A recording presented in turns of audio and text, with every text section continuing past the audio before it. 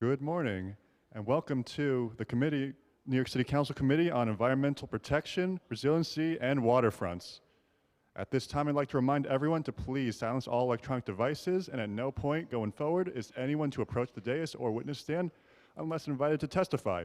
If you'd like to testify, you can sign up by filling out a slip at the Sergeant Arms desk in the back of the room. And if you have any questions during the hearing, you can ask one of the Sergeant Arms, and they will address it. Chair, we're ready to begin. Good morning and welcome to the fiscal year 2026 preliminary budget hearing for the Committee on Environmental Protection, Resiliency, and Waterfronts. I am sorry to disappoint you all, but my name is not Jim Gennaro. I'm Lincoln Ressler, and this morning I'll temporarily be chairing the committee as Chairman Gennaro could not join us today because he's unfortunately incapacitated due to an injury. We very much wish him a speedy recovery. Chair Gennaro was intending to dedicate this hearing to the memory of his late wife, Joanne. Joanne passed away 9 years ago today. She was a truly extraordinary partner to Jim and a loving mother of their daughter, Christina, who just turned 30 and is actually getting married this spring. Jim was a profoundly committed partner and caretaker to Joanne, especially during the 8 years through which she suffered a terminal illness. On behalf of Jim, I would just like to formally dedicate this hearing in Joanne's memory, and our thoughts today are with him and Christina and his whole family. And I'll just say as a point of privilege, I didn't know Jim before coming to the City Council, but he cares so deeply about this committee and about being a strong environmental steward for the City of New York. And over decades, as a council staffer, as chair of this committee on 2 different occasions, for now 15 years in aggregate, he has had an outsized impact on the sustainability of our city, and we're really fortunate to have his leadership here in the council. I've learned a lot from him, and am very privileged to be his colleague. Today we will be reviewing the Department of Environmental Protection's fiscal year 2026 budget to understand how it addresses the needs of all New Yorkers. Thank you to all who are present here today and those who will be testifying remotely. I'd like to begin by just thanking my colleagues who are here. Councilmember Marmorato from the Bronx, Councilmember Aviles, and Councilmember Nurse was here as well. I'd also like to thank the staff of DEP for their hard work over the past year and frankly, day in and day out to keep our city safe, our water clean, and more. The Department of Environmental Protection's fiscal year 2026 budget in the preliminary plan totals $1.6 billion and includes funding for a headcount of 6,307 positions. The department's fiscal year 2026 budget has been relatively unchanged since adoption, decreasing by only $36.8 million. The preliminary financial plan includes 5 new needs totaling only $1.6 million in FY25 for the department, and it ranges from stormwater resiliency mapping to an expansion of flood sensors. Over the past year, this committee has held a number of oversight hearings on topics such as New York City's drought and efforts to maintain the filtration avoidance determination, or the FAD. At this hearing, the committee would like to revisit some of those items and additionally discuss federal funding risks associated with the new administration in Washington, ongoing capital projects and their growing costs, DEP's future sustainability efforts, and more. I'd also like to discuss the vacancy rate and how the department is dealing with enforcement and effectiveness measures related to the high vacancy rate at the agency. The committee will also be focusing on the increasing water rates and the potential water rates for fiscal year 2026. It is essential that the budget the council adopts is transparent, accountable, and reflective of the priorities and interests of the people we represent. This hearing is a vital part of the process, and I expect the DEP will be responsive, as they always are, to council members' questions and concerns. I look forward to actively engaging with the administration over the next few months to ensure that the FY25 adopted budget meets the environmental goals set out by this council. I'd also like to personally thank DEP for their impressive work on important projects in District 33. That's mine. DC Licata, Deputy Commissioner Angela Licata and her team spearheaded an effort to significantly improve the Newtown Creek Long-Term Control Plan. Alicia West led the effort to do something that is generally unheard of in city government. She and the agency are willing to give up DEP land in Bed-Stuy to facilitate new affordable housing and preserve an awesome community garden, Myrtle Village Green, making their home permanent. And Tara Creighton has partnered with our office on a new program to help neighbors adopt catch basins on their corner to prevent flooding. In each of these examples in our district, DEP staff have really taken initiative and been creative to solve problems. And that orientation, it really does come from the top, and it's a testament to the leadership of the commissioner. And so, Commissioner Agarwal, I'm grateful to you for your partnership with the City Council and your willingness to get your hands dirty in addressing the issues that me and my colleagues identify each and every day across the 5 boroughs. We are very fortunate to have you back in city government. I'd also like to thank our committee staff for their hard work, financial analyst Tanvir Singh, unit head Aliyah Ali, committee counsels Natasha Bynum and Sierra Townsend, policy analysts Ricky Chawla and Andrew Bourne, sorry. And I'd really like to thank Chair Gennaro's staff who do a terrific job, Henry Yam, his chief of staff, and his legislative director, Josh Gachette, and all the hardworking staff behind the scenes. I'd also like to just thank my chief of staff, Molly Haley. You know, we were asked yesterday at around 4:30 if we would step in and chair this hearing, and she had been awake since 4 a.m. yesterday morning, but of course worked all night to help prepare us for the hearing, and as always, I'm really appreciative for her expertise. So with that, I'd like to welcome and thank Commissioner Agarwala, and I'm looking forward to hearing from the Commissioner, the Committee Council, if you wouldn't mind swearing in our witnesses. Good morning. Please raise your right hand. Everyone on the panel, please. Thank you. Do you affirm to tell the truth, the whole truth, and nothing but the truth before this committee and to respond honestly to council member questions? Thank you. You may begin when you're ready, and please state your name and just before we do, I'd like to recognize Councilmember Holden, who is with us on Zoom. All right. Thank you, Chair. I guess interim chair. Is that what? How do I address you here? Okay. Well, thank you for that introduction and for those kind words, and I'd like to join you in sending our best wishes to Chairman Gennaro, both for his injury and for the day of remembrance that he's undertaking today. Good morning, members of the Environmental Protection, Resilience, and Waterfronts Committee. I'm Rohit T. Agarwal. I'm the Commissioner of the Department of Environmental Protection, and I'm joined here today by pretty much all of DEP's senior staff, but here at the table by our Chief Financial Officer, Nerissa Morey, and our Acting Chief Operating Officer, Tassos Georgelis. We're here today to discuss the preliminary budget, the preliminary capital plan, and the preliminary MMR. I'm pleased to say that New York City's water system is in good shape. We continue to provide some of the nation's best drinking water and do so reliably and cost-effectively. The harbor continues to get cleaner. Our record on minimizing water main breaks, sewer backups, and similar disruptions is good, and our response times to resolve these issues are excellent. Our revenue collection is improving. Our revised 10-year capital plan is a healthy $37 billion. Of course, like all entities, we face challenges, including a 13% vacancy rate, the impact of inflation, uncertainty on federal policy, and climate change. We continue to work to improve our operating efficiency and our response times on permits and approvals. In addition, there are specific program areas, such as lead service line replacements and citizen idling enforcement, where we need the Council to act. I'll give a quick overview of DEP's expense and capital budgets. As of the FY26 preliminary budget, DEP's expense budget is $1.641 billion. This reflects, as you pointed out, a modest set of new needs that include roughly $2 million to pursue the environmental impact statement for the indirect source rule, on which we heard, and again, I want to thank Councilmember Aviles for her leadership on that important issue. $4 million for stormwater resilience mapping as part of the City of Yes, a new responsibility that DEP has as part of that rezoning and legislation, and roughly $500,000 for an expansion of our flood sensing network, which includes FloodNet, but is now going beyond it. The backbone of any organization is its workforce. I'm tremendously proud of the work DEP staff perform each day.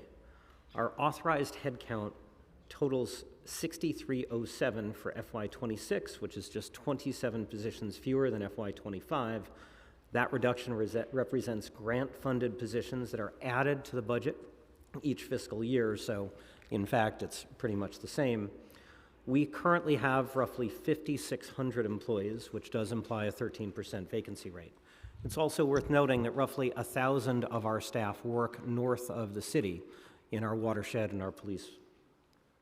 I'm happy to report that with this new capital plan, we've received an additional $3.8 billion to address critical mandated work, as well as much needed state of good repair for our wastewater treatment plants.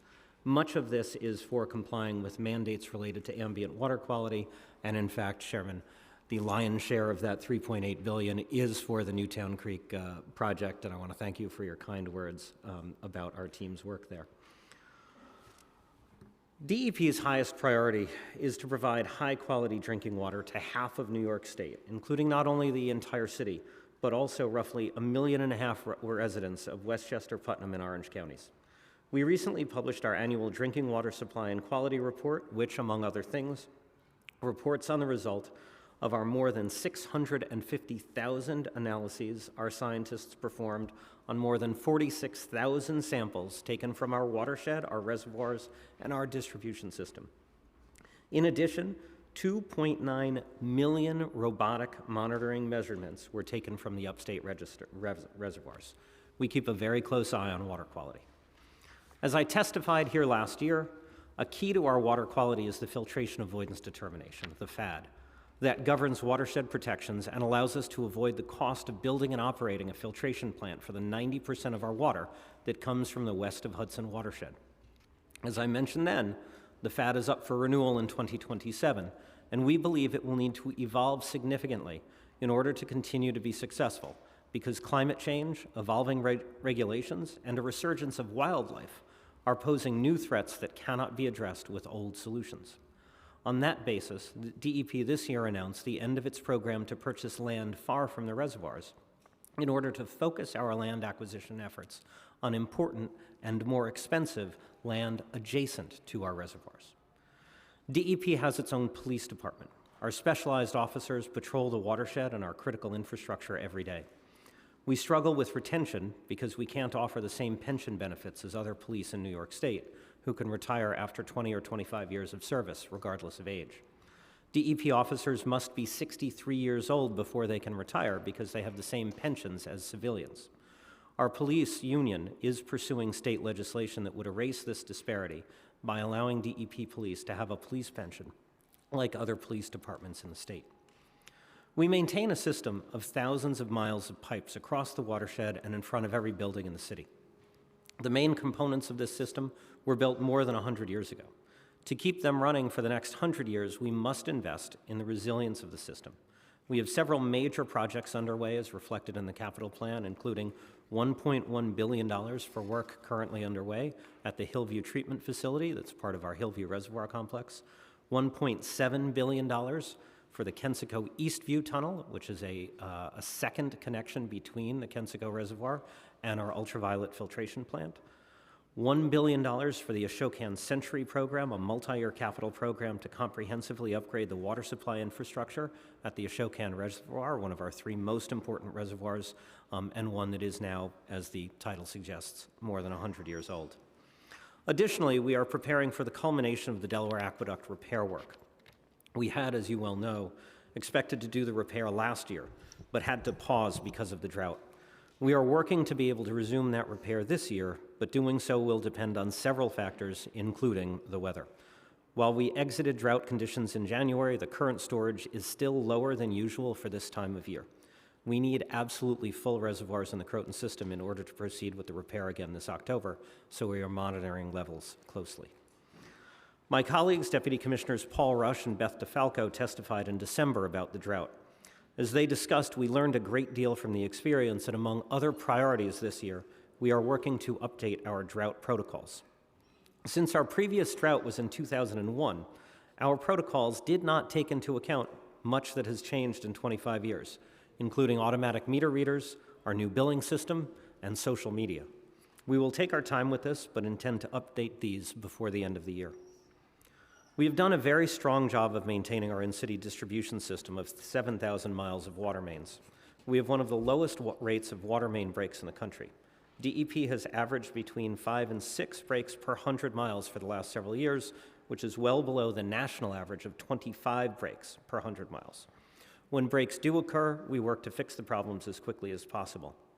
In FY24, on average, we were able to restore service after a water main break in just over 4 hours. Two topics I know to be of interest to the committee are lead service lines and sewer backups. Pursuant to Local Law 1 of 2023, we published in January our report on sewer backups, backflow preventers, and other ways to prevent SBUs. This is it right here.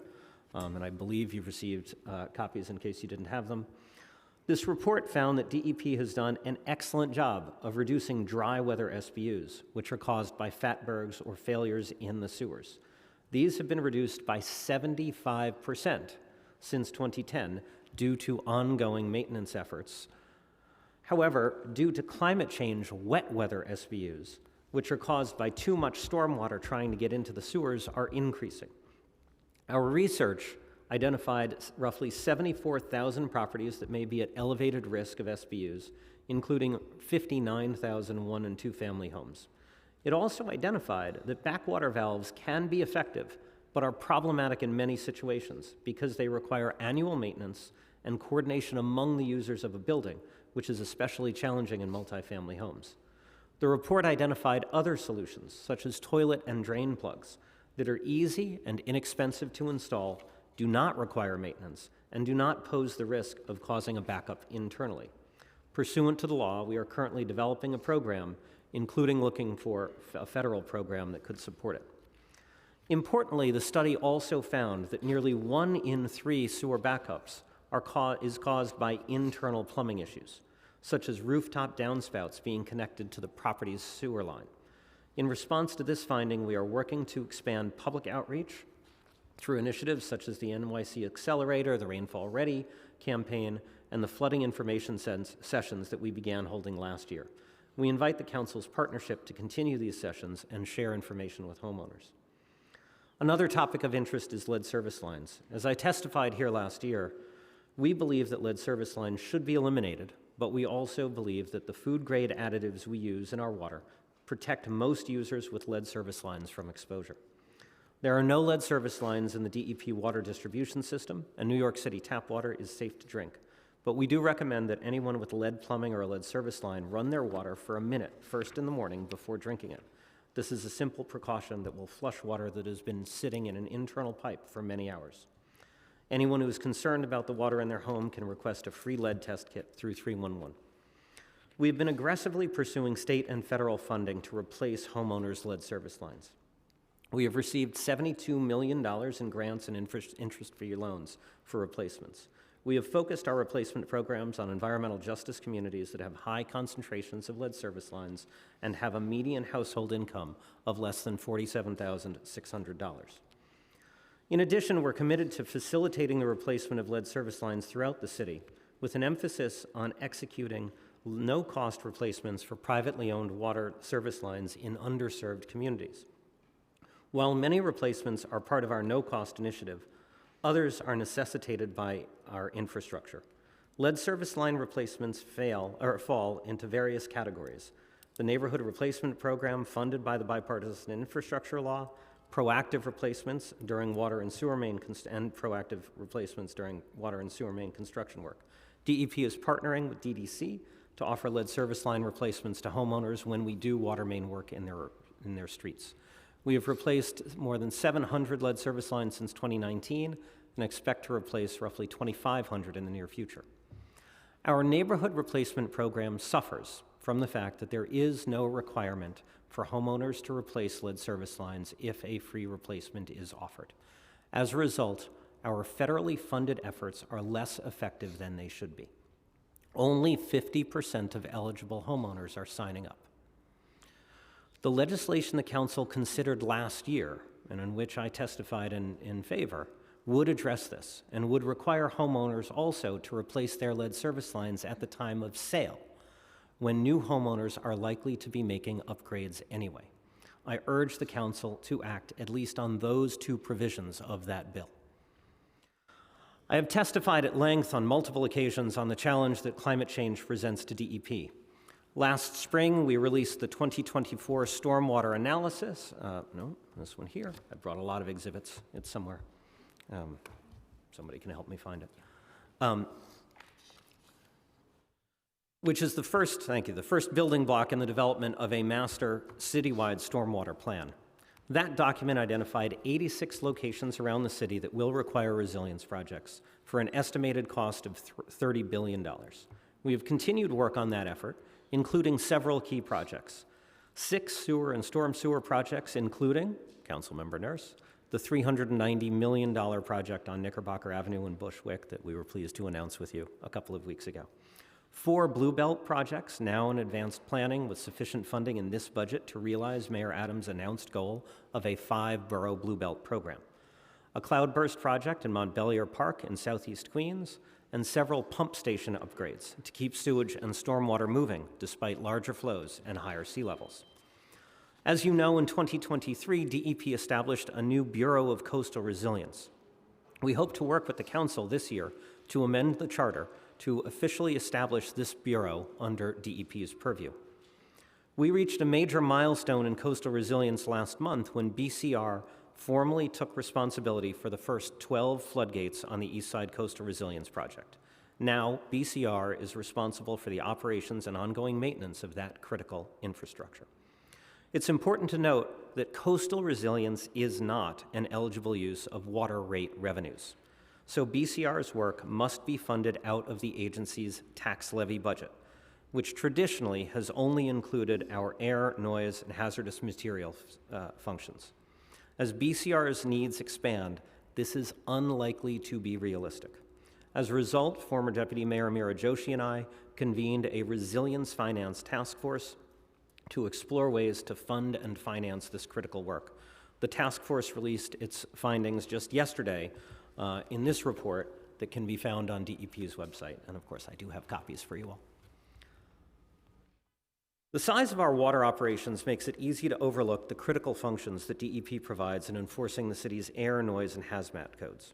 Our hazmat response team responded to more than 3,000 events in fiscal year 24, including almost 400 responses to lithium-ion battery fires, and assisted NYPD at 18 major events like the World Series.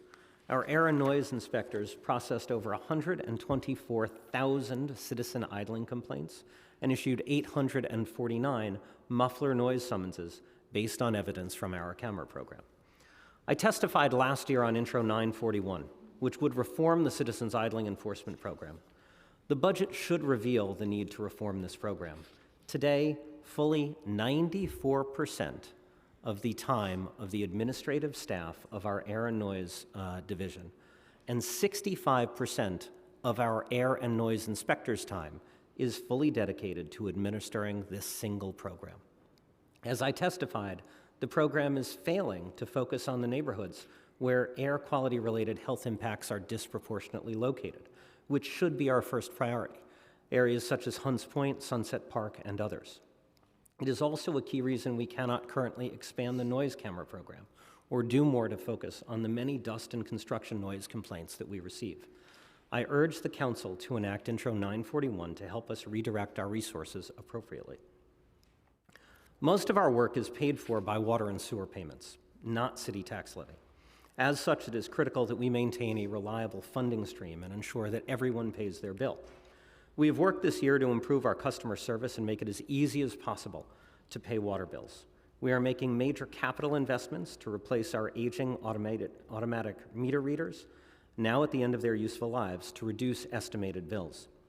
We offer several affordability programs, including the Home Water Assistant Program and the Multifamily Water Assistance Program. We offer flexible and customized payment plans to any account holder who is behind on payments. I'm pleased to say we have worked especially hard to address our largest delinquent customers, including reaching the final stages of resolving a long-standing dispute with the Port Authority about its water bill. Unfortunately, some people choose not to pay their water bills, passing on their portion to their neighbors, and that is not fair. If some people do not pay their water bills, the cost must be borne by those who do, eventually raising rates. Last year, we initiated a water shutoff program, shutting down service on chronically delinquent customers. We have been able to recoup more than $18 million and secure another $21 million in payment agreements through shutoffs thus far. We are continuing this program this year after pausing for the winter.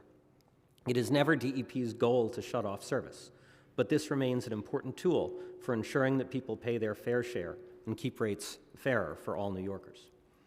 Thanks to the Council's help, we are partnering with DOF and HPD to hold a lien sale this year to recoup more owed money. This year's lien sale will be in May. Outreach began last month with notices sent to everyone on the lien sale list.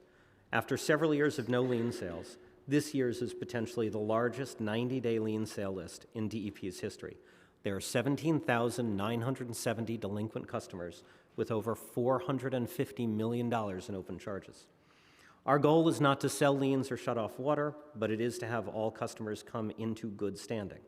Until the day before the sale, anyone who pays their balance or enters into a payment agreement will be removed from the lien sale list. A customer does not need to pay their entire balance to be taken out of the lien sale. They can be taken off the list by making the minimum payment amount or by working with our customer service team to enter into a payment plan. We want people to enter payment plans, and as I mentioned, these plans are customized to be manageable with a customer's unique circumstance. Customers can even enter into a zero down payment agreement. We have been reaching out to ratepayers who are on the lien sale list, and we invite the Council's assistance to engage with them. In addition to increasing collections, we are also keenly aware of our responsibility to manage our costs through efficiency improvements. We are working towards this on several fronts. We are in the midst of a major effort to increase digitally enabled operations, called SCADA systems, at our wharfs. This should allow us to operate more accurately and to redeploy our skilled labor to the kind of preventative maintenance that we most need to focus on. We're beginning a smart sewer program to make the best use of our existing sewers. This begins with the installation of 200 sewer monitors this year. For our $3 billion Newtown Creek tunnel required under our long-term control plan and part of the Newtown Creek Superfund, our engineers identified ways to redesign that project to make it far more effective. I'm pleased that the state DEC approved that modification. I want to thank you, Councilmember Ressler, for your support, and also note the support of Riverkeeper for that modification. Going forward, we will need to consider carefully how we can get multiple benefits from all our investments. It's important to note that while I believe your constituents are often talking to you about flooding, our largest investments going forward will be to comply with mandates about water quality in the harbor. As we know, the new federal administration is making changes to federal programs. We are less reliant on federal funding than many other agencies, but we have been using federal grants to support cloudburst infrastructure, lead service line replacements, and some other discrete projects. We have been awarded multiple BRIC grants to stretch our cloudburst program and are moving forward right now with the assumption that the funding will not change. If it does, however, we would expect several neighborhoods' cloudburst projects to be delayed. Beyond direct funding, we rely heavily on several federal agencies for our operations. The National Weather Service provides detailed weather forecasts that we rely on for our reservoir operations. If these are in any way curtailed, we will need to pay for private sector forecasts. The U.S. Geological Survey provides us services both in the watershed, where they monitor streams that feed our reservoirs, and in the city, where we are working with them to measure groundwater levels. Finally, the U.S. Army Corps is a partner both within the city on coastal protection and in the watershed in the management of the Delaware River. We are closely monitoring what might happen to these federal programs we rely on, but have no news to report at this time. Overall, DEP continues, I believe, to be well-run and far-sighted. We have real challenges to face: recruiting, inflation, federal changes, and climate change.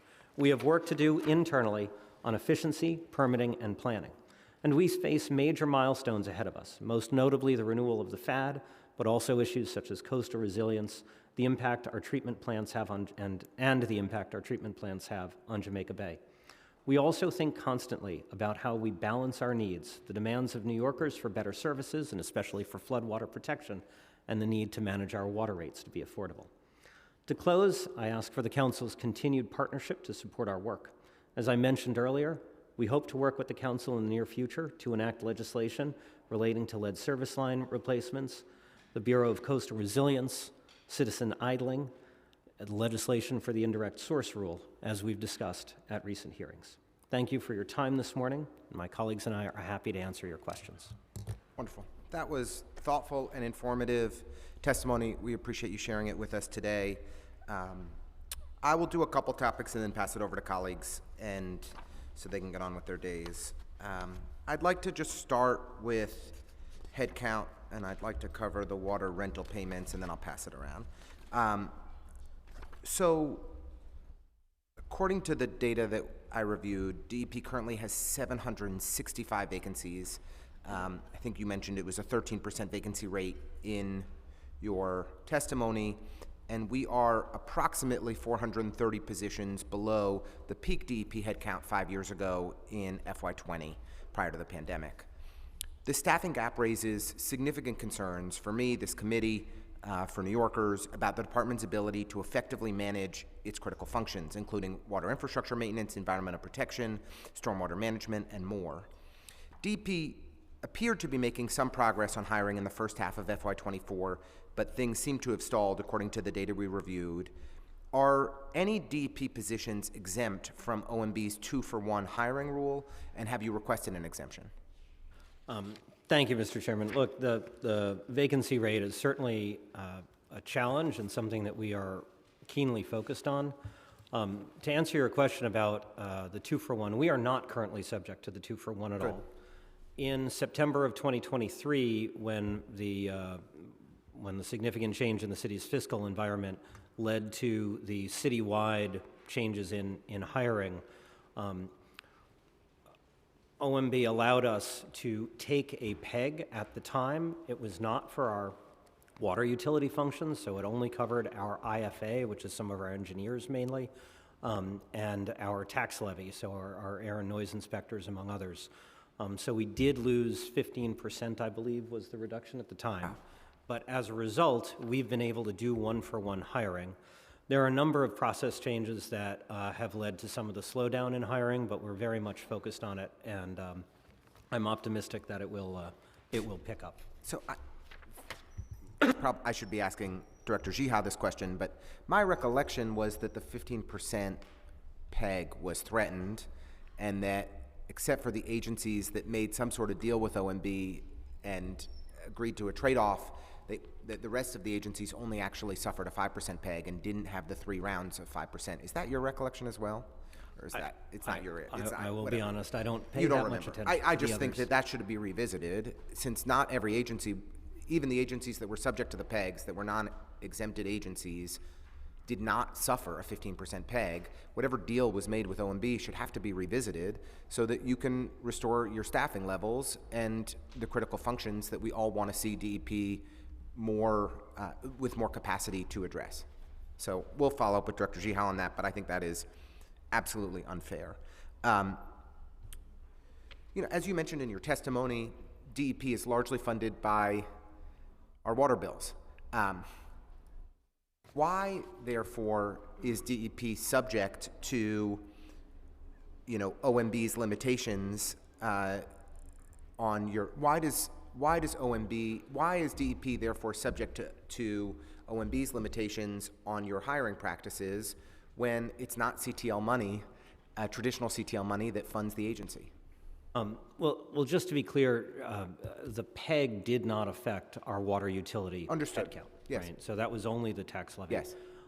But DEP is a city agency, right? And so all of our functions related to budget and personnel, et cetera, DEP adheres to those processes just like any other city agency, regardless of the source of funding. OMB has traditionally made a distinction where there is a policy that is driven by the city's tax levy fiscal situation, that at their discretion they treat our water rate functions differently as they did in September of 2023. Right. But the overall management of the agency, we are fully a city agency. Understood. To your point, there has been no distinction made in how OMB places guardrails and stifles hiring at DEP than they have at any other agency, despite the fact that it's the water bills that fund the overwhelming operations of the agency, and I think that that's wrong. It's not your job to say that, it's mine, but I want to be clear. I will just point out, that wasn't quite my point, Chairman. It wasn't. That may have I'm been making yours. that point. I want to be clear. You're not saying that. You've got to be more careful than me. I'm in trouble with Director Zihao all the time. So could you just help elaborate for us which divisions or job titles within DEP currently have the highest numbers of vacancies or the highest vacancy rates, and how are these staffing shortages impacting daily operations?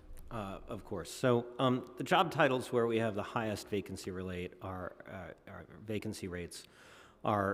some of our trades, engineers, which is a big problem for us and for many of our fellow agencies, police, and customer service. Our police vacancy rate is actually 25%, and so those are the areas. You know, I will say, per your preamble to this set of questions, no one should think that we are doing a less good job of supplying water, right? And we have, across most of our functions, relied very heavily on overtime to ensure that the critical operations are fully staffed. Of course, we are adhering to every regulatory requirement. Of course, we have not changed our water testing or our water sampling or anything like that.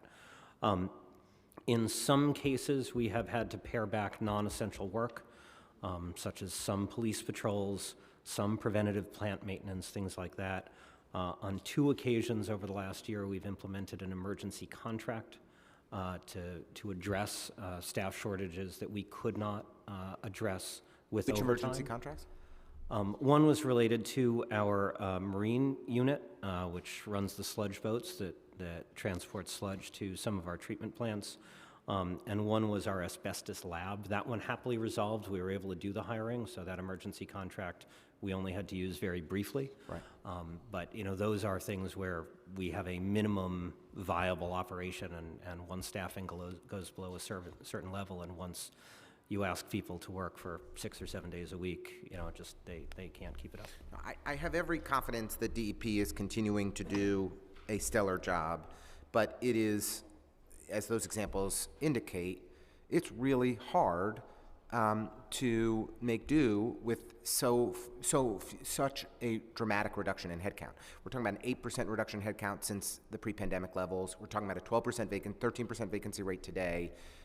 We want to see a staffed up DEP so that you can sustainably execute on each of your priority areas and achieve your core functions. Just to dive in on a couple more, DEP is responsible for approving sewer connections for new constructions. Can you share with us the current timelines for DEP approval on those projects, and have staff vacancies impacted those timelines?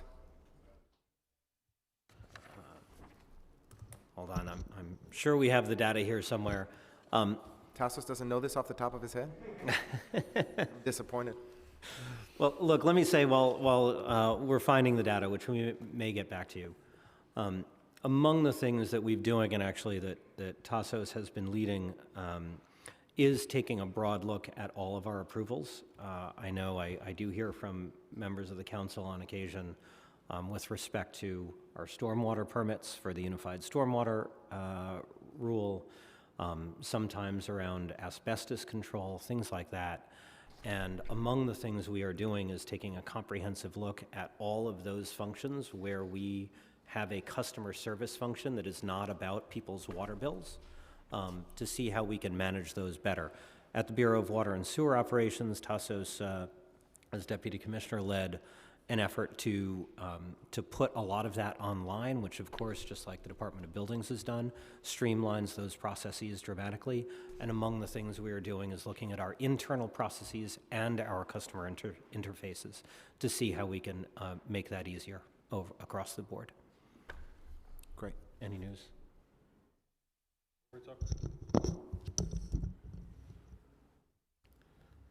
Your specific question, council member, is on the sewer connections. Yes. So the days have been creeping up, and the latest numbers I have here is 5 to 6 days.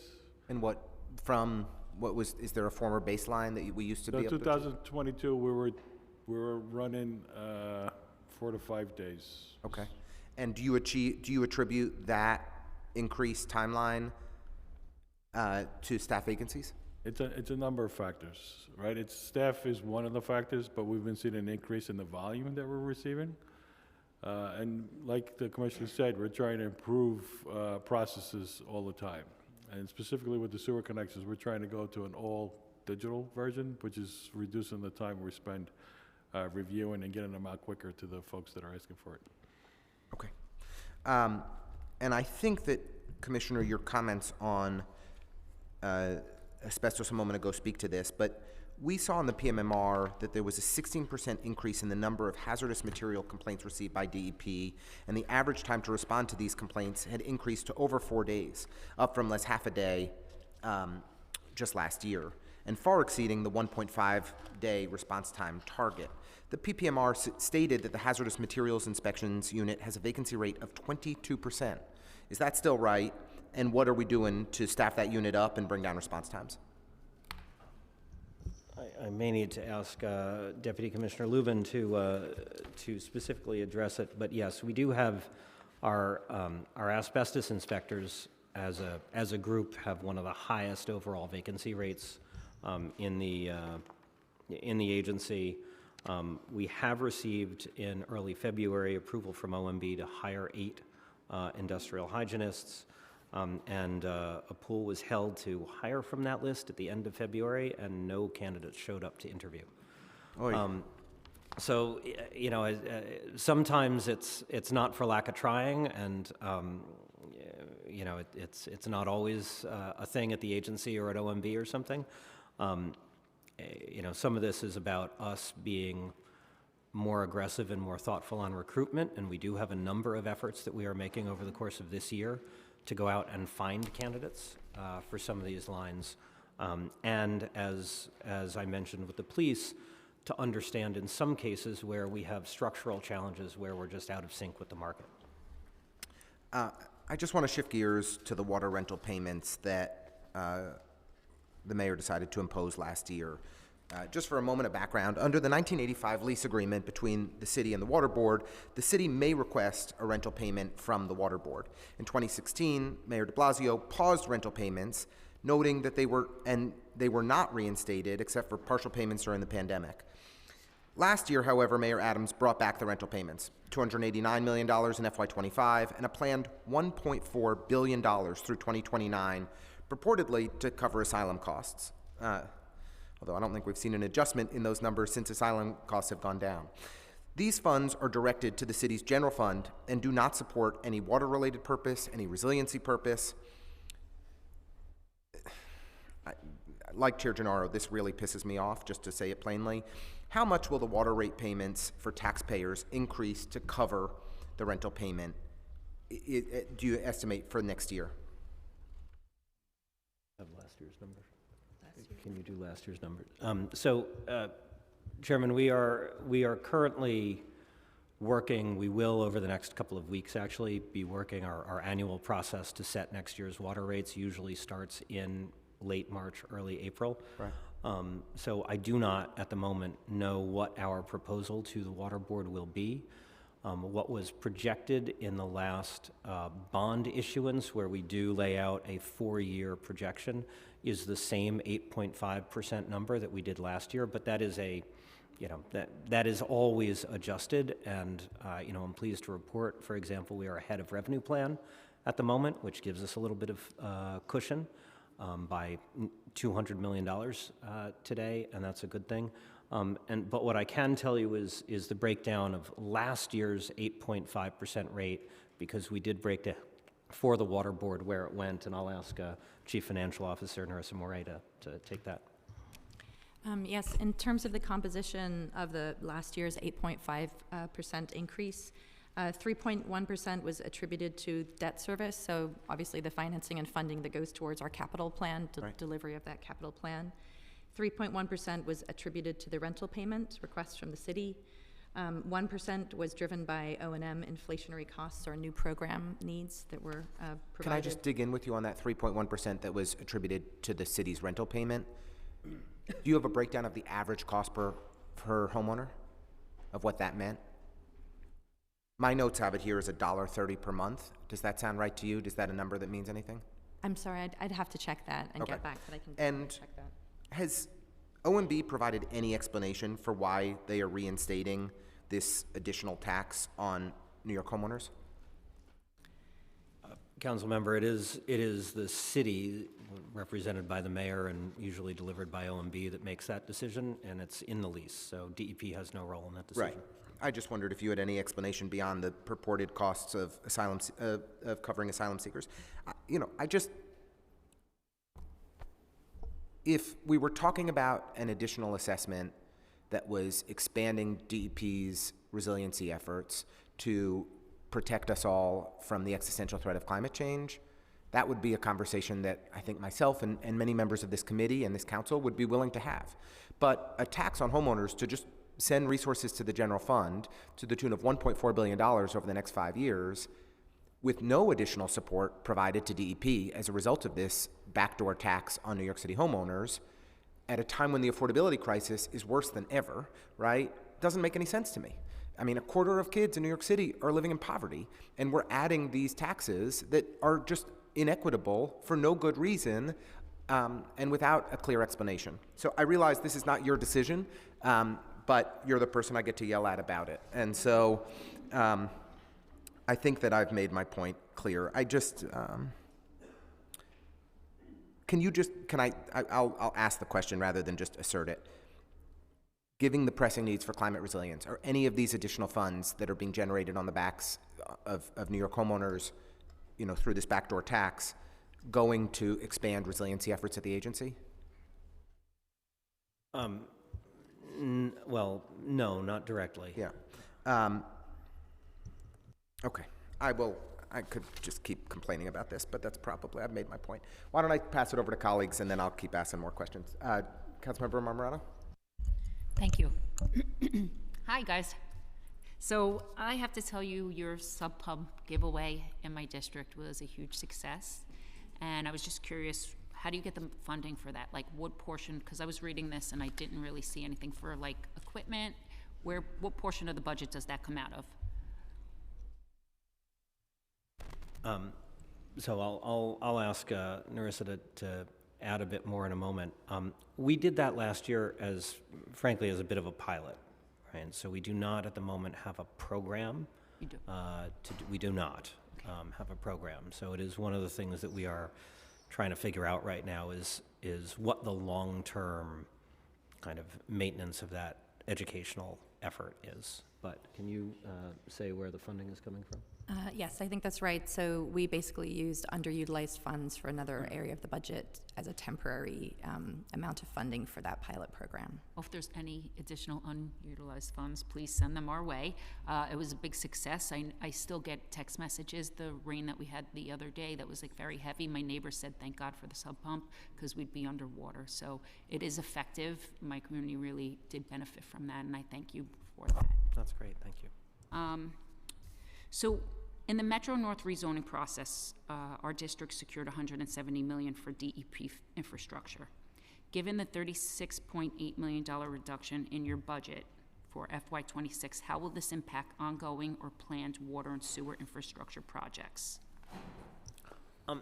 I don't think the change, as I mentioned, the change in our operating budget for fiscal year 26 is small and is related to budgetary dynamics about how grants are calculated more than any real reductions.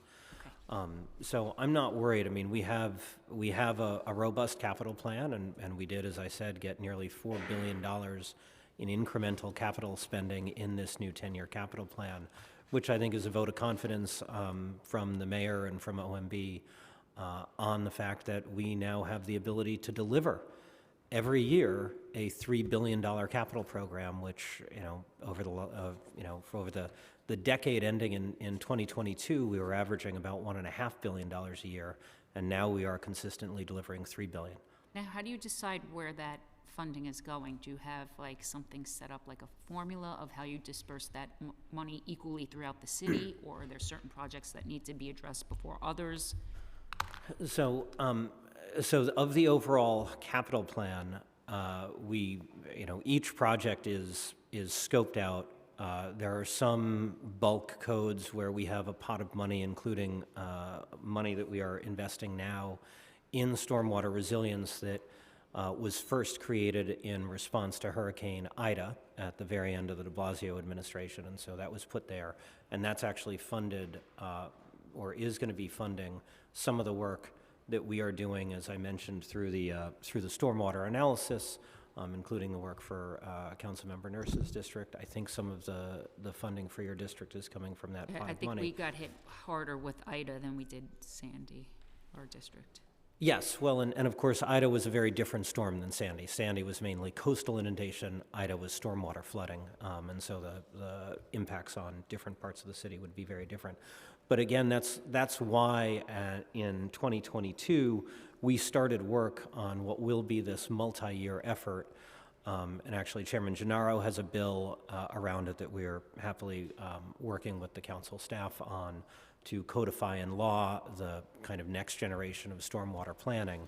And, I'm really proud of this work. It represented an integrated effort by our traditional kind of gray infrastructure team at the Bureau of Water and Sewer Operations under Wendy Sperduto, who's sitting over here, and Melissa Enoch's team at our Bureau of Environmental Protection and Analysis, which traditionally does green infrastructure. And now they are doing planning in an integrated way, which is really the way to do it. And I'm very excited that's where the Knickerbocker Avenue designs came from. Some of the work in your district, a number of places around the city have already begun, or we've already got the plans to benefit them, and that will bear fruit over time. Okay. Yeah, please. I would just add, over the last 10 years, we've invested about $5.9 billion in stormwater resilience and stormwater infrastructure. And in the next 10 years, including fiscal 25 through 35, we have about over a $10 billion investment coming. So the, You sort guys are of, the throwing amount of billions money around has really like they're changed. pennies. That's some serious money, so that's good. Now, what's the status of the capital investments that were promised to us as part of the Metro North expansion in my district? And you said that the funding has been allocated, but when will it be scheduled to be distributed?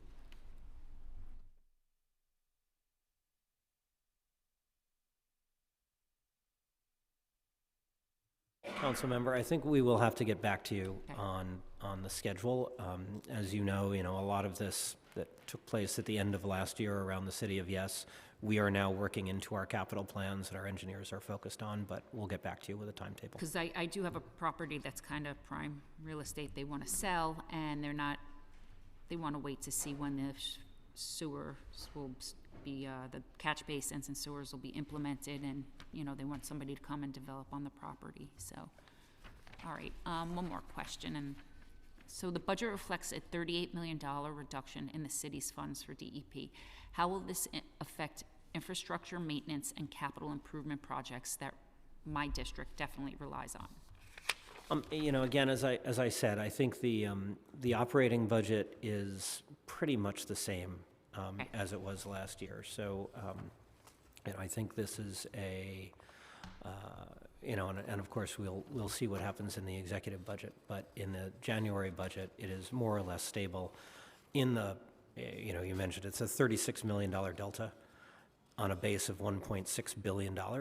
It's a pretty small change. And, and as I mentioned, we are also genuinely enthusiastic about the opportunity we have to be really efficient. And we've done a number of things already that I'm proud of, and there's a lot more that we will be doing on that score. Now, going off topic just a little bit, so do you guys have any thoughts and ideas or how you're gonna fix this stormwater drainage issue? Other than just replacing and having money to replace these? Well, as is laid out in the stormwater analysis, in order for New York City to be resilient for the more intense storms that are coming, and currently our 5-year design storm is 1.85 inches per hour.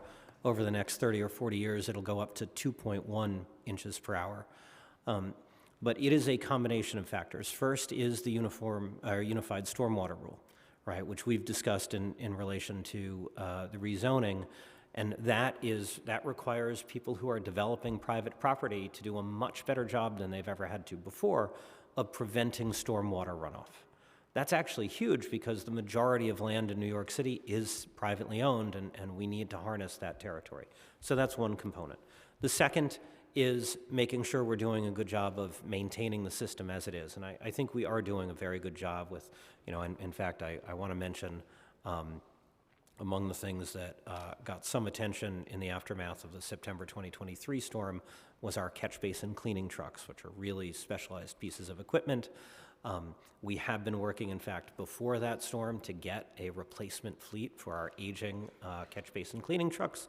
We received the first couple over the last few months, and we did bring them out, so they are opposite 250 Broadway, and I invite you to come take a look at these brand-new state-of-the-art trucks that are not only going to be much better to maintain and much more reliable, they also have a lot of safety features to be safer for pedestrians and others on the roads that I'm really excited about. But maintaining the system is the next thing, because that's how we get the best value out of the system we have. And then what's forecast here is, yes, where we need to expand the system, we have to be able to make investments and smart investments. Some of those will be underground, some of those will be in green infrastructure. That's why, the mayor 2 years ago started talking about a 5-borough Blue Belt strategy, because the Blue Belts are one of our best approaches to harness the way nature manages stormwater, which are lakes and streams that expand and contract, and to engineer that kind of natural feature into our environment. We have nearly 100 Blue Belts in Staten Island. We have a handful in Queens. We're working on Tibbetts Brook in the Bronx, which I'm really excited about, and I'm really keen on getting them into Brooklyn and even Manhattan at some point. How many catch basin trucks do you need, and how much do they cost? Let me ask Tassos, can you answer? We need about 50 of the trucks, and they are between 400,000 and 500,000 each. Like the commissioner said, we do have a couple brand new ones outside, and they told me right before the hearing, 26 planned to order. How many are allocated to the Bronx? Typically we have 7 sewer maintenance yards across the city. Sorry, I can't hear you. There's 7 sewer maintenance yards across the city. Bronx has 1, and they have 7. Okay. And just one last question. So you're talking about homeowners helping with water, green water. Like, I remember you had mentioned the porous concrete and just to have like beds of grass. Is there any tax incentive if a homeowner does these type of things currently in place?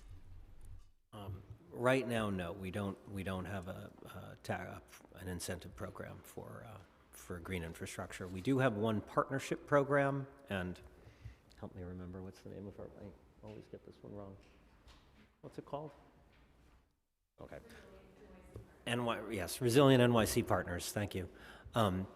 Is a program where we will help fund large-scale private landowners, or in fact, non-DEP landowners, to install on-site retention, usually green infrastructure. And in fact, I think either you or your staff, I was unfortunately unable to make it, but we did the announcement with Jacobi Hospital.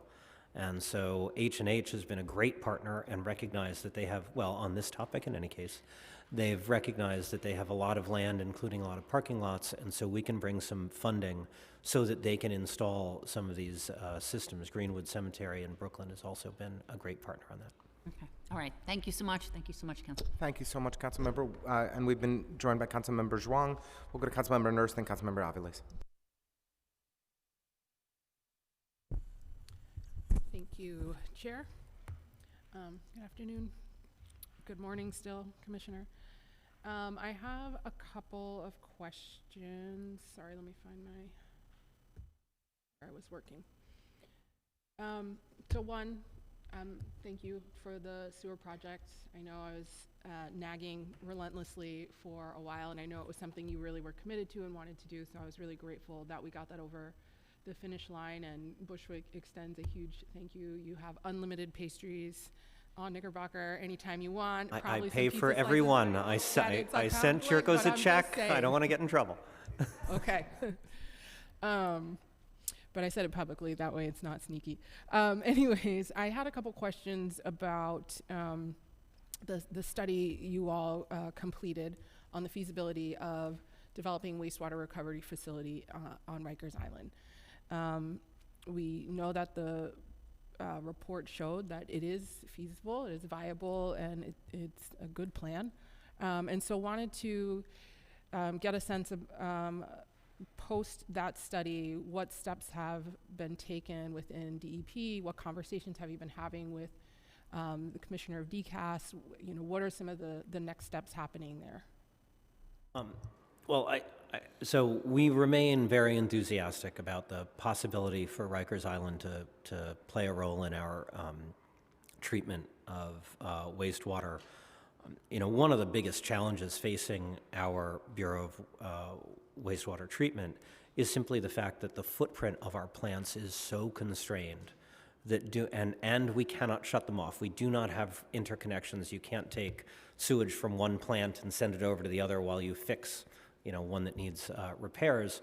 And that makes everything we want to do at our treatment plants more expensive, take longer, so on and so forth. So it's one of our biggest challenges when we look at how we compare to some of our peer utilities around the United States, where their treatment plants just have a lot more elbow room for stuff.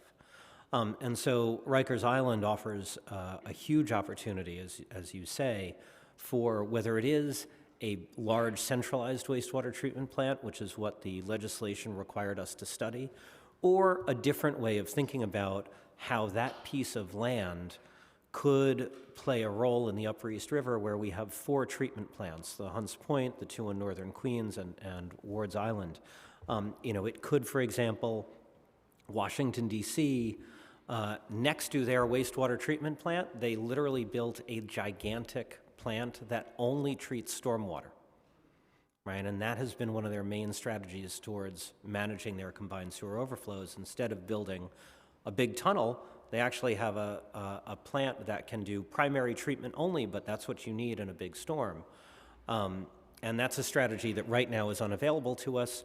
You could imagine that as a role for Rikers Island in the future and not a traditional treatment plant. There are a bunch of other ways.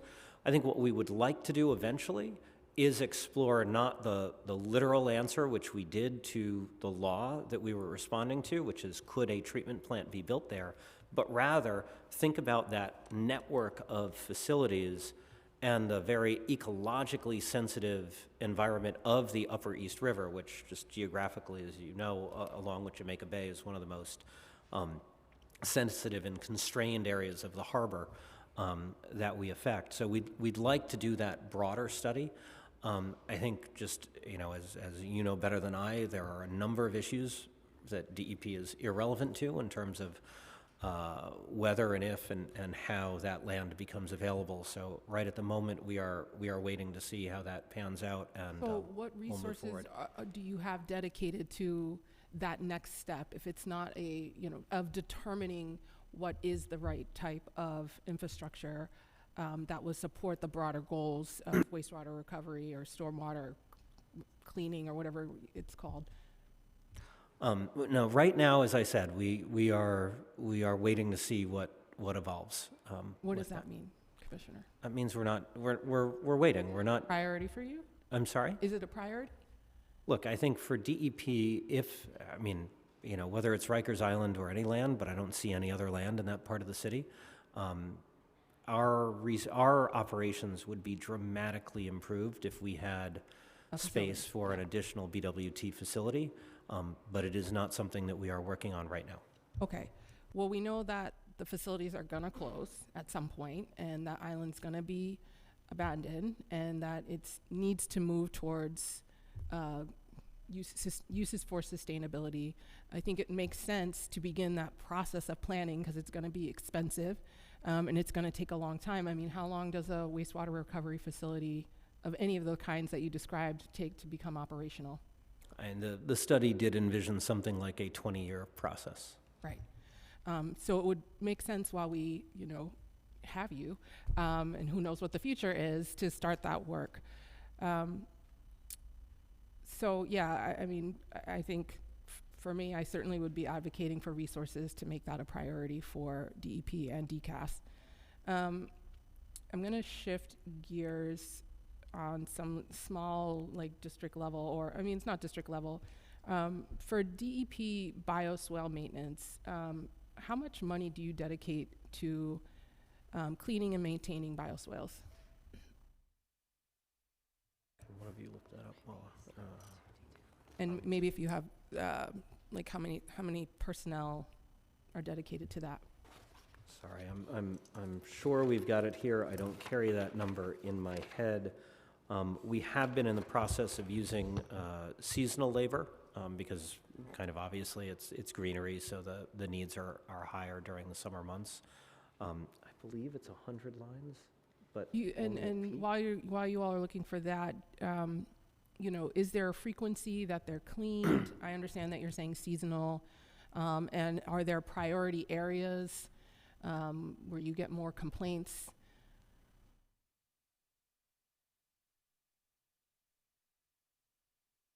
Oh, you can? Okay, great, thanks.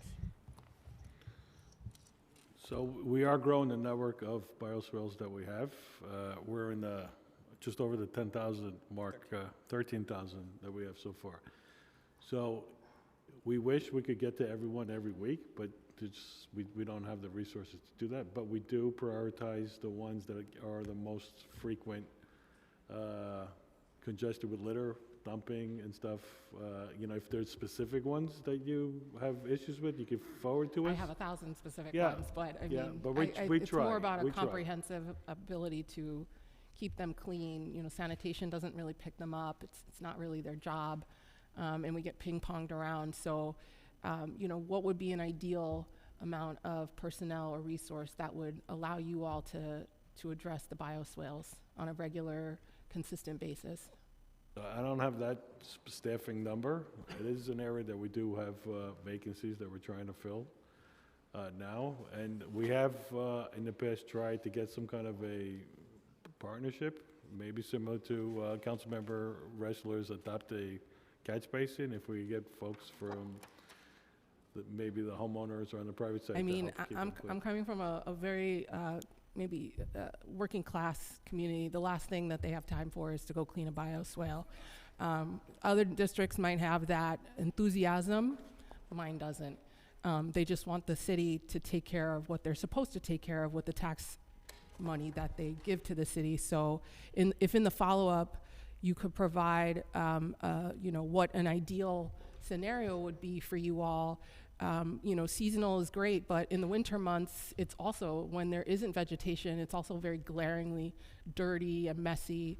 You know, a lot of times those things get closed out with no real response, and, you know, it just doesn't seem like there's a consistent plan for bioswale maintenance. And we understand the importance that they play, but we also need to take care of them so that they actually function.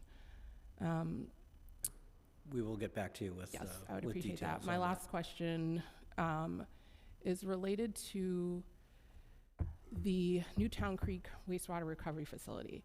It's been a minute since I've put my mind towards that.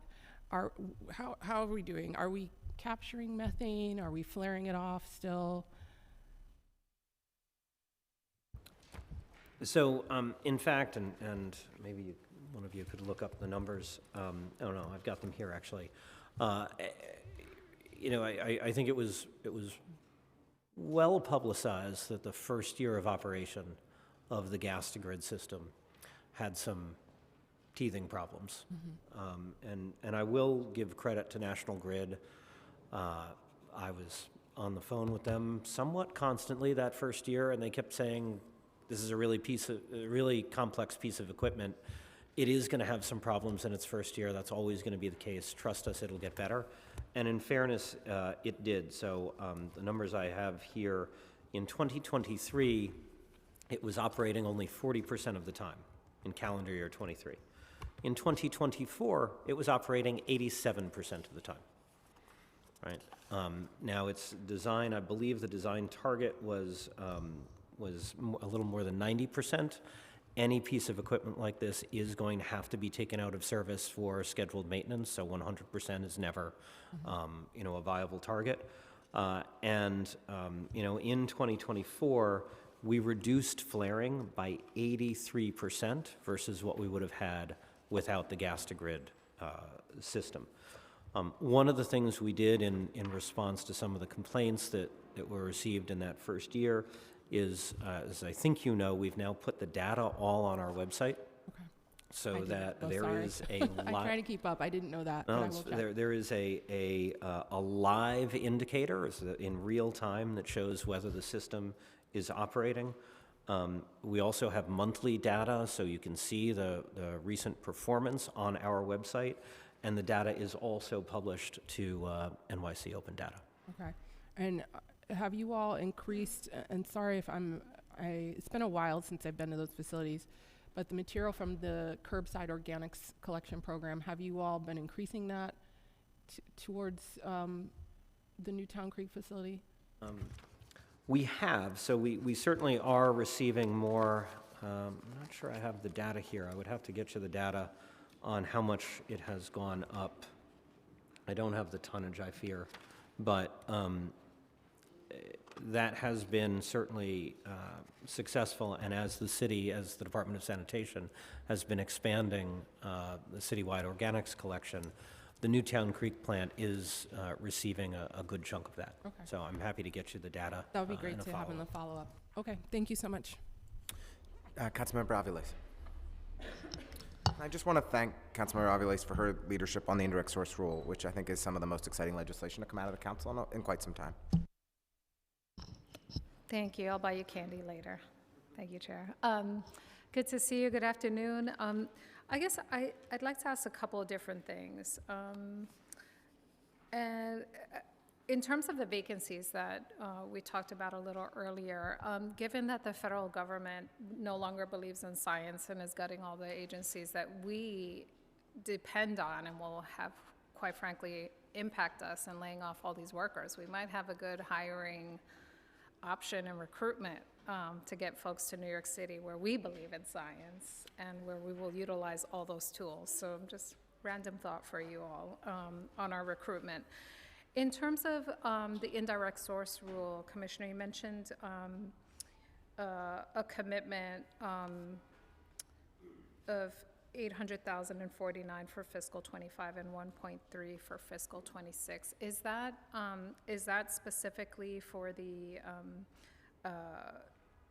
environmental review? Yes, it is. Okay. And in terms of, obviously, this is a big commitment, and we are very excited about the work that we've been able to partner and want to see through.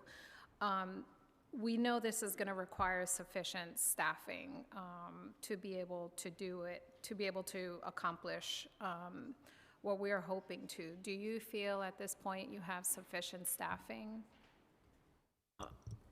We are working to add some general analytical staff to the Bureau of Environmental Compliance to support Deputy Commissioner Lubin in her work on that. So that recruiting is ongoing. So, right at the moment we don't. However, those are two roles that we are actively recruiting for. Great. So 2 roles in general analytical, and then are we leveraging other staff, current staff? To a certain extent, and as you well know, my senior advisor, Dawn Miller, on the climate side, has been spending a lot of her time on that over the last 2 years now. Great. Well, we want to make sure, obviously, this is very, very important to us, so we're going to track closely, and we want to ensure that you have the sufficient staffing and support to accomplish this, given all the investment to date. We don't want to undermine that, so I'll be tracking it really closely.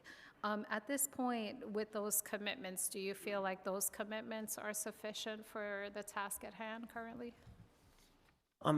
I believe so. I mean, with the team, and I can't say enough about the great work that Deputy Commissioner Lubin and her team have been doing over the last year in terms of the broad range of items rethinking about how we should be doing citizen idling, thinking about the other priorities, how we could grow the noise camera program, how we can employ other kinds of technology for enforcement. We're beginning to think about how, one of our most frequent things is construction noise complaints, and we are thinking about how we could use technology to augment our inspectors when it comes to construction noise complaints.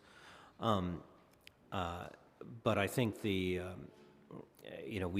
as I've said, we need to equip BEC with more ability to do that kind of analysis and support the deputy commissioner and her senior team, and that is something that we are actively recruiting for. Great. I think, again, we'll keep tracking it very closely. We have every expectation that we're going to continue to build on our investments and not undermine them. So we'll continue to talk about that. Are there other resources that DEP might need to be considered in order to, establish the indirect source rule outside of what we've discussed?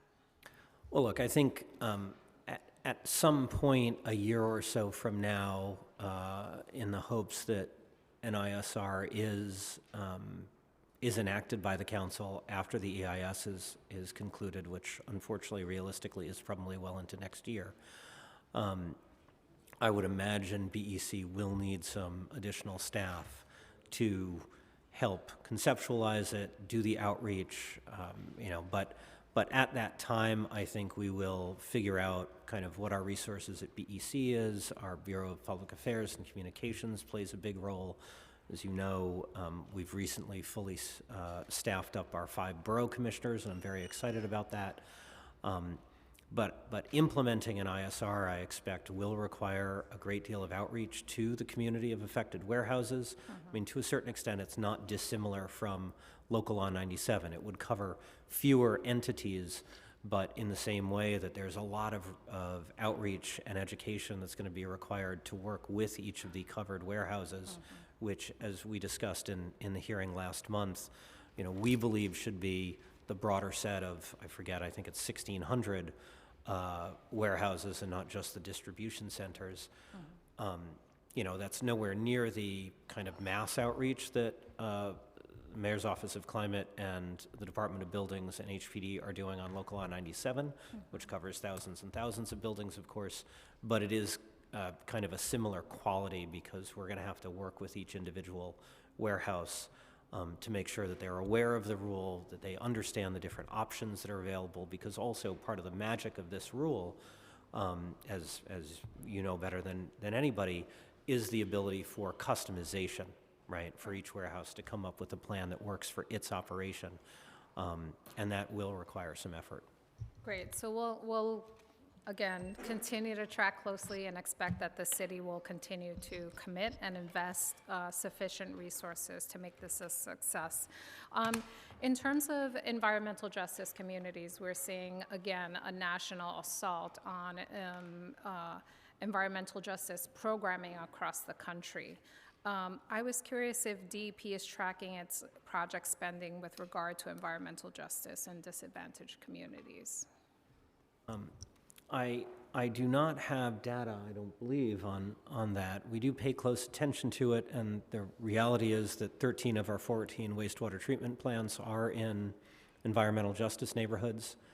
I believe very strongly that we should be thinking about the state of good repair of our treatment plants as an EJ initiative. The reality is when something goes wrong in one of our treatment plants, the first people who suffer are our staff, but the second people who suffer are the neighbors who deal with the odor or whatever that comes from something going wrong. I'm really proud of the work we do. I think in general we are a good neighbor. We've also made a lot of effort in recent years to reduce the truck traffic that our treatment facilities generate, which is of course a huge issue for those same neighborhoods. But I would argue that the investments in maintenance and state of good repair in our treatment plants is one of the key things that we do to be, the way we describe it in the long-range vision we're about to publish, an esteemed partner in all of the communities where we are present. Got it. And lastly, in terms of, Can the agency supply the council with a copy of its preliminary equity plan? Has it done part of the racial equity? We have participated in the administration's overall effort to deliver a racial equity plan. I would have to defer to the office that is leading it about. We'd very much like to see it, especially, again, in a context where the federal government is deciding people of color don't exist and there is no racial inequity in this country. This is particularly important to us again. So thank you, Chair. Thank you so much, Councilmember Aviles. Why don't we, are you ready, Councilmember Salamanca? Okay, Councilmember Salamanca, we'll pass it over for a question or two. Thank you, Mr. Chair. Good afternoon, Commissioner. It's good seeing you. Commissioner, we've had this conversation many times. I want to talk about borough commissioners. This is a bill that I passed in 2021, a piece of legislation that I passed in 2021. I know that it took some time to actually structure it and to appoint for these positions. And so, especially in the borough of the Bronx. And so my question, Commissioner, is the annual budget per borough. Does every borough commissioner's office have an annual budget? The borough commissioners' offices do not have their own budgets. They are housed within the Bureau of Public Affairs and Communications. But our capital budgets, for example, are still allocated centrally and through the operating bureaus. Okay. In terms of the structure, I know that their DOT, parks, and other agencies have borough commissioners, and normally the borough commissioners, the salary is set equally per borough commissioner. Is that the same with your commissioners? Yes, it is. But I hear the Staten Island commissioner is getting paid much more higher than the other ones. Yeah, I know. So, Mario was transferred over, and so it seemed appropriate to keep him, but I don't think there's a problem with that. I'm just advocating for the borough commissioners, if you're out there, to get a bigger salary. So, just understand. Look, that. I will, if I could, council member, I want to thank you for your leadership on this. I am so excited about having the full set. I actually mentioned them before you arrived. I'm really excited about the people we've been able to recruit, both internally in Effie and Mario, within city government in terms of Alfonso and Marty in Manhattan, and a new hire who had not been in city government in Drasana in Brooklyn. They are a stellar group of people, and I think they will do a really good job of helping our agency connect to elected officials, to local communities, and to really know our neighborhoods. But it is, if I could add, also really important to note that the most common interactions with elected officials and local communities is through the Bureau of Water and Sewer Operations. And we do also have borough managers for the Borough of Water and Sewer Operations. And so I would just ask, because DEP functions differently than the Parks Department, we have intentionally structured the borough commissioners differently than the Parks Department and DOT does. I do think that's appropriate. I'm happy to talk more about that if you have doubts or disagree, but we have taken this very seriously. All right.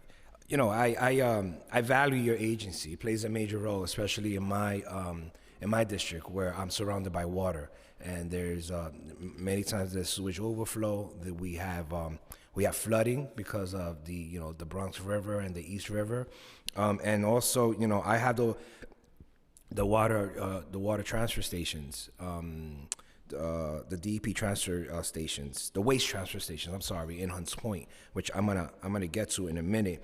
My final question here with the borough commissioners is staffing.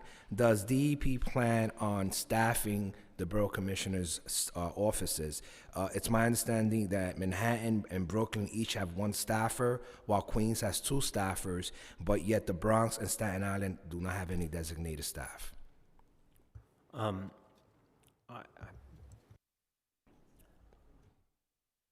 Actually, yeah. Beth, can you come up and just Why don't you take this one? Yes, we'll need to swear Have to her swear in. in Deputy Commissioner But I Falco. think this is a question Beth can answer. Good morning. Please raise your right hand. Do you affirm to tell the truth, the whole truth, and nothing but the truth before this committee and to respond honestly to council member questions? Thank you. You may begin when you're ready. Hi, Councilmember. In the Borough Commissioners' newly elected roles, the way that we have set this up, especially in some of the larger boroughs, including Queens and Brooklyn as well, and Manhattan, there have been some additional staffers that we use to bolster our borough commissioners. However, those staffers are also used in the other boroughs as well. We work as a team. It's not. We're backing each other up. It's not like we've got one person, per borough, and it's good luck to them. So we've got a staff overall in the Public Affairs Office, about 50 people, and we're able to use those as needed. And if there's anything that we're not doing, please let us know, and we're certainly happy to talk about that and address any questions you've got.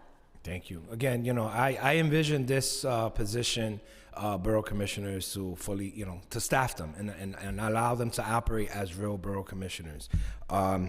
I'm going to continue to push the envelope on that, but thank you for the answer.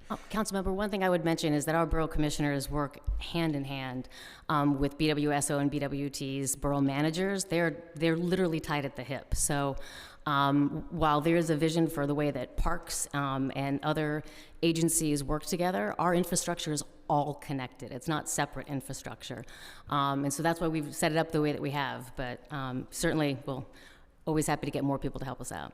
And if I could also build on that, I think in the operating bureaus, particularly BWSO, you see that all the time. On any given day, if there happens to be 2 water main breaks in the Bronx, we'll have a crew from the Queens Yard or the Manhattan Yard respond to it, right? So part of what we do is intentionally think about a citywide pool, even when some of our facilities are separated on a borough basis. All right, thank you. My last topic that I just want to hit on is the waste transfer station in Hunts Point. I know that there's a new facility that's being built in Hunts Point. Do we have a status as to where are we at with the construction of that site? I'll ask Tassos to look up the actual completion date. I don't have it off the top of my head. I will say that is a tremendously important project for us. As you see, we've already changed the skyline of the Bronx.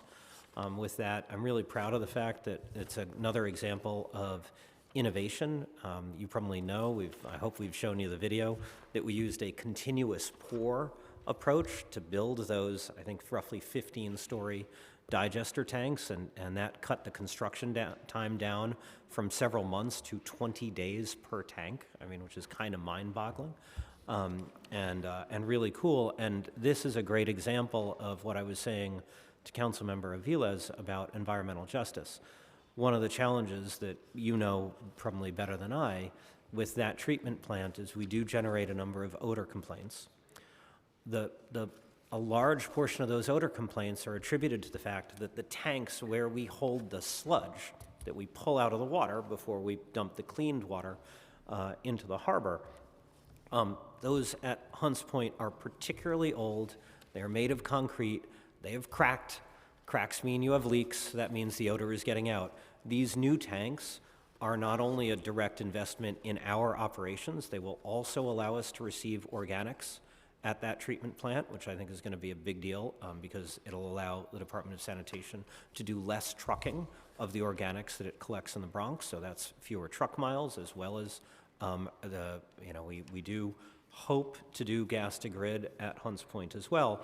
But the simple fact of having those new tanks when they come into service should have a massive impact on the number of odor issues related to that plant.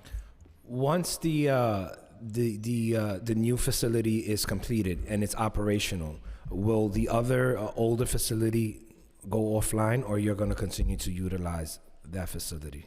Well, it is one facility, so we're not replacing It's two the whole different facility. locations. No, it's You it's have, on the because same where footprint. you're building the digesters are right in front of Barretto Point Park compared to the facility that you have now. It's on Riowa. There's two separate facilities.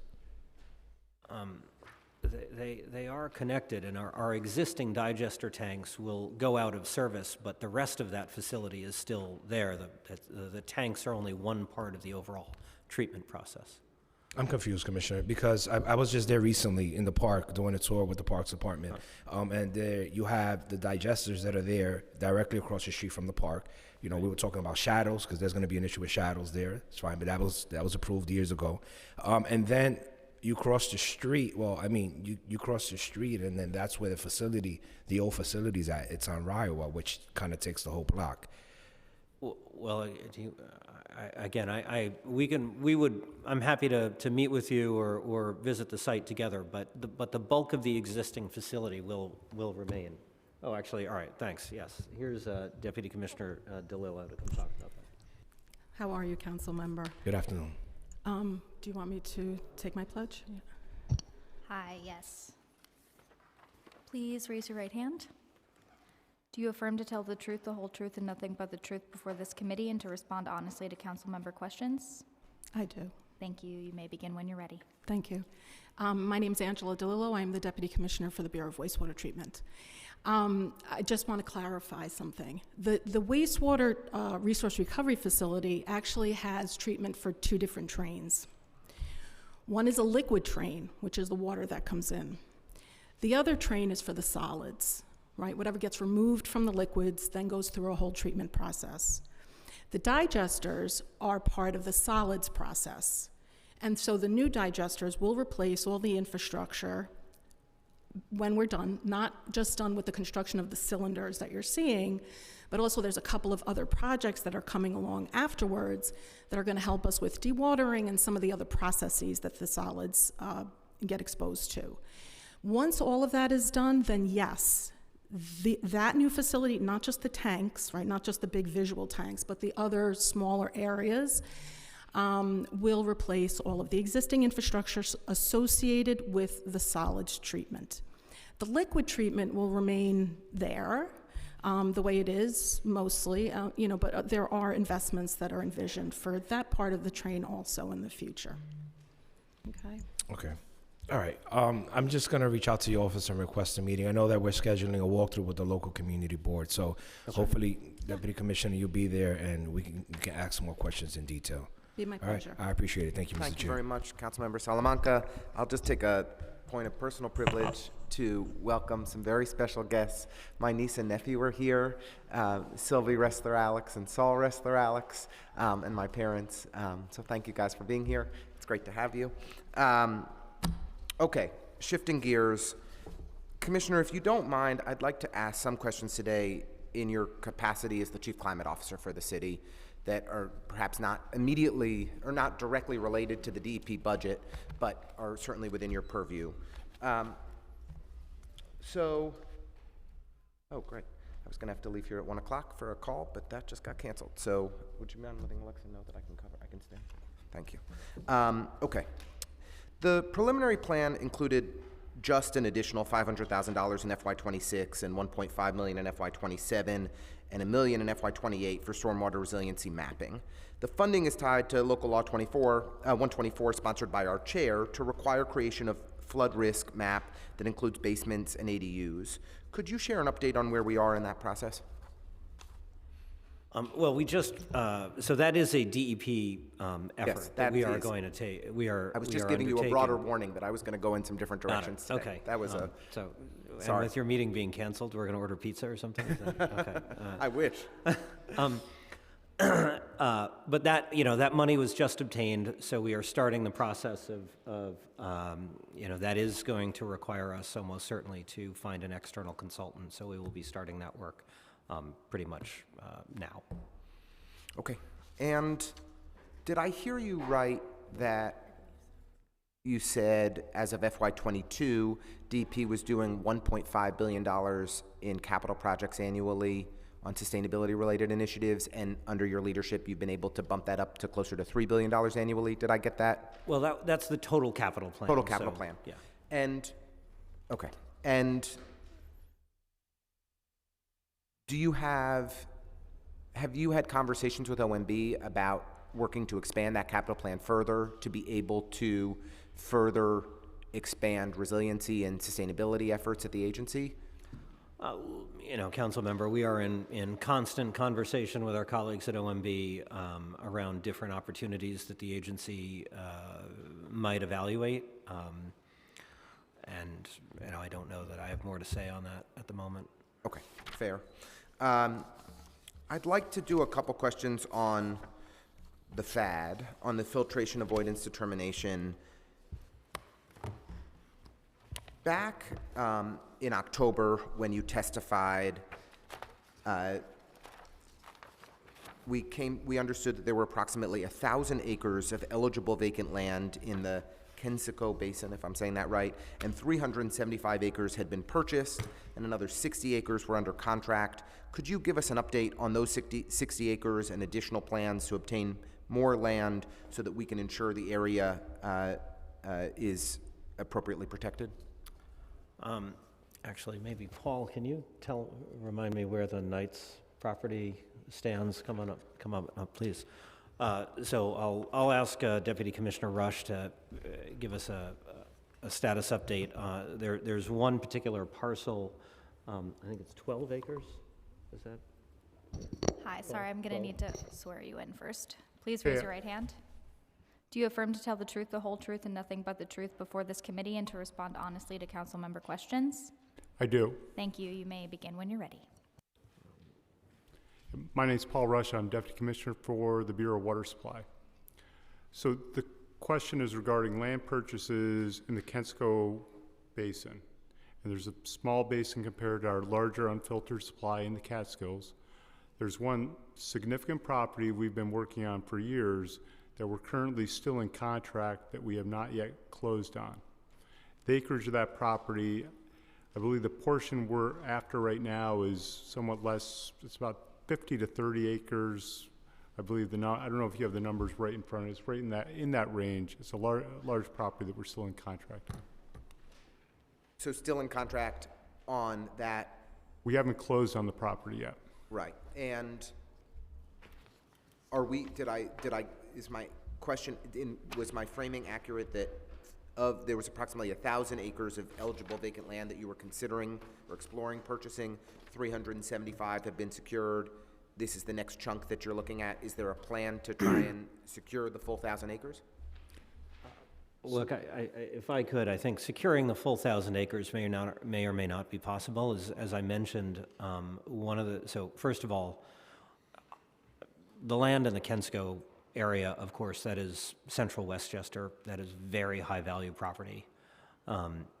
It is not one order of magnitude more expensive than land in Delaware County. It's 2 orders of magnitude more expensive. And that's one of the reasons that we made the decision, for example, to suspend the purchases of the really remote land that's far from our reservoirs in the west of Hudson basins in order to really focus on some land in the west of Hudson that's directly adjacent to our reservoirs, but also to the Kensico. I think one of the realities that we face in Kensico is that land is sticky, right? Just because it's fewer acres, it's higher value. Some people aren't going to want to give it up. Some people own it with the hopes of developing on it. And so that's why, as Paul was just saying, we have our eye and have conversations going on. Sometimes these acquisitions take years and years. Yeah. But I think what I will say is we are increasingly focused, based on the science, on the land that is most important to us, and particularly as we move towards a proposed renewal of the FAD, the kind of thinking that you're prompting is going to be the kind of thing that we are doing more of. And do you believe that we need to close on this purchase in particular and other purchases to improve our chances of renewal of the FAD? Well, look, I think what we are doing and what under Paul's leadership we've actually been working on for more than a year now is really beginning our thinking on what a new fit-for-purpose FAD will look like. And so that's something that over the next year or so we intend to get our own thoughts together. We've begun conversations with advocates. We've started a conversation with the state DEC. actually more than a year ago now, about what a new FAD might look like. And as I testified last year, it's in response to the fact that the threats to water quality are no longer the same as they were in the 1990s. And so if we just do the same thing that we've been doing for 30 years, we're going to fly this plane into a mountain, right? But what I want to do is make sure we don't come up with knee-jerk reactions, but really focus very much on the science of where the threats are in our entire system, what the potential interventions might be, and approach that right now with kind of a scientifically appropriate open mind. And the estimates that we've seen are that, you know, should the FAD not be renewed, we'd be looking at an estimate of potentially $6 billion in costs. Is that the right back of the envelope math? Well, $6 billion is an estimate from, I think, 2009. Oh, okay. So it is likely significantly more than that, but the only number we have right now is $6 billion. And as we look toward 2027 and the renewal, are there ways in which the council can be supportive or helpful to DEP to ensure that you have the support and resources you need to increase the likelihood of FAD renewal? I mean, I think in terms of resources right now, we Paul's recruited a new assistant commissioner to lead that effort, and I think her team is reasonably well staffed. Yeah, I think we are reasonably well staffed to be able to take on the challenges for the FAD in the future. We're doing the planning to understand, you know, the threats have changed, as the commissioner testified to. They're different than they were back in the 90s when we first received a filtration avoidance waiver from EPA. And with that changing regulatory landscape and the changing climate, there are different items that are concerned than they were back then. And I think we're in a good position. We need to still go back, study, and understand what we need to do in terms of focusing, you know, land acquisition was in the 90s, but really stewarding our land, doing a better job and a good job in understanding the best ways to really take care of that land to provide a high quality water for the people of the city of New York for a long term. And if I could, council member, you know, and I'm grateful for your question about what the council can do. You know, I think in the council's oversight role, I think the questions to be asking about the next FAD are, is the FAD designed to protect water quality? And will it be successful over the long term? You know, the reality is some of the residents of the watershed look at the FAD as, and in some cases a negative, economic impact, right? Oh, this land purchases and constraints on what we do with our property, that's hurting our economy. I don't think that's accurate because we are the largest employer, we're the largest taxpayer in all the western Hudson counties, et cetera. But there are some people in the watershed who view the FAD through an economic development lens. I'd argue there are some advocates who view the FAD primarily as a way to expand the state park system or have more recreational benefits. And we are super excited about making our property available for recreation, but recreation is not the purpose of New Yorkers' water bills, right? And so what we are trying to do is really focus on the science and come up with our own thinking, and we will be open about this, we will be collaborative about this. Good. But I think the questions I'd ask the council to be asking are, is it fit for the primary purpose of protecting water quality? That's helpful. Thank you. And then just lastly on this, does the EPA's announcement that they're rolling back certain protections in the Clean Water Act and removing federal protections for certain areas, in various areas, impact DEP's efforts today to maintain clean water and avoid filtration at these two locations?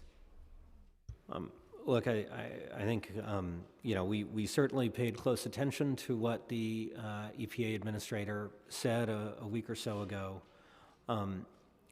I think obviously in the very immediate term, there's no change that happens the day after an announcement like that. The reality is that so much of what we do is actually directly regulated by the state and not just by the federal government. And the governor and I did recently meet with the newly nominated commissioner of state DEC. You know, but the governor has expressed that New York State is not backing down from many of its environmental regulations, and so I am hopeful and cautiously optimistic that New York State will continue what we are currently, all the protections that we currently rely on. But I think we are in an unusual world, and a lot remains to be seen. Fair. Why don't we shift to federal government risks a little bit more broadly? Thank you very much, Deputy Commissioner. It seems like the EPA has been making outrageous pronouncements on just about a daily basis. I think yesterday, Administrator Zeldin has indicated he's planning to gut 2/3 of the agency. Yesterday, Zeldin and his team indicated they plan to eliminate the Office of Research and Development, the scientific arm of the agency, and lay off 1,000 chemists, biologists, and other scientists. You spoke in your testimony to the budgetary impacts that we could experience with all of the chaos happening in Washington, the budgetary impacts of DEP resulting from the chaos in Washington. But could you speak to the policy impacts? I hear you that we have a strong environmental set of rules and regulations in New York State, but are there key areas in which the EPA provides important functions that we depend on for you and your team to be able to do your jobs that you're worried about in light of the shrinking agency and the rolling back of regulations? So, at least the way I understand it, and I do not claim to be an expert in the functioning of the EPA, a lot of that staff was less providing services to environmental actors around the country, as it is in informing the EPA's own decisions. So, right. There have been a number of important decisions EPA has made in recent years around PFAS and the forever chemicals, around lead service lines, around any number of things. So at least I am right now not aware of a direct impact on DEP from some of the changes that have been proposed. But as I say, there's a lot that we don't fully appreciate because we are kind of operating in the world of you don't know what you've got until it's gone. And, we are now very much trying to bear in mind where we depend on the federal government in ways that we might have taken for granted to such an extent that we don't even notice, and now we have to make sure we notice. And to that, are there areas where you're thinking the DEP or the city as a whole are going to need to step up to fill some of those gaps, particularly relating to the EPA? Well, a bit less so with EPA. Probably our most ongoing engagement with the EPA directly is in the several Superfund sites. But as I mentioned in my testimony, we rely very heavily on the National Weather Service. And so we do. Paul, dispatches our reservoirs, based on weather forecasts. So we rely on the National Weather Service. We rely on the U.S. Geological Survey, both in the watershed where they do stream monitoring, and that is an input into our water quality and water dispatching processes, and here in the city with our partnership with them around groundwater monitoring. That's still ongoing as far as we know, but again, it's the kind of thing where we have dependencies. And of course, the Army Corps of Engineers, which is a key partner both for coastal resilience, but also less well appreciated, but which I testified about last year in the Delaware River, where they are a really key partner because 50% of our water comes from the Delaware watershed. We've been working with the Army Corps to explore their ability to do more with their reservoirs in the Delaware to mitigate drought, because the really bad scenario for us is if there's a big drought, it'll affect the whole Northeast all at once. If Philadelphia starts running out of water because the Delaware River gets lower and lower, we might be required to release more water from our Delaware reservoirs. And obviously that's a massive portion of our storage capacity, and you don't want to be releasing that during a drought. And so that is a place where we really need the Corps to be a strong and ongoing partner. That's very helpful. And I'd like to shift to risks to some of our renewable energy sources to achieve our climate goals in New York City. I'd like to get your thoughts on Chippy and wind power in particular. So I'll start maybe with Chippy. And based on the conversations that you've been having, if these kind of absurd tariffs were to move forward, do you anticipate that it would impact the costs to New Yorkers for accessing the Hydro-Quebec pipeline that is currently being constructed? Look, I think it is too early to say. There are two types of tariffs that have been discussed related to electricity. One is an import tariff into the U.S., and then, of course, the Premier of Ontario very briefly imposed or Although threatened. Chippy, the Hydro-Quebec pipeline would not impact, Doug Ford wouldn't impact that. It's just through Quebec. Correct, and I think that's an important distinction that, we haven't heard that kind of discussion coming from the province of Quebec. And so there may be a big distinction there. I will also need to look into what the contract actually says. And again, like with many things, we are really just at the beginning of understanding our exposure to things that we might have taken for granted. Yeah. But the good news, I'd say, New York City is contracted to be, as you well know, the anchor user of Chippy.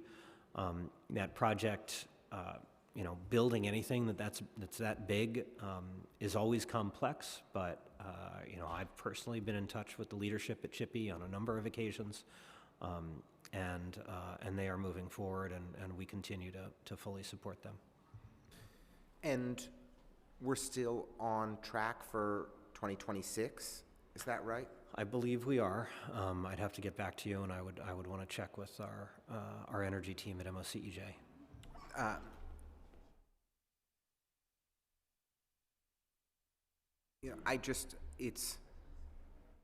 I think that I've been a big supporter of Chippy and this partnership with Hydro-Quebec as a critical way for us to expand renewable energy for the city of New York, and for both the government and the city as a whole. But I'm just profoundly concerned what a 25% tariff could mean on the viability of that project and who would be paying for it and how this could all actually work.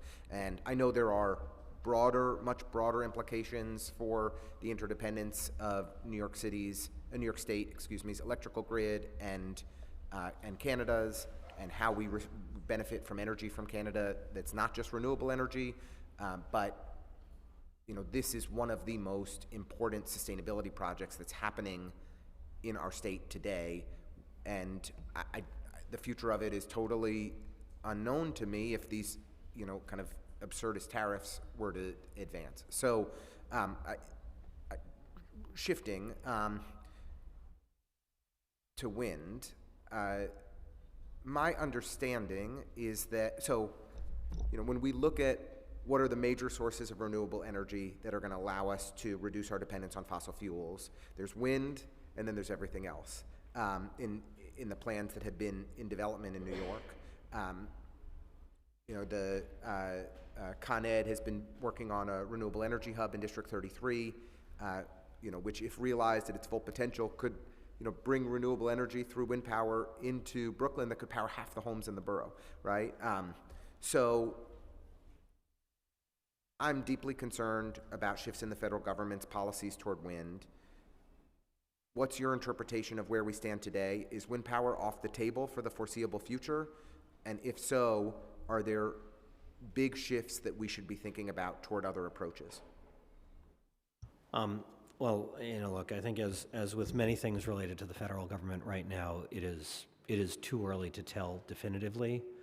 The reality, as is well known, regardless of the federal government or the change in leadership in the federal government, offshore wind particularly had faced a number of challenges due to the fact that so many of the contracts were signed during or right after the pandemic, and the massive costs or the massive escalation in construction costs that's an industry-wide and a global phenomenon that goes well beyond wind has been the biggest single thing affecting the pace of offshore wind development.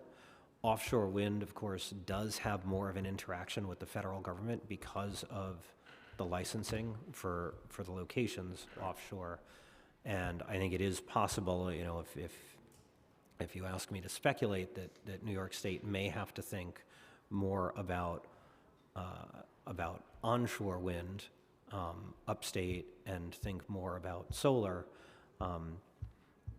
But there too, we have seen, as you probably know, the Clean Path project got suspended, and the New York Power Authority is exploring whether it might play a role in keeping that going. But look, I think the combination of federal policy and costs are going to require a very different approach to thinking about how we meet the CLCPA goals going forward.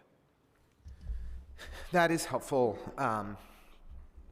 Disheartening, but helpful. Is now the moment for us to more seriously revisit nuclear, geothermal, other sources of energy as well to make up for what appear to be significant challenges with the federal government? You know, look, again, I will say it is too soon to tell. Okay. You know, I think we are big fans of geothermal at the City of New York.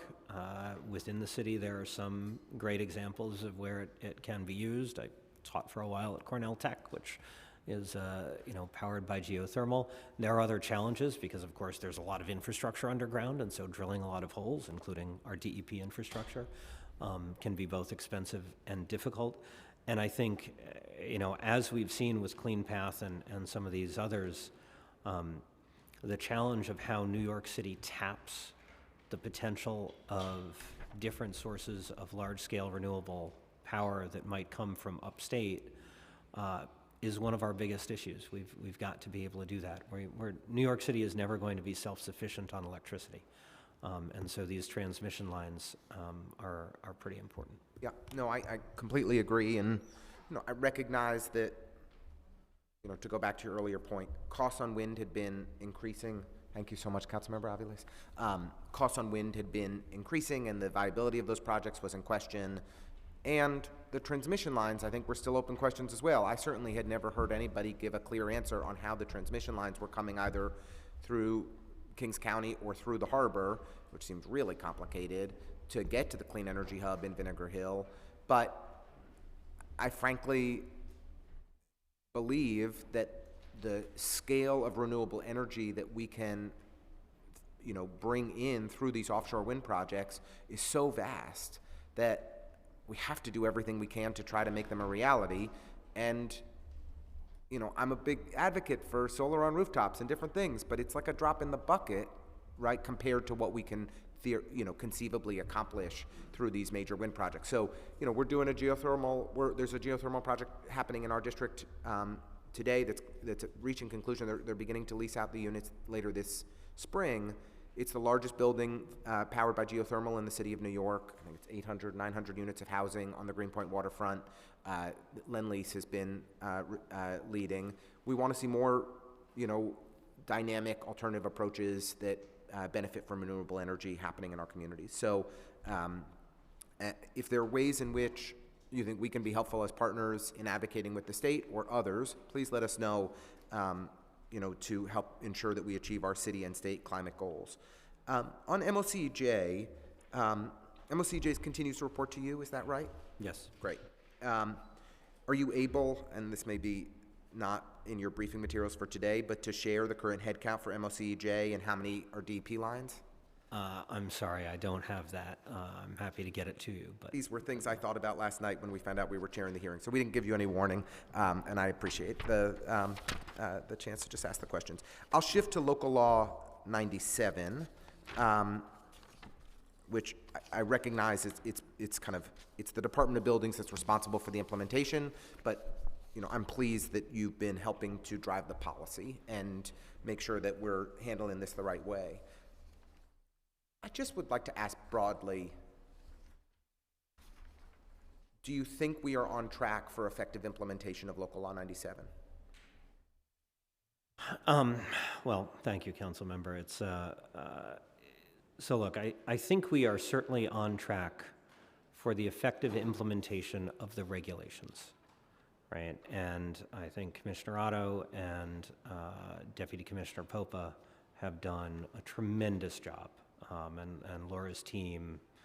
Really, I have weekly updates with them. I talk to Laura every week, and the work that they do has been nothing short of Herculean in terms of getting this very complex rule implemented. And while I think outside observers look at the retrofits and look at the financing, and too many of them, I'd argue, look at the question of are there going to be fines or not.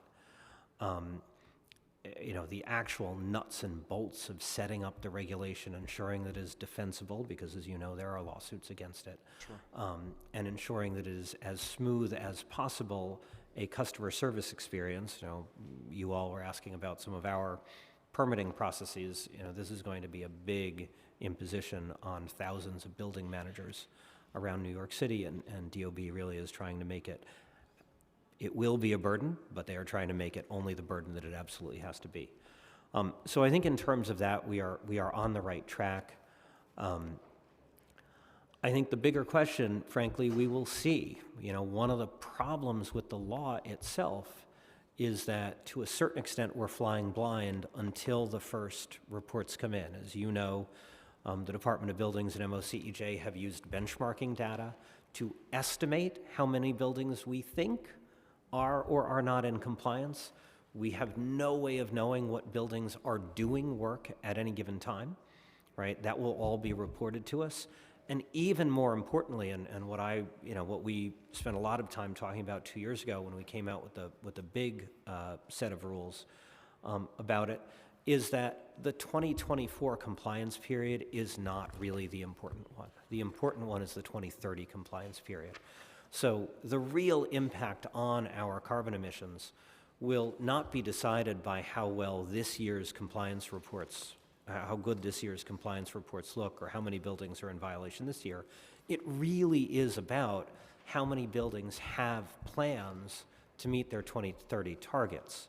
That's the reason that we built in this kind of 2-year mulligan, where we're giving buildings that are out of compliance time. We were attacked for it, but I think it's the right answer for the planet, because in exchange, we are going to be able to require them to have enforceable plans to get to 2030. But that's quite literally and proportionally just the tip of the iceberg, because the buildings that are out of compliance in 2024 are a small percentage, and I'd have to refresh the actual percentage, but it's probably in the high teens, of the buildings that are likely right now out of compliance with their 2030 targets. And those are the buildings that are going to have to gear up and do work. And this is not work you can get done in 12 months, right? This is work you have to plan into a building's capital program. Ideally, it's a 5-year capital program. The other thing that has happened, and of course, I know pretty much only what's in the newspapers. We've been in touch with some of the green banks that are doing greenhouse gas reduction fund loans. We have been hoping, and we continue to hope, that the GGRF money that was dispersed under the Biden administration will be available, and that New York property owners of all types will be able to tap into that. I continue to advocate to the state that the $5 billion in energy efficiency money that the Public Service Commission is going to program this year, that a lot of it be directed towards Local Law 97 compliance. Yes. I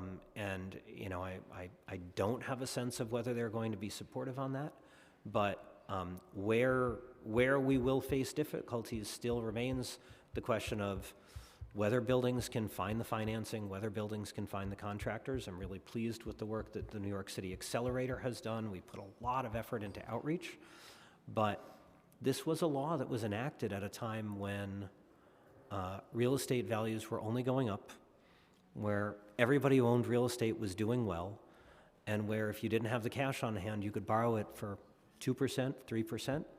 We're in a very different world right now, and the concern I have about Local Law 97 compliance is whether the financing is available. I appreciate that answer. I just would like to ask rather plainly, from your perspective, do you feel like, and I will say I echo your sentiments about Deputy Commissioner Popa and Commissioner Otto and the work that they've been doing. But I just want to ask rather plainly, kind of as the Chief Climate Officer driving and guiding this work for the administration, there's been a lot of anxiety, I think, from advocates that nefarious interests would impact how the regulations of Local Law 97 would be developed in an Adams administration. Do you feel that the staffing needs have been appropriately supported and that the right regulatory decisions have been made kind of along the way to robustly implement this law? 100%. You know, and if I could, I will say I have found some of the attacks from some of the advocates to be absolutely outrageous and really insulting. I think we have done, and I need to give the mayor credit for this, and others in the administration, and Deputy Mayor Joshi and First Deputy Mayor Torres Springer, you know, provided constant support to do the right thing by the environment and the decisions we made. Honest people can have honest disagreements, but they were done because this is a difficult law for New York City buildings to comply with, and we are trying to do everything we can to achieve that goal of reducing emissions, as opposed to the near term, what might feel good about whacking people with fines. That's not the goal. Yeah, look, I would say, I think that the council and a number of advocates have played an important role in ensuring there is a real microscope under everything that happens in Local Law 97 to ensure that everything is handled the right way. But I do think your assessment is fair, that it seems to me so far that things have been, that smart and thoughtful regulations have been developed, and we are moving on a path toward effective implementation. Thank you. And to that point, and to one of your earlier points, I really want to ask, you know, our ultimate goal here, and I do think there are efforts, there are many things that, there's real divisions within the City Council on this law, as you know, but I think all of us agree, people who want to see a more stringent Local Law 97, people who would like to see some loosening of Local Law 97, that securing more state support to help subsidize low-income co-ops and condos or religious institutions or other worthy actors that need financial assistance to be able to facilitate compliance in the law is a noble goal. And, you know, I think Assemblymember Braunstein and others have been helping to push that. I don't know the status of it for this budget, but I do think that all of us, in a concerted way, really do need to push on Albany, the $5 billion fund that you reference, and additional resources in the state budget that we should have to support effective compliance in this law. So I would love to work with you on that. It's March 18th, so we're probably a little late for this year, but we can make a plan for 2026, as I hope you'll still be around with us. Given our ultimate goal, though, and just to shift gears a little, is encouraging retrofits and emission reductions, not endless penalties, right? The goal here is not to generate revenue for the city, it's to actually reduce emissions. Could you just speak to, is the city kind of exploring steps that help buildings, that help buildings that need extra assistance, ensure that penalties don't further exacerbate our housing crisis or bankrupt religious institutions, but instead get the assistance they need to comply with the law? Thank you. So look, I think one of the biggest questions that we will have to think through is how the Department of Buildings uses its enforcement discretion, right? And I will say only a couple of things and then defer to my colleagues at DOB. But in general, when a building gets a DOB violation, DOB's first objective is never to get the cash. DOB's first objective is to have the building owner fix the problem, right? And that has to be our guiding approach to this. The most recent set of regulations that were promulgated, and I believe they've now been placed into effect, although I'll have to check on that, create the regulations to implement the portion of the law that calls for a financial variance to the law. Those regulations very much took into account the fact that there may be some buildings, particularly in the affordable category, that simply do not have the value they need or the reserves or the access to capital they need. And subjecting a building like that to more penalties is like trying to get, blood from a stone. It's not going to help. I think in a very real way, what we learn from the first set of compliance reports that will come in over this summer will dramatically help inform, in a very rich way, what we understand about this. Like, we're operating in a world, it's like before the first benchmarking data, right? Which, which this committee embraced during the Bloomberg administration. Before we had that data, we knew almost nothing about how buildings were using energy. Benchmarking data gave us one level. These reports are going to give us a much deeper understanding of each building's energy efficiency and carbon emissions. And I think based on that, there will be a lot of opportunity to think in a really tailored and thoughtful way about the different segments that you mentioned. That is all helpful, and I appreciate it. I will just note, I just got a text message. I was not aware that RWE and Community Offshore Wind laid off 150 people last week. I'm sure we're aware of this. It's just, so while I appreciate your sentiment that it's too early to totally know what to make of the chaos in Washington, it was on the president's first day that he decided to, axe offshore wind projects. So I just think that we need people like you and other key leaders around our state thinking about how are we going to achieve our sustainability goals and advance other big picture priorities that are not, a solar panel here and there, but that are actually going to be providing us the renewable energy we need at scale when it looks like, and I know you spoke to this, I just was noting another data point of how concerned I am about this. I'd like to shift to City of Yes commitments, and I realize that these are not fully reflected in our budget documents, and announcements are rolling out on an ongoing basis, like the $390 million allocated for Knickerbocker in Bushwick, which is great.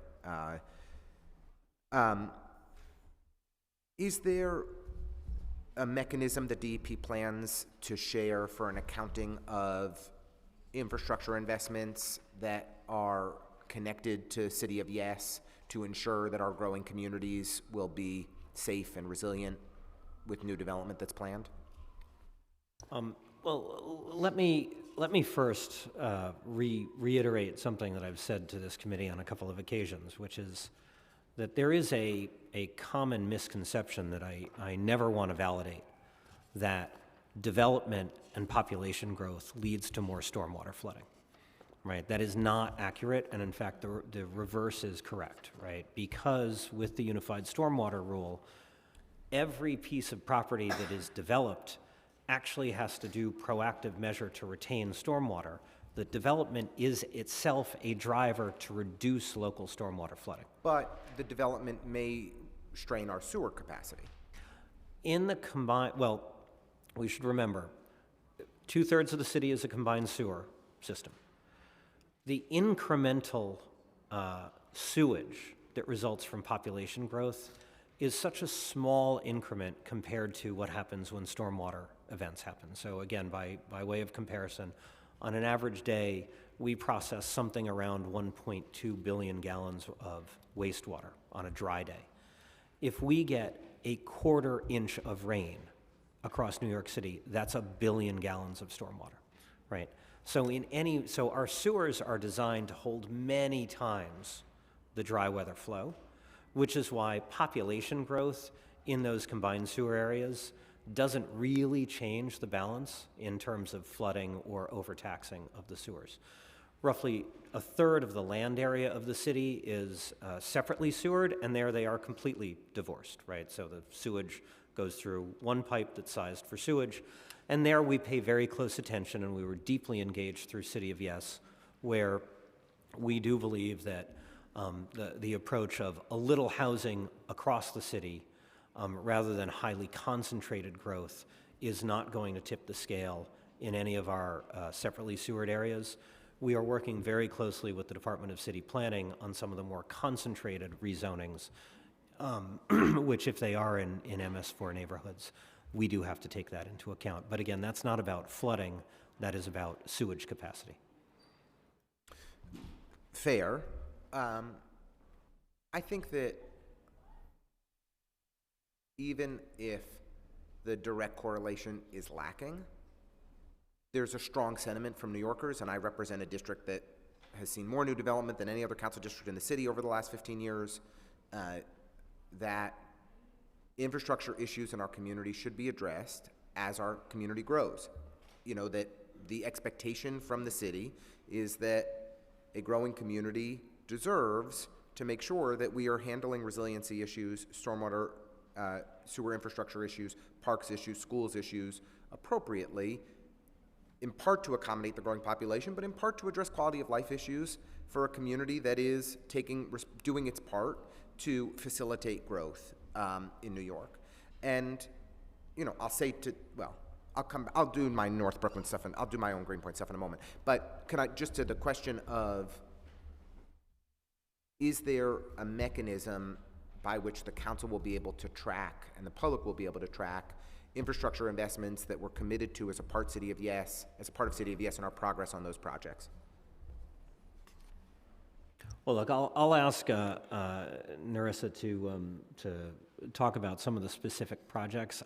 I'm not aware of a tracking mechanism around City of Yes commitments per se, but again, I will point out that the City of Yes commitments we've made really are in the context of our overall comprehensive plan for stormwater resilience, and that plan is ongoing.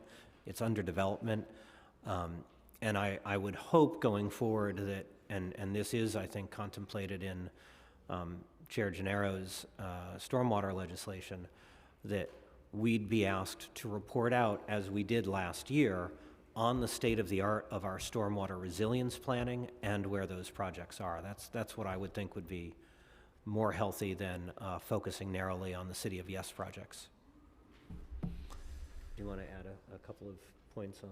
No, I think that's right, Commissioner, and I guess I would just say that we have a $1.5 billion sort of commitment, so we do have that number. But you're right that there isn't actually a tracking mechanism sort of per se at this time. Okay, thank you very much.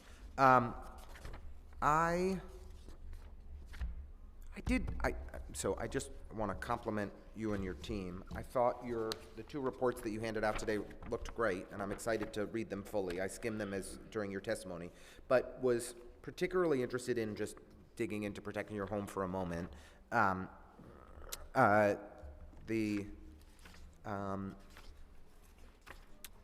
was interested in your recommendations in addressing sewer backup complaints. And fortunately, I think this is probably partially a reflection of the good work of DEP, partially a reflection of the weather. Sewer backup complaints were down 56% in the PMMR to 2388, as of a couple months ago. So that's good. For a year-over-year 56% reduction is phenomenal. Although I guess we thank the weather gods as much as anything. So, but I did want to just check in. So, the map you have here is quite striking of exactly where these, that you were able to pinpoint 74,000 homes or buildings are particularly at risk for sewer backups. And, you've identified a couple ways, particularly encouraging the utilization of fixture plugs as a cost-effective alternative to the backwater valves. But since we can kind of so clearly see a map of these are the neighborhoods where we have these issues, this is where we need attention. I realize this is a moment in time and that perhaps 10 years from now, it's a broader area of homes that could be impacted. But in this moment, does that inform where we're dedicating capital resources to try to expand sewer infrastructure capacity to mitigate the risks that these homeowners are facing? I think the answer is very definitely yes. And again, we don't do these things in isolation, right? So the same team that I referenced that is leading our stormwater resilience work, and Wendy and Melissa are here, and they do tremendous work, did this analysis, and the same places that are constrained with respect to sewer capacity that might cause a wet weather SPU, they're going to be the same places that are going to have street flooding that was one of the key criteria that we used last year in this prioritization. So I think these things are going to be integrated, which is actually why I mentioned in response to your question about City of Yes, I'd really ask the council to be thinking about the broad set of priorities and how we are prioritizing those 86 locations that were identified last year, and that number may evolve. And, you know, for example, we're working closely with MTA on a couple of hotspots that are of concern with them, et cetera. But I think it is that broader view toward, or that broader journey towards stormwater resilience that we should all be focused on. Yeah. Look, I think that I know, you know, from the conversations I've had over the years with Tassos and others on his team, I guess, in his former role, congratulations. When we've brought DP folks out to our district to talk through these issues, you know, these are extraordinarily expensive projects over extended periods of time. They are not quick fixes, and when people are experiencing sewer backups on a regular basis, they really freaking want a quick fix, understandably enough. So appreciate that you have some simple guidance here to improve people's quality of life tomorrow, or for the next big storm that hits.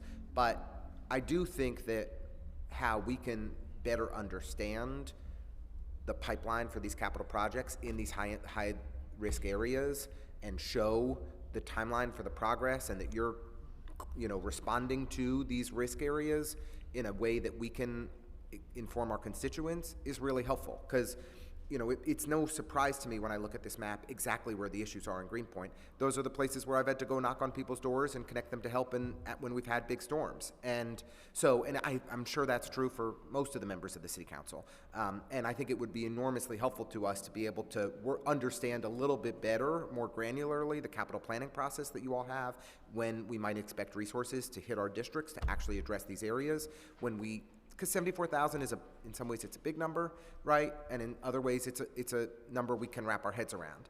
And so I really appreciate the map, the numbers, the short-term, you know, help or guidance that you give to folks, but being able to better understand how the capital plan reflects these priorities would be immensely helpful. Okay. All right, I am supposed to ask some questions about water quality. Which I do, so I'll do my best. So the percentage of, obviously, you know, it's the most important thing that you all do. We are enormously grateful for DEP's excellent work in providing the best water in the world. Just a few questions on water quality monitoring and compliance. The percentage of water samples testing positive for coli or coliform bacteria decreased from 2.3% in early FY24 to 0.74% in FY25. That's a significant reduction. What specific actions did DEP take to improve this metric, and are there ongoing efforts to further reduce contamination risks? The main thing we did, to be honest, is we had a drought. And so, you know, there is natural variability in this. And as I mentioned earlier, one of the things we're paying close attention to as we think about the future of the FAD is the way that the more violent storms that we are getting as a result of climate change has the tendency to flush organic material into our reservoirs, which we then treat with higher levels of chlorine, which then creates disinfection byproducts. And that's one of the threats to the FAD. Just frankly, it's not so much that we did anything, it's that because there were so few rainstorms in FY25 to date, that we just have the slower filtration, which is what you want in the watershed as the water works its way through the soil. That's really good for water quality. Fast runoff is really bad for water quality. DP reported that 100% of in-city water samples met our water quality standards for coliform bacteria. How frequently does DEP test different areas of the distribution system to ensure compliance? Are there any neighborhoods that are at higher risk or have higher risk factors for contamination? And are there any plans to expand monitoring efforts to introduce new technologies that could enhance real-time water quality detection? I'm certainly not aware of any neighborhood that is unusually at risk. We do, as I said in my testimony, we really do a massive job of collecting samples. The numbers I have here to share, I mentioned in the testimony that we had nearly 47,000 discrete water samples that were taken from the network. So that's more than 100 per day. The vast majority of them, 33,000, were collected from the 1,000 street side sampling stations that we have. All New Yorkers have seen them. They're the silver boxes. They say DEP. You open it up, literally it's a faucet that taps directly into the water main, and our folks will go and they'll take a sample, and then we analyze that. And so we get a full picture of 1,000 data points distributed around the city. And so I think that's an amazing level of testing, and we run on each of those tests, or each of those samples has roughly 10 discrete tests. So we have more than nearly 400,000 samples that were, or 400,000 analyses that were done. And then similarly, 13,000 samples taken from various places in the water supply network. So we do, as with the robot monitoring that I mentioned, so we have robots in our reservoirs that do continuous sampling. We're always on the lookout for new technologies, but I think this is as robust a system as it gets. Great. And just in terms of future investments in water quality, I wanted to just come back to the lead service lines, and Bob Holden had a question or two on this as well. The lead service line replacements, as I understand it, have focused on properties in environmental justice communities. How are you measuring effectiveness on this initiative to date? I know you noted in your testimony that the homeowners that have been assisted with DP resources, I think at a $47,000 median income, so you're reaching moderate income homeowners effectively. But are there plans to expand this approach to other areas beyond DJ communities? Well, as I mentioned in my testimony last year, we testified in favor of a bill, the intro number of which escapes me right at the moment. I remember that would have directed DEP to develop a plan to assist low-income homeowners across the city. Frankly, we've spent most of our attention over the last 6 or 9 months since that hearing focused on delivering this program with the money that we have and applying to make sure. That's the $72 million in federal funding? That's the $72 million in federal funding. And I will say, as I testified last year, we have not found a correlation on the prevalence of lead service lines with respect to income, with respect to race. This isn't really an EJ issue, except insofar as people without means would struggle to replace their service lines. And at least personally, I'm not really comfortable saying that, a multi-million-dollar home in Riverdale or College Point that happens to have a lead service line, that New York City government needs to replace that private property. I'm not quite there. And so I think we need to think more in a more targeted way about how we would invest resources, either from the ratepayers or from the taxpayers, into this kind of thing. I don't remember the details of the hearing, but it does make me think about an approach that we developed in the de Blasio administration around tree conditions, where when there was severely disruptive street trees that homeowners couldn't afford to upgrade the sidewalk around their house and they were getting penalties, that there was a mechanism for the city to cover the cost and essentially for a lien to be placed on the house, that upon sale of the property, the city would be repaid.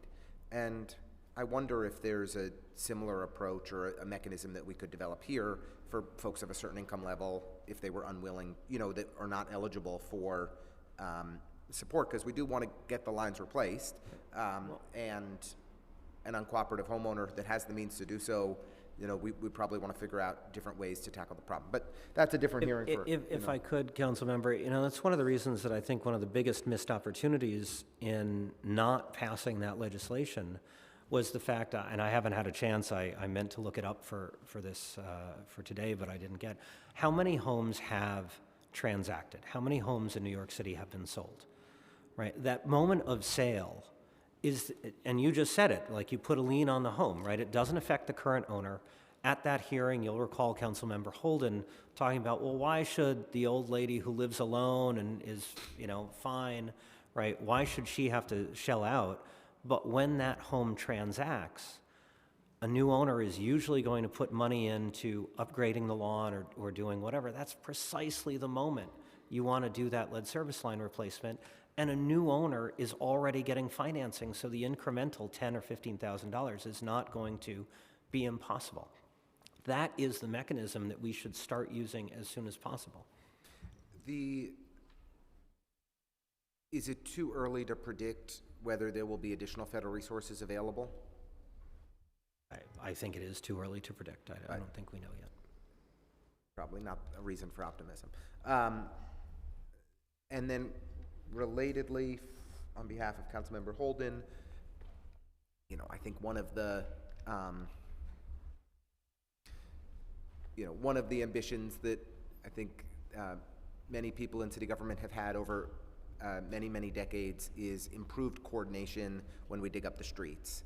I imagine that for you all, you all do a lot of sewer infrastructure work all the time.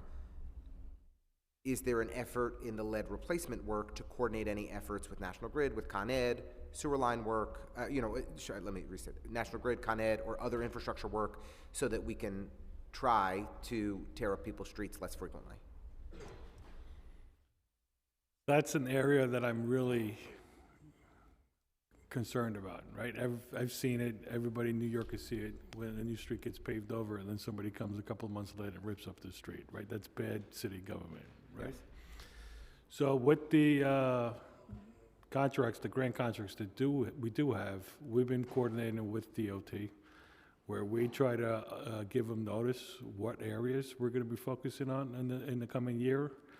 And what we try to coordinate is with their paving schedules. If it's an area that they're going to look to work on, we'll put it on hold for a year until we get the lead service line replaced.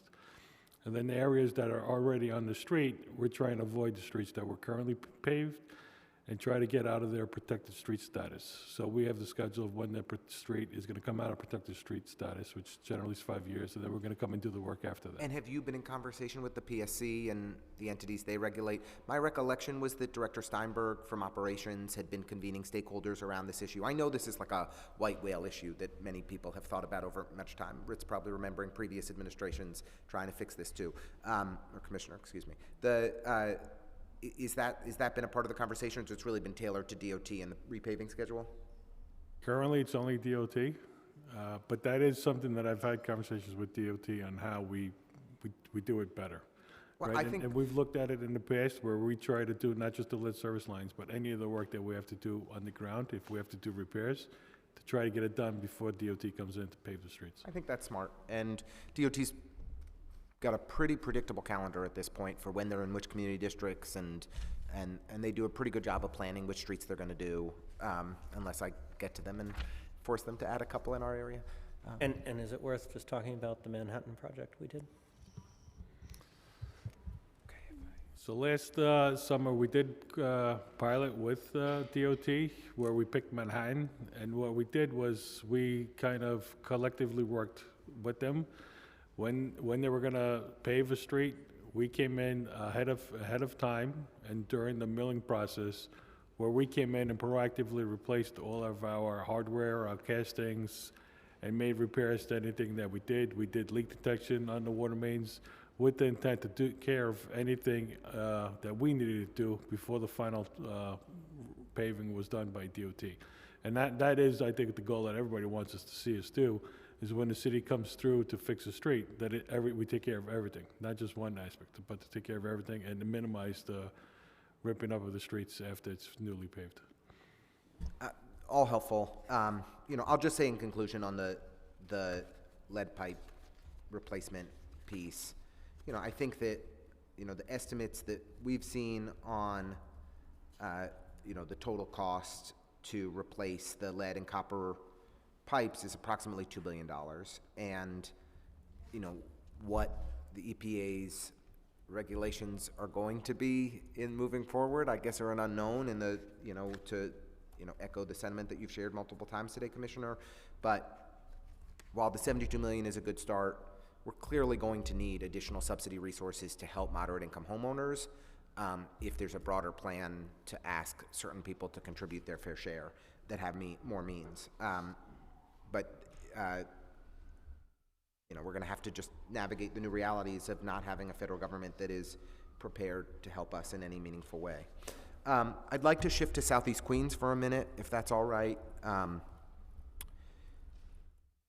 Can DEP ensure that it has the capital, will DEP ensure or guarantee that it has the capital funds for the installation of the sewer line in South Jamaica for the residents of 177-50 to 177-66, 106th Road, and 178-109. I don't know, I'm not sure where these exact addresses come from, but this is what I've been, but I will send this to you unless you're familiar with this project in South Jamaica that I'm randomly bringing up. Okay.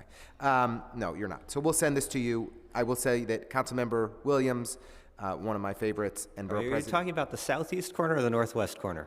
Sorry. No. I know, I'm sorry. This was a little ridiculous, I apologize. But Councilmember Williams and Borough President Richards are very focused on these blocks in particular in South Jamaica to ensure that we have the resources dedicated. I don't really know the block. Well, look, I will just say, Councilmember, that the Southeast Queens program is a long-term effort. It is one that we continue to pursue with our colleagues at DDC. DDC is a great partner in delivering that work, and there is, I believe, 200 a year, roughly. Well, the whole program is $2 billion going forward in the next 10 Yes. years. So we have $2 billion over the next 10 years for the Southeast Queens program. We were able to We're up to secure... $2 billion over the next 10 years? So when you came in, it was in approximately $1 billion, or has that been or am I misremembering? The de Blasio administration announced $1 billion for Southeast Queens sewer infrastructure, is that right? It was $1.5 billion, and we've grown it over years. It's currently $2.7 billion, and with this capital plan, we secured an additional $140 million. So now we're at 2.8 something? 2.7. 2.7. Oh, that's tremendous. All right.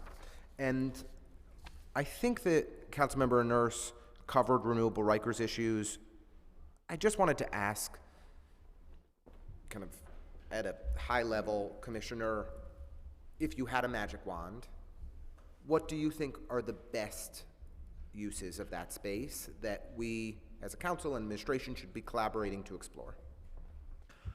Well, look, as we said last year, I think that the two studies, the one that DEP did and the one that MOCEJ led around renewable, demonstrated that there is the possibility of using that space both for wastewater treatment functions and particularly for battery storage and, to some of your earlier questions, an interconnection, because that kind of unique waterfront space with no neighbors, it's already quite polluted and whatever, those are the right industrial uses. This is a prime space for industrial use. As I said earlier to Councilmember Nurse, I think we really would like the ability to step back and think about not a very narrow question, could you build a gigantic wastewater treatment facility here, but rather, how would we use that space as part of a network in the Upper East River where we have those 4 treatment plants? And I don't want to prejudice, is it a gigantic wastewater treatment plant? Is it a wet weather only treatment plant? Is it a consolidated space for solids handling for the entire city? There are a bunch of different permutations, and we'd like to explore all of them. But I think the main point is that, and we have looked, I asked BWT to look into this, and there's really no other large-scale site in that part of the city that is even remotely available for wastewater treatment infrastructure. And so it really is prime territory. And again, I think the idea that we could share it and have some co-location of battery storage, which, as you know, is controversial to locate in residential neighborhoods, and that interconnect would be the Worry the less best about the thing. controversy and more about the FDNY approvals. But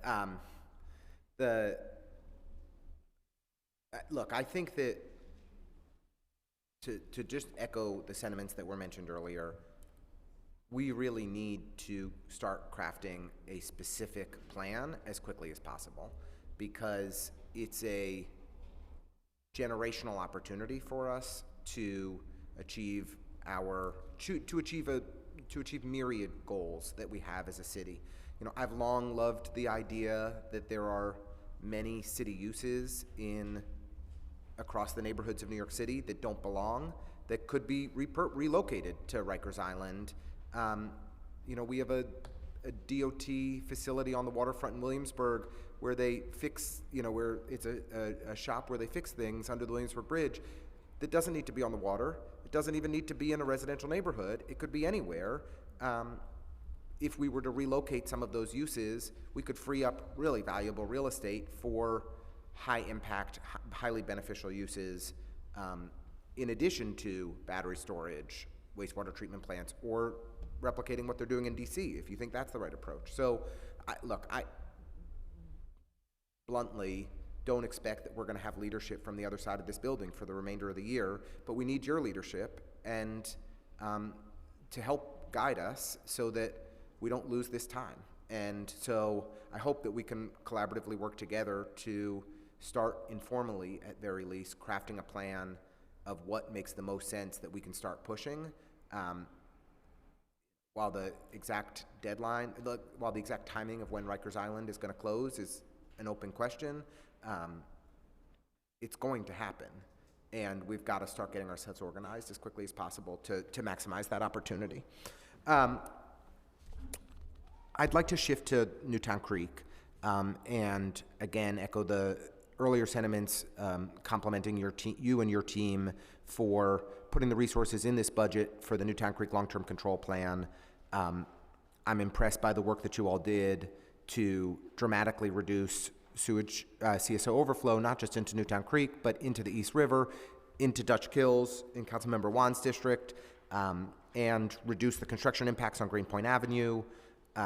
And, you know, you and your team have been, I think, good partners for us in trying to identify green infrastructure opportunities in our community.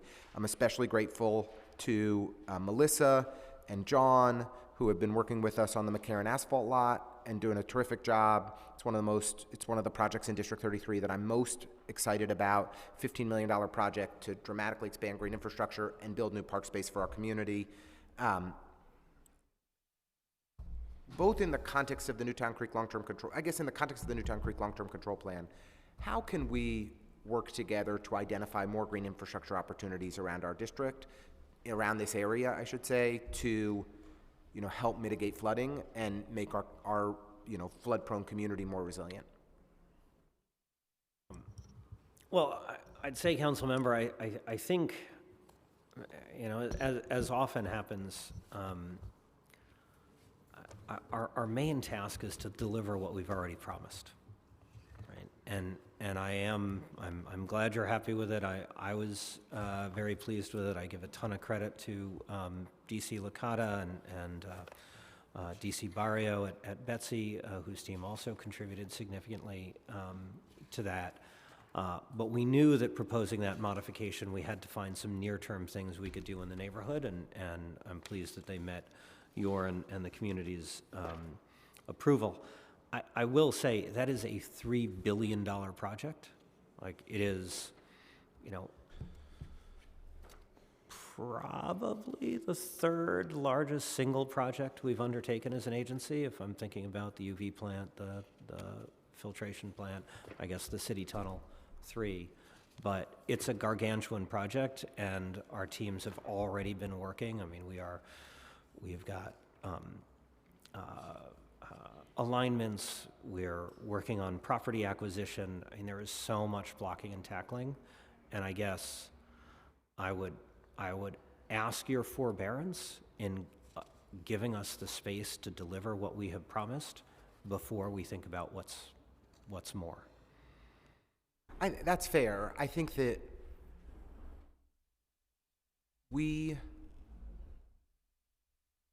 to come back to my kind of earlier point a moment ago on the sewer backups, we know the geographies in our district where we have problems. And so we really want to be, I mean, I'll just, as a council member, like, I really want to be able to look those constituents in the eye and say, this is the plan for how we're going to improve the conditions in your life and in your home, and this is the timeline that we're going to be able to achieve it. And I recognize that you don't have a magic wand and you don't have an infinite budget, and that you are doing impressive things at scale. I'm not minimizing any of that, but it's my job, right, to do my absolute best to push for those people and to deliver solutions for them. I talk a lot with other city agencies, and I think you all have it seems like a pretty good working relationship with the Parks Department. And the site I mentioned, the McCarran Asphalt lot, Melissa and John have been doing a phenomenal job. I'm really grateful. I don't want to lose sight of that. I've been talking more to DOE, and I think they are eager to figure out how to partner with DEP more effectively. How do we take DOE schoolyards and maximize green infrastructure opportunities in those locations? I really think there's a real opportunity there for us to do more. I could certainly highlight sites in our district. We're putting resources. Part of the reason that I'm interested in putting resources into renovating parks and playgrounds in my district right now in Greenpoint is to see that we can layer and maximize DEP green infrastructure and flood mitigation work as a part of those projects, right? That I might otherwise put those resources into other places. So I'm interested in figuring out how to maximize those kinds of opportunities as much as possible. Is that a clear way to set up the question? Yeah, look, and I that is totally fair, and there's always more that we can do. And your point about the short term, and again, when it comes to the long term, I'm constantly going to go back to the fact that we are working on a comprehensive effort towards stormwater resilience. There are 86 locations around the city that are going to need investment to deal with the rain that climate change is bringing us. And so I guess one of the things that we deal with is everybody thinks their neighborhood isn't getting enough, because the whole city isn't getting enough, and it's going to take us, as Narissa mentioned, we have $10 billion. Our estimate is that this is a $30 billion effort. At that run rate, it's a 30-year timeline, right, to get the stormwater resilience that we already know we need. I think a lot of the wisdom that's in your point, and also is reflected in your comment on the Protecting Your Home document, is that while we do the long-term stuff, we've been really focused also on how can we do the shorter-term stuff. And I think some of the nearest term impacts, it's why we were enthusiastic to work with you on the partnership around catch basin cleaning. That's the obvious, the easiest, cheapest, whatever. We know there are some locations that get clogged, but even more so, they get matted over, and that's the thing that you have done great work on personally, and individuals can do. And one of the nearer term things that we are working on, and Tassos, maybe you have the numbers at hand, is the new designs that we've got for slotted manhole covers and for the new catch basin covers that help reduce that matting. And I think that's one of the highest return on investments we can make. We do have some of that planned, and Tassos, I think, has found the numbers. So maybe you could say some about the catch basin modernization program. Thank you, Commissioner. So we do have 150,000 catch basins that we have to maintain across the city. And we do know that sometimes catch basins get clogged for different reasons. One is the matting over condition, which is the above ground condition. And to combat that, we've been looking at different strategies over the last 2 or 3 years. The slotted manhole covers that the Commissioner mentioned, our goal is to install 10 of them a month. We've installed about 100 of them so far this fiscal year. And those are the areas that we know are prone to matting over. And this way, we evaluate the ones that are most frequent, that we get that slotted cover. So this way, if the water starts pooling because it can't get down the catch basin, it jumps the curb, we have the slotted cover installed on the sidewalk, and then that takes the flooding. So this way, we'll only have a couple of inches of flooding and not the massive foot or two. And But in conjunction to the slotted covers, what we started doing, and if you've seen our catch basins throughout the city, the curb pieces, some of them are wide open, some of them are smaller openings. Right. We've changed, about 3 years ago, we changed the design where it's a more narrower opening, and then we have some relief slots right above it. So that design, you're going to walk by, you're not going to understand the difference, but for us, it's important. Because by having that narrower opening, prevents some of the larger debris from getting in the catch basin, which causes them to clog more frequently. So we're trying to improve the design of the catch basins to prevent the clogs that happen more often. And then what we actually even did is some of the catch basins, we started a retrofit where we're putting a grill plate over it, which is a simple design that we could do pretty quickly and get those and reduce the amount of debris that's getting in the catch basins. We put in about 700 of those this fiscal year. Okay, that is helpful. I think relatedly, just want to understand the flood sensors. I know the preliminary plan included an additional $500,000 in FY26 and a little bit more in the out years. This will help DEP utilize existing live traffic feeds for assessing water levels and projections. The goal in the Rainfall Ready report was 500, I believe, of these by FY26, by the end of 2026, excuse me, not FY26. Is that right? Is that the right goal? Are we on pace to achieve it? Well, so there are two complementary things. So what was launched in the aftermath of Hurricane Ida in the New Normal report was the FloodNet system. And that is optical sensors that point down. They're purpose-built. And that's where we are on track to do 500. The original plan was it would take until 2027 or 2028 to achieve all 500. We are on track to finish the installation next year, so we are ahead of schedule and have done a lot of work with our partners to deploy flood nets. I think we are at 200 already, so we do have 242. Thank you, Tassos. We have 242 already installed, so we're just about halfway. And that gives us the beginnings of a comprehensive monitoring system. The additional money will actually allow us to complement the FloodNet technology with an effort to use existing traffic cameras to train them using computer vision to understand flooding levels. So it's a very different approach to getting the same information. It's just a good thing in systems design to bet on multiple approaches to solving the same problem, because we don't know how long the FloodNet sensors will last. We don't know how accurate optical the traffic camera work might be. So by doing multiple things at once, we make ourselves more robust. Did you want to add something? Great. It looked like you did. I'd like to do, I'm going to try to wrap up because it's been a few hours and I imagine people need to go to the bathroom. Or order that pizza. The pizza's not coming, I'm sorry to say. I'd like to ask you about DEP taking control of Eastside Coastal Resiliency. So I think I'm really thrilled that this administration has continued to make progress on this critical infrastructure investment. Could you speak to the current funding for operations and maintenance that DEP has for Eastside Coastal Resiliency? And just for and forgive me, I don't know about things outside of District 33, is there a timeline that you have for when you're going to be responsible for taking control of this infrastructure? And are there, if you could just speak to that a little bit, I would be helpful.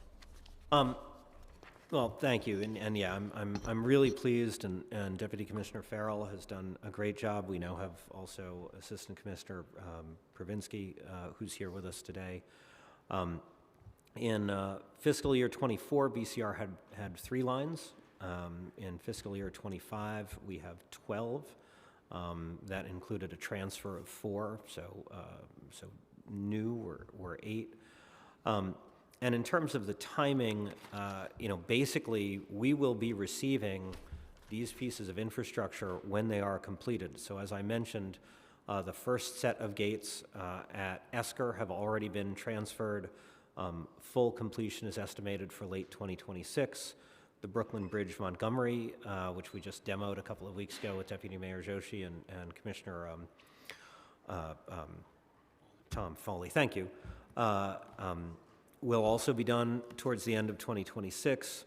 Red Hook should be kicking off construction this year, and then it will be complete in 2028. So basically, whenever these things are complete, we're going to be taking them on. And so Deputy Commissioner Farrell and Tassos and her team are planning out our staffing needs accordingly. Okay, but just to ask it plainly, you have the staffing resources you need to manage these new projects? We are redeploying in some cases. So as I mentioned, coastal resilience has to come out of the tax levy budget. Our tax levy budget is quite small within the context of DEP's overall, and so we are working to figure out how we reallocate appropriately. Okay, I don't know, I don't recall how many billions of dollars we spent to build out Eastside Coastal Resiliency. Do you remember? No problem if you don't. I don't mean to put you on the spot. It was an absolutely massive project, right? And one of the larger infrastructure projects we've undertaken as a city in a long time.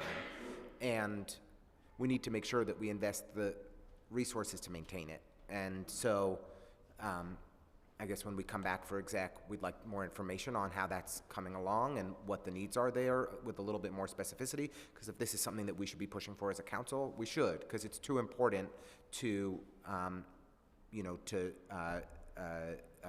not maintain it effectively.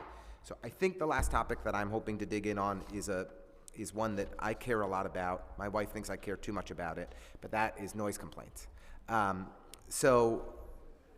Noise complaints were up another 10% in the PMMR, 19,403 complaints, on track to be 20% greater than FY22. So it's not just me who's upset about this. My constituents are particularly excited about the noise cameras that we funded in last year's budget, even though we had to use expense dollars, which pissed me off. And we're excited about the potential they have for kind of a long-term deterrent impact on noise. So I have a few questions. I think these are going to be the first noise cameras that are installed in Brooklyn. I think we're still on pace to install them this year. Hopefully that's true. I don't know if you all have any more information on that.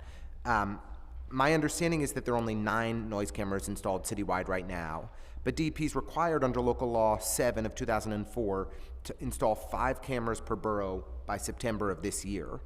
Is DEP on track to meet that requirement?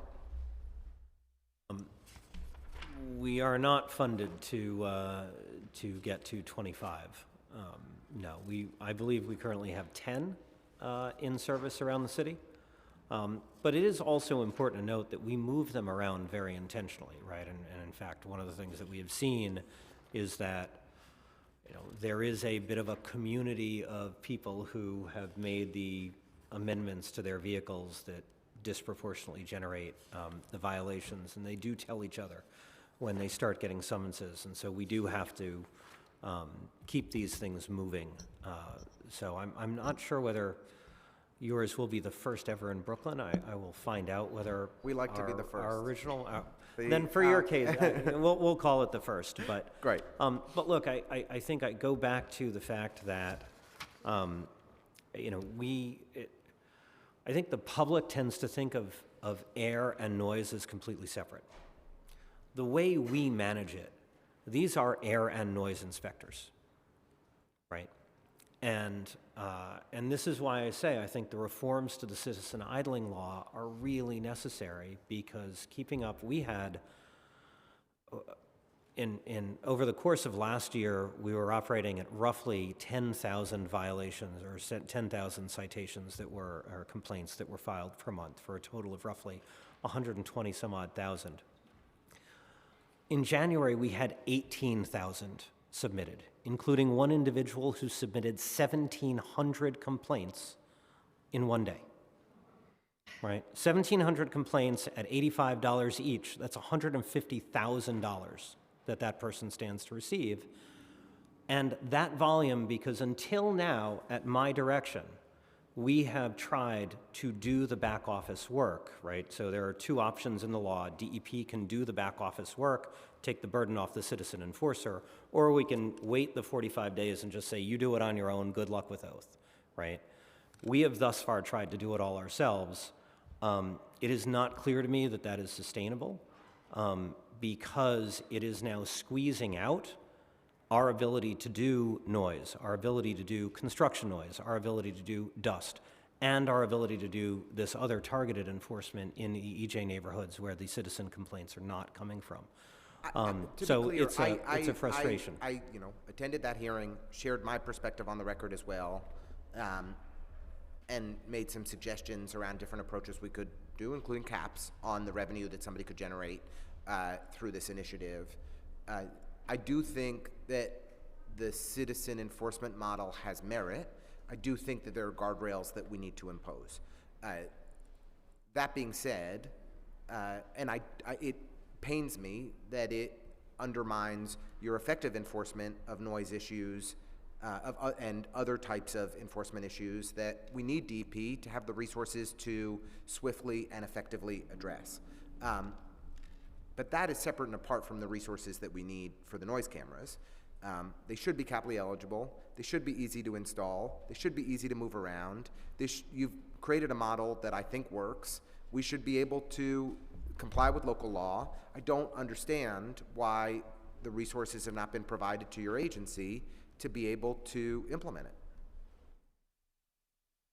So I don't know if there's a question there, but it's just a point of clarity. And I will also say, just on again, kind of parochial council member level, because this is the stuff that we worry about every day. You know, we have a building at 134 Atlantic Avenue that has an extraordinarily loud HVAC system that is severely disruptive to its neighbors. And they don't allow entry for DEP inspectors. And we communicate back and forth with DEP on sites like this all the time. And your staff is great. But we just lack effective tools to actually hold guys accountable. And because of statute of limitations, we try to hold them accountable during a given cooling season. We don't make enough progress or have enough enforcement actions. And then we have to start over the following spring and summer, which is just bonkers to me. And I don't know what I'm going to tell my constituents who are pissed about this HVAC system that doesn't allow them to sleep. And it sounds like a small issue, but it's not if you live next door, right? And I don't, we have another call with your staff set up for, I don't know, this week or next week to try and figure out a solution for this site. But if there are legislative solutions that we need to address so that you have more flexibility and latitude, we welcome it. This stuff is really frustrating. And I know like you, I certainly want to help solve problems for my community. That's why I ran for this. That's why I do this work. And when we hit bureaucratic hurdles on this stuff, it's just really frustrating. So I hope that we can work more together to try and identify some solutions there. I could ask you another 3 hours of questions that are mostly that would without a doubt be highly informative and stimulating. I want to just say, is this your first budget hearing without Joe? It is. So did Joe retire? He did. Well, congratulations to Joe. He had been a DP for a long time. Yes. Well, he was a good public servant, so thank you to Joe for his service. And I do want to just say, I've tried to shout out a number of your staff by name today, who we have the pleasure of working with, who do a great job.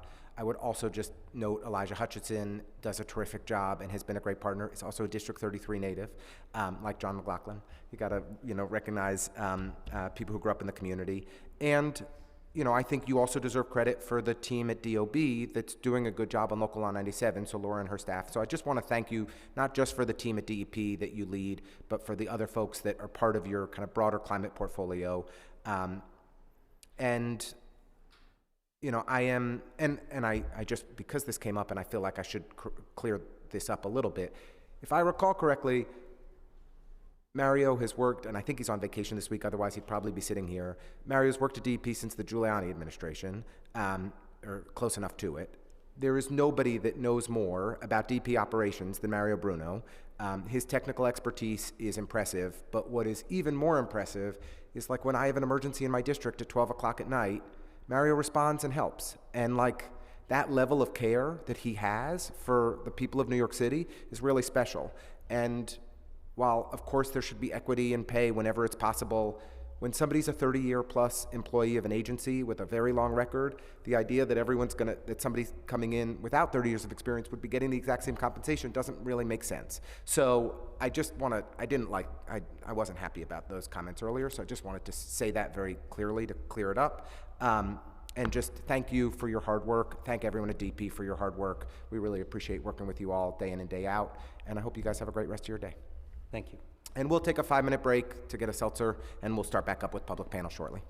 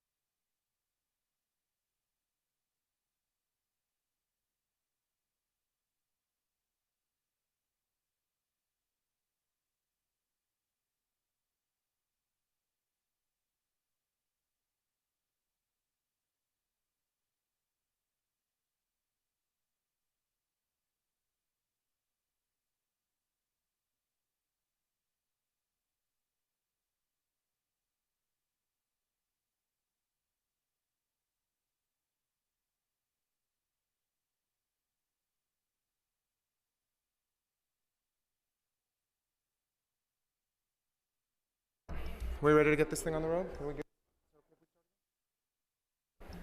Okay. Do you have the name?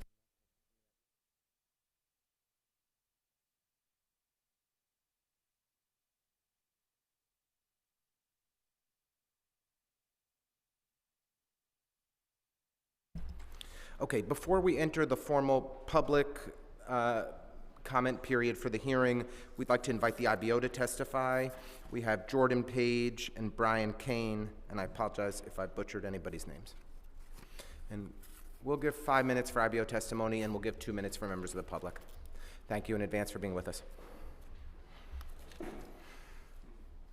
You want to swear him in?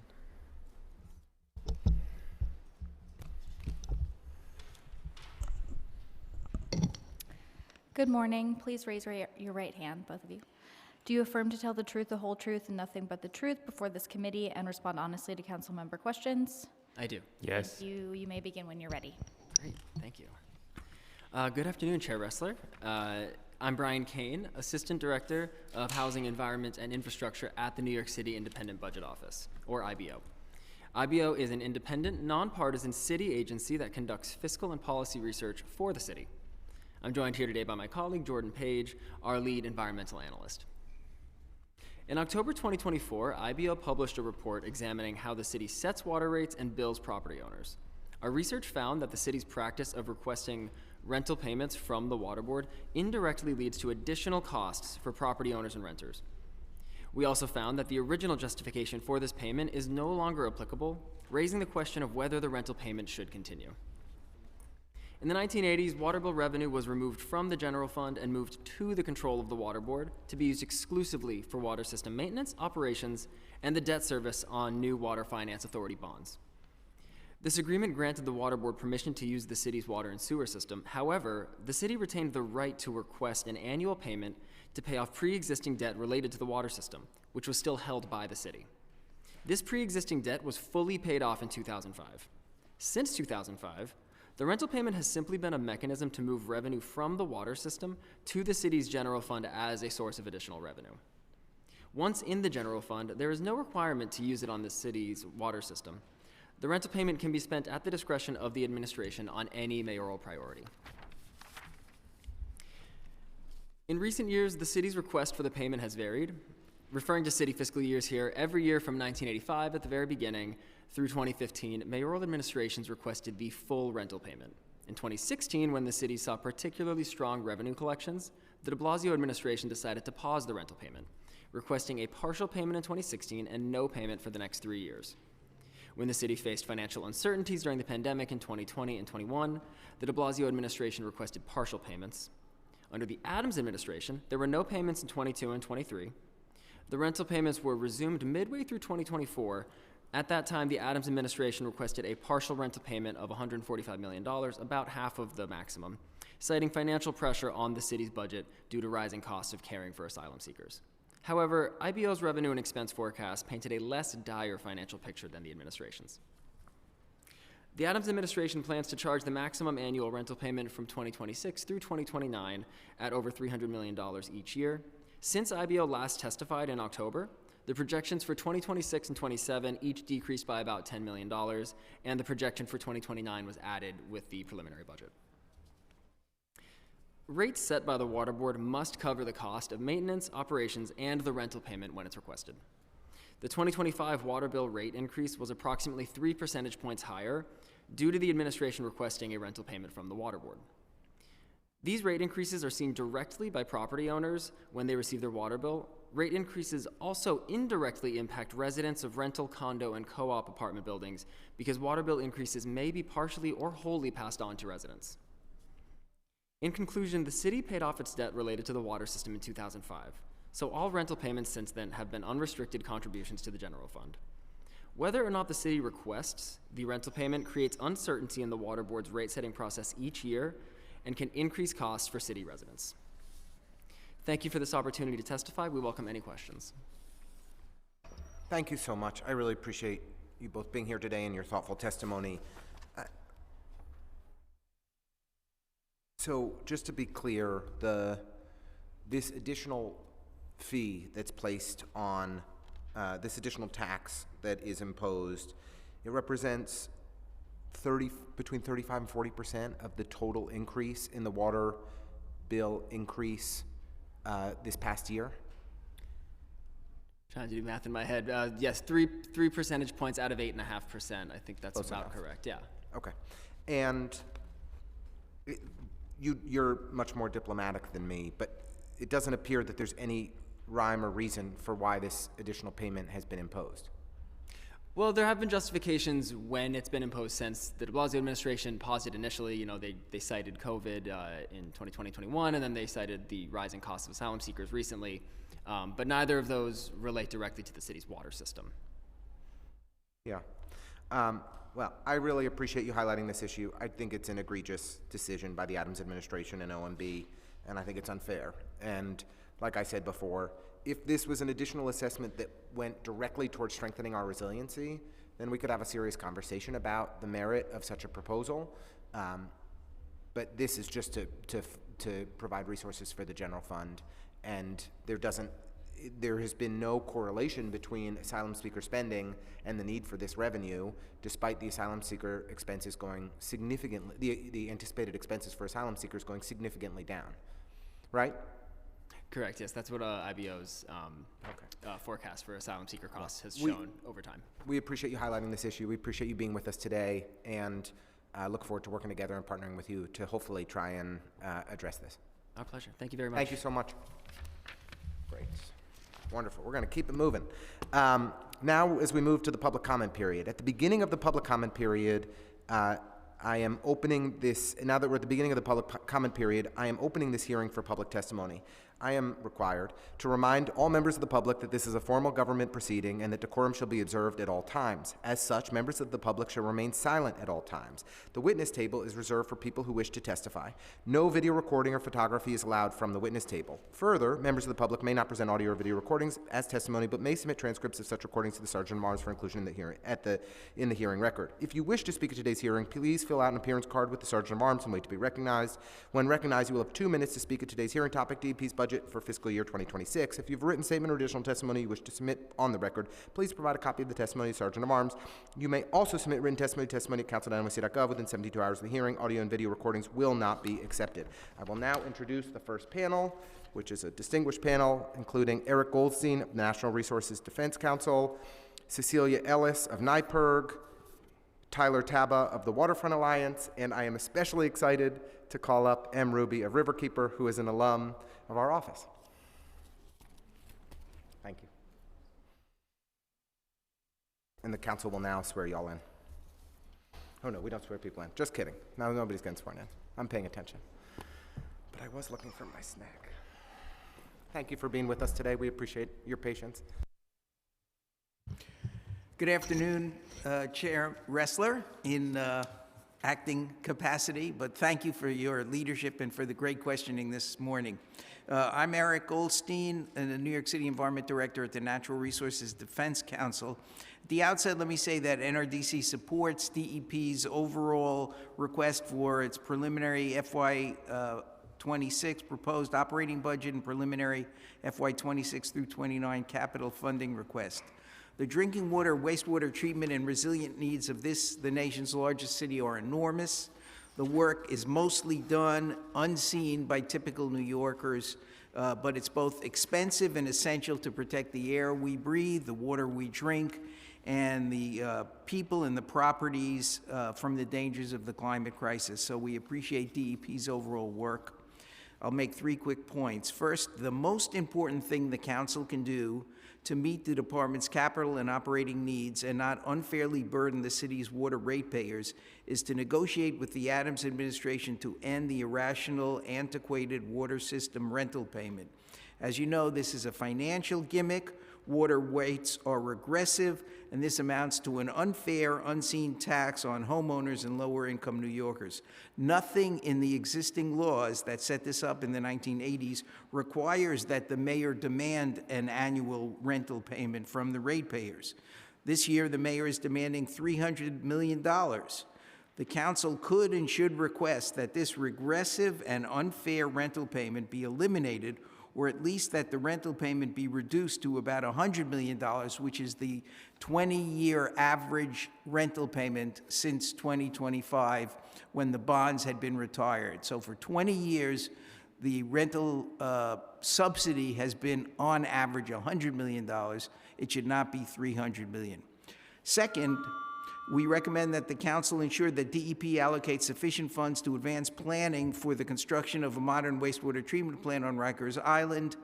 As you heard this morning, the sewage plants nearby are reaching the end of their useful life. They don't have sufficient space to capture and treat stormwater runoff, and they will need to be rebuilt, repaired, or replaced in the years to come. The study that you directed DEP to undertake in 2021 in the Renewable Rikers legislation about constructing a state-of-the-art wastewater treatment plant found not only that it was feasible, but according to DEP, that it's a potentially significant cost-saving investment.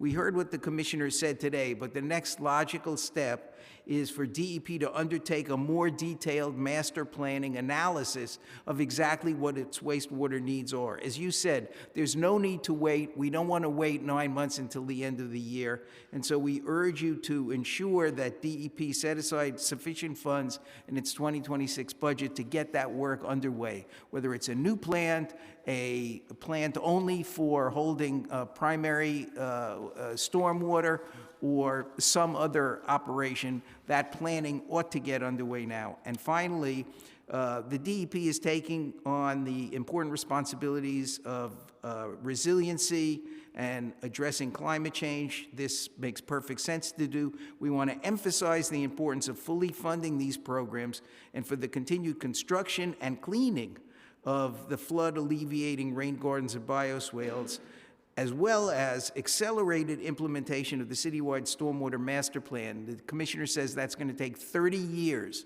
And if we got some of that money back from the rental payments, that program could be accelerated to protect those 83 neighborhoods. And finally, addressing extreme heat, which every year kills more New Yorkers than any other climate-related threat. We look forward to working with you, and we thank you for your attention. It's great testimony. Thank you. Good afternoon. My name is Cecilia Ellis. I am an environmental protection organizer with NYPIRG, the New York Public Interest Research Group. NYPIRG is nonpartisan, not-for-profit research and advocacy organization. Environmental protection, public health, consumer protection, higher education equity, and civic empowerment are our principal areas of concern. Thank you, Committee Chair Ressler and members of the committee, for allowing me the opportunity to testify about the city budget in support of Local Law 97 and Intro 1180. Recent decisions from the governor demonstrate an alignment with the current federal administration that is at odds with what New Yorkers want, such as approving the Iroquois natural gas pipeline expansion. Pipelines, we know, are not the future of New York. So right now it is paramount to the current moment that New York City moves boldly to shore up environmental protection efforts that are within your independent power, such as prioritizing building decarbonization. Once again, the country is looking to New York City to lead by example and act with appropriate urgency, protecting Local Law 97 by fully funding staff lines at the Department of Buildings, closing the landlord loophole with Intro 1180, adequately and robustly funding school electrification, amplifying testimony from our coalition partners at Align, and supporting Councilmember Williams' Resolution 711 in support of the state bill, Bucks for Boilers, are four arms of the same effort to protect New Yorkers. So along with a robust coalition of organizations and community members, we are concerned about efforts to see Local Law 97 weakened through compliance loopholes, lack of administrative support, or reduced penalties. As you know, OBEEP is in charge of implementing the law, the Office of Building Energy and Emissions Performance. NYPIRG is concerned that the mayor's preliminary budget is largely flat for the Department of Buildings and the staffing levels for OBEEP are unclear. Through the next few years, buildings will need to work harder to comply with Local Law 97, so we encourage the council to fight for an adopted budget that ensures sufficient funding for OBEEP's necessary staff levels dedicated to this initiative, though I'm glad to hear that the DEP gave thumbs up on that front so far. Secondly, we're concerned about the landlord loophole in Local Law 97 that allows for building owners to offset an egregious 50% of emissions through purchasing renewable energy credits. Thank you to Councilmembers De La Rosa and Ressler for introducing Intro 1180 that caps the amount of those emissions in order to ensure that wealthy building owners can't buy their way out of complying with the law. and allow Local Law 97 to achieve its full potential. The young people that NYPIRG works with know that there's no time to wait or move backwards, so Local Law 97 must be fully funded, supported, and implemented, and that means also passing Intro 1180 to close the landlord loophole. Thank you so much. Thank you.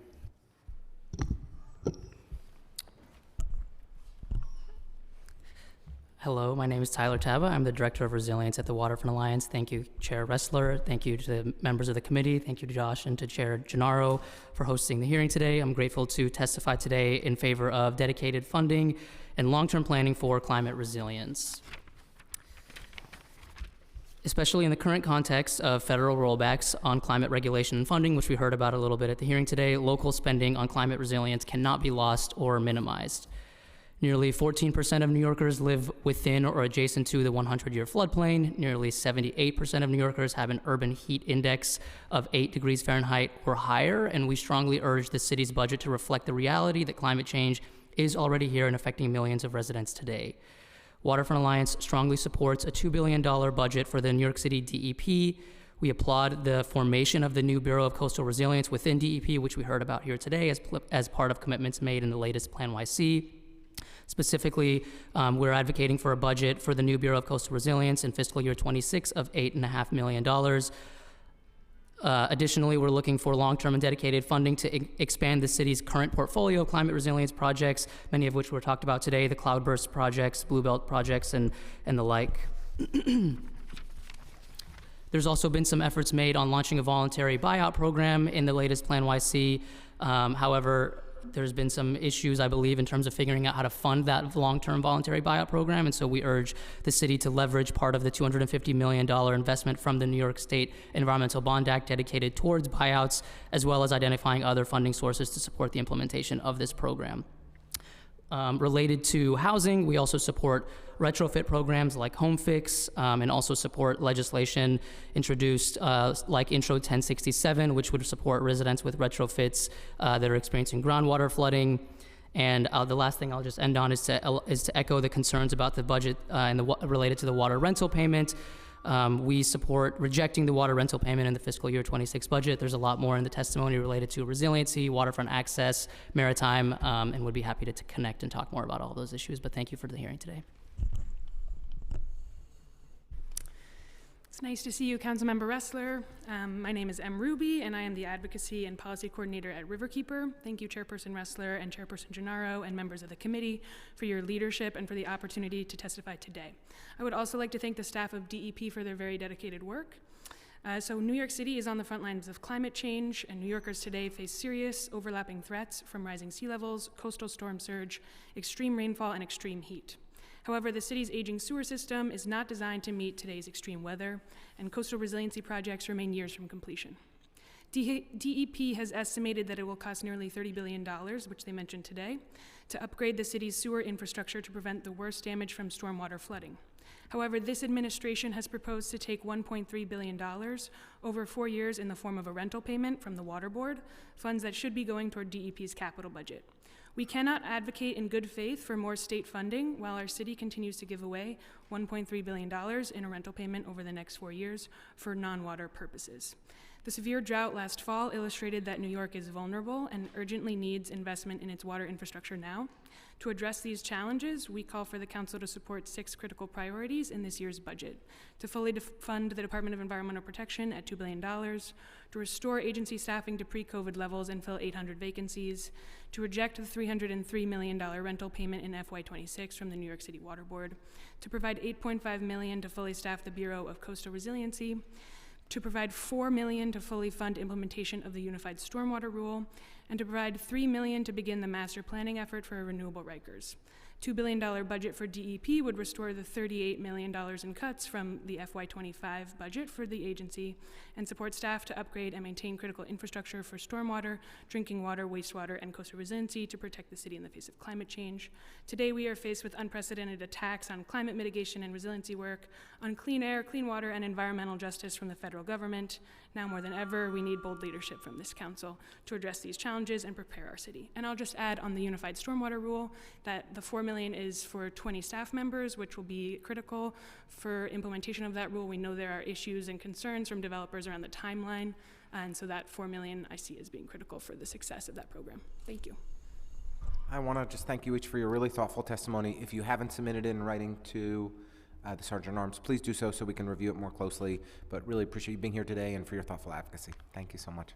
Thank you. All right. Next up, we have another old friend from District 33, Michael Higgins, New York City Environmental Justice Alliance from NEJA. Thank you for being here. Faiza Azam from Align, Aeneas Reyes from the Climate Museum, and Sarita Dafferty. I didn't see Sarita. From Freedom Agenda. Are any of these people on Zoom or they leave? No? Okay. All right, so can I add somebody else in? Great. And we will add in Hayden Brockett from the New York City Clean Air Collective. Thank you. I'll do this. I'll give you this back. Thank you. Do you want the Sarita one or no?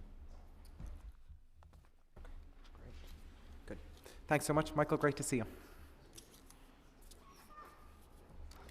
Good afternoon.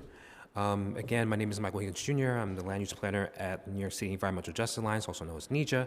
I'll keep it short. It's been a long day for you, Chair Ressler, and thank you again for hosting this space. NEJA is a founding member of the Renewable Rikers Coalition, a member to advance a green and restorative vision for renewable rikers and the environmental justice communities around it that coalesced after the announcement of the closure of the carceral facilities on the island during the de Blasio administration. Since then, the New York City Council has passed the Renewable Rikers Act, a package of 3 separate bills to both create a governance structure which would inform the management of the land on the island and decision-making on how the city would move that plan forward, and study potential uses that would support the city's reduced emission goals.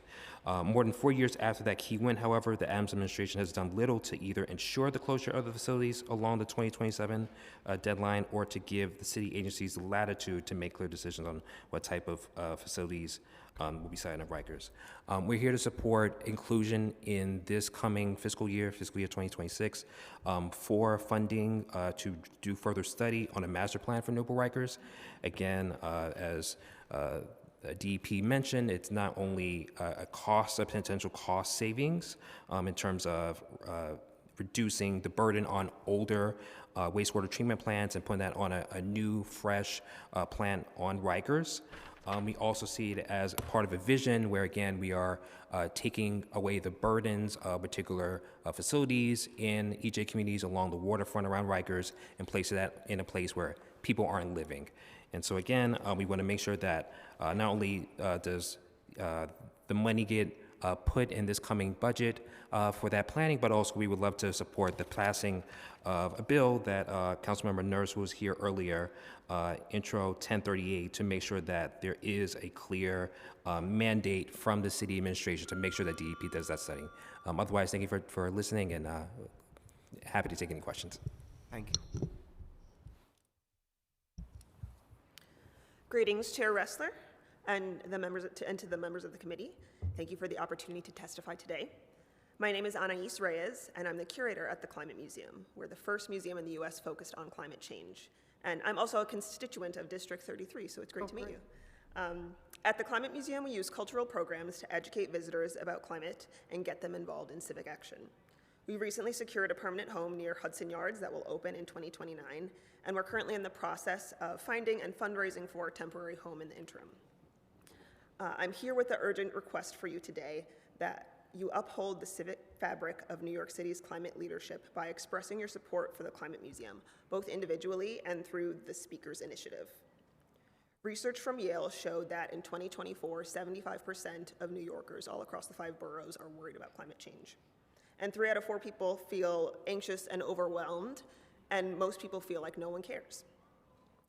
Through the exhibitions and events at the Climate Museum, we acknowledge people's worries and lived experiences. We connect people to tangible actions that they can take, and we build an empathetic and civically engaged and empowered community in the process. Put simply, our work is transformative. A peer-reviewed study recently confirmed the strong impact of our work. We are providing an essential service to New Yorkers, moving visitors from despair and isolation to communal engagement. This is how we fulfill our civic responsibility as a cultural organization and do our part for the betterment of New York City and for the environment. We all know that our values and rights are currently under attack right now, and now is the time to stand together for them and for civic and climate leadership. Today, I'm asking for your support in helping us to continue this vital work. First, we have submitted several member item requests, including to members of the committee. Chair Gennaro's support has been vital in establishing the Climate Museum, and we look forward to deepening that partnership. Second, we have also submitted a request as part of the Speaker's Initiative and asked for support with Speaker Adams. Finally, we're reaching out separately to Chair Gennaro's office about the resolution that he introduced in support of the Climate Museum's mission and development. Thank you for your partnership and for your time. Thank you.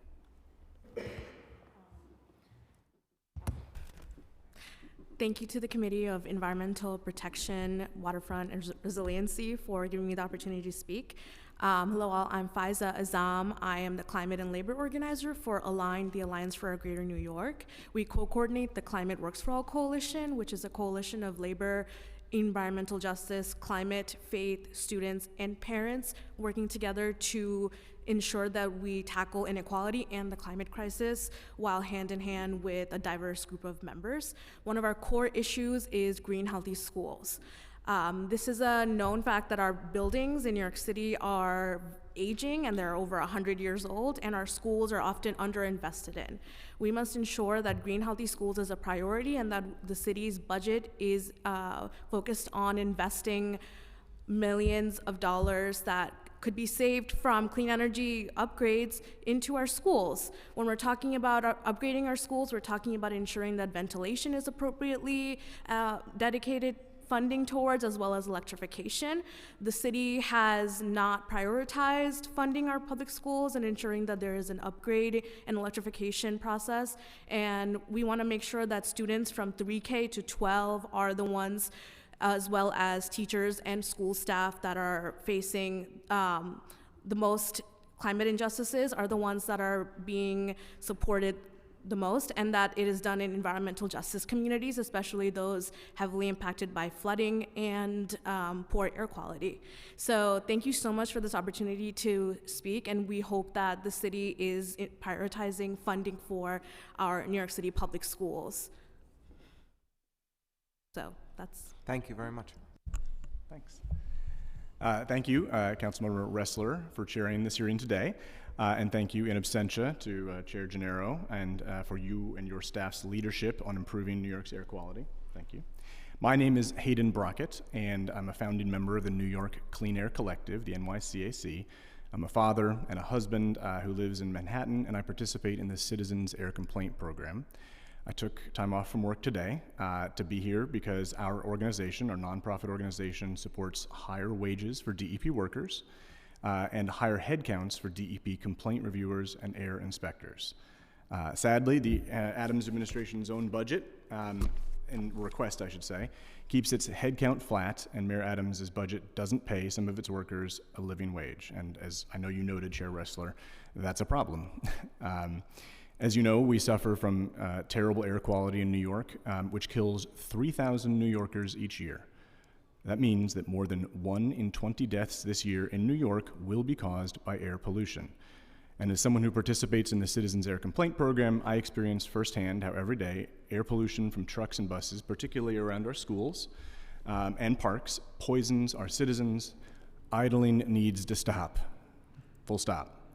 Let me make 3 points about some of the incorrect information put forth today about the budget impact of the CACP. First, this program is working well. When the city faces a climate crisis and multiple air quality emergencies, as we saw with wildfire last year, this program represents about 95% of air code enforcement and about $66 million lifetime dollars collected by the city. That's because although this council banned idling 50 years ago, that law went completely unenforced for decades. The council, however, has changed that because in 2018 that opened up citizens' air enforcement, and the citizen air complaints filed last year, 140,000 of them, are a victory both for the city council and for our clean air. And I just would like to say this is tangible work to protect our environment and stop climate change, as Anais mentioned. On the budget, make no mistake, this program increases city revenues because for every dollar paid as a reward to a citizen reporter, the city collects at least $4 more in revenue. This program is thus in itself a huge revenue positive, even before you account for the program lowering air pollution and associated health and hospital costs, which are the real goals. DEP's reviewers get a huge chunk of the credit for this, and they deserve higher pay. Citizen participants likewise deserve fair compensation for this serious work. And Chair Ressler, if the council caps or cuts this enforcement, you're only going to get dirtier air and lower city revenues, and it's that simple. To cut this program is just as dangerous as cutting the IRS budget to save money. Now, that's an idea that's popular in Washington, D.C., but New York City should reject such what I consider backwards thinking. Second, I think it's absolutely cynical to try and pit noise enforcement against air quality enforcement. As you noted, we can walk and chew gum at the same time. Chair Ressler, the council already, I will point out, has built in existing safeguards to the law if DEP cannot handle the volume of complaints, as the commissioner acknowledged. Thank you, sir. Just ask to wrap up if you don't mind. No problem. So I would just say there's no need to cut air quality to enforce our noise laws, and I think as you acknowledged, that's a budgetary choice by the Adams administration that hurts our environment. Thank you so much for your time. Thank you. Just want to thank you each for your very thoughtful testimony. We really appreciate it and look forward to working together with each of you. To the next panel, we've got 2 in person and 2 on Zoom. We're going hybrid. We'd now like to invite Linda Dada and Nikki Cross in person. Nikki Cross is from NILPI, as well as, I'm going to struggle here, but I'm going to do my best, Namil Jabeleddin on Zoom, and Andrea Scarborough also on Zoom. Thank you all. We'll start with the in-person folks and then unmute the people on Zoom, if that's okay. It's fine with me. Do we have can somebody help unmute Ms. Scarborough somewhere in the ether? No? Maybe Vanessa? Oh, you've been unmuted. Ms. Scarborough, you're up first. Go for it. Oh, I'm up? Okay, sorry. Well, good afternoon, Chair Ressler, and good afternoon, committee members. My name is Andrea Scarborough. I am a former president of My Civic, Addersley Park, a board member of the Queens Solid Waste Advisory Board, as well as a board member of the Southeast Queens Residents Environmental Justice Coalition, also known as Squarage. Squarage is an organization that advocates for environmental policy changes and tangible improvements in our Southeast Queens community. Today, I come before you speaking on behalf of Squarage. For many years, we have been seeking to work with the Department of Environmental Protection to resolve the issue of groundwater flooding in Southeast Queens. Our efforts have been hampered by an increasing lack of transparency on the part of DEP and their failure to engage with the community in any meaningful way. At one point, the agency would meet with community residents to discuss these issues. However, currently they refuse to engage at all. Most recently, DEP has conducted a pilot radial collection project in our community at 165th Street on Foch Boulevard in Jamaica. The purpose of this pilot project was to determine the efficacy of this procedure in lowering the water table, which would result in a reduction in our groundwater flooding. DEP has not provided any information to the community as to the findings of this project. We are left without any understanding as to if this project was successful and if additional pilot projects will be undertaken. Scourge other big concern is DEP's fairly recent position taken that residential property owners are solely responsible for mitigating the effects of groundwater intrusion into their property. In Southeast Queens in particular, the groundwater flooding can largely be directly traced to the actions of DEP when they took over the Jamaica water supply wells. I'm almost done. In the 1990s and ceased pumping from them. This led directly to a rising water table and flooding in our community. In statements by Jamaica Water Supply Purchase and in testimony before the City Council, DEP officials did acknowledge at that time and reconfirmed that cessation of pumping the Jamaica Water Supply wells led to a rise in water table.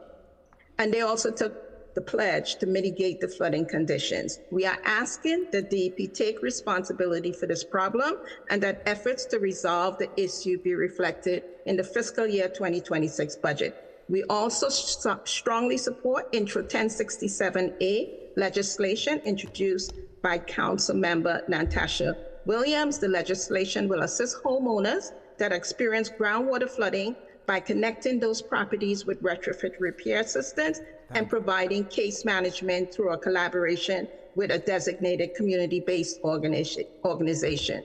We urge that this legislation be adopted and funded in the fiscal year 2026 budget. Thank you so much for your time. Thank you, Ms. Scarborough, for your testimony. And I believe that we've addressed, let me restate that, attempted to address some of these issues in the past at DP hearings, thanks to the leadership of Councilmember Williams. I know that answers have not always been satisfactory, so we will continue to follow up with Councilmember Williams and Chair Gennaro to figure out how we can be more helpful in addressing the needs of Southeast Queens and the broader Jamaica community. So thank you for your diligent advocacy and your presence here with us today. And I know Councilmember Williams is a tremendous champion for exactly these issues. So thank you very much. And with that, I'll kick it over to the folks who are here in person. Thanks very much. I'm Nikki Cross, staff attorney for the Environmental Justice Program at NILPI, New York Lawyers for the Public Interest. Our EJ program works on a range of community-driven priorities, but the focus of my testimony is on sewer backups and flooding in Queens. Communities in which the city has historically invested less money and resources, which tend to be Black, brown, and low-income communities, disproportionately bear the burdens of flooding and sewage backups. For example, residents in Queens, the city's most racially diverse borough, made over 4,000 backup complaints involving private sewer systems to DEP in 2022 alone.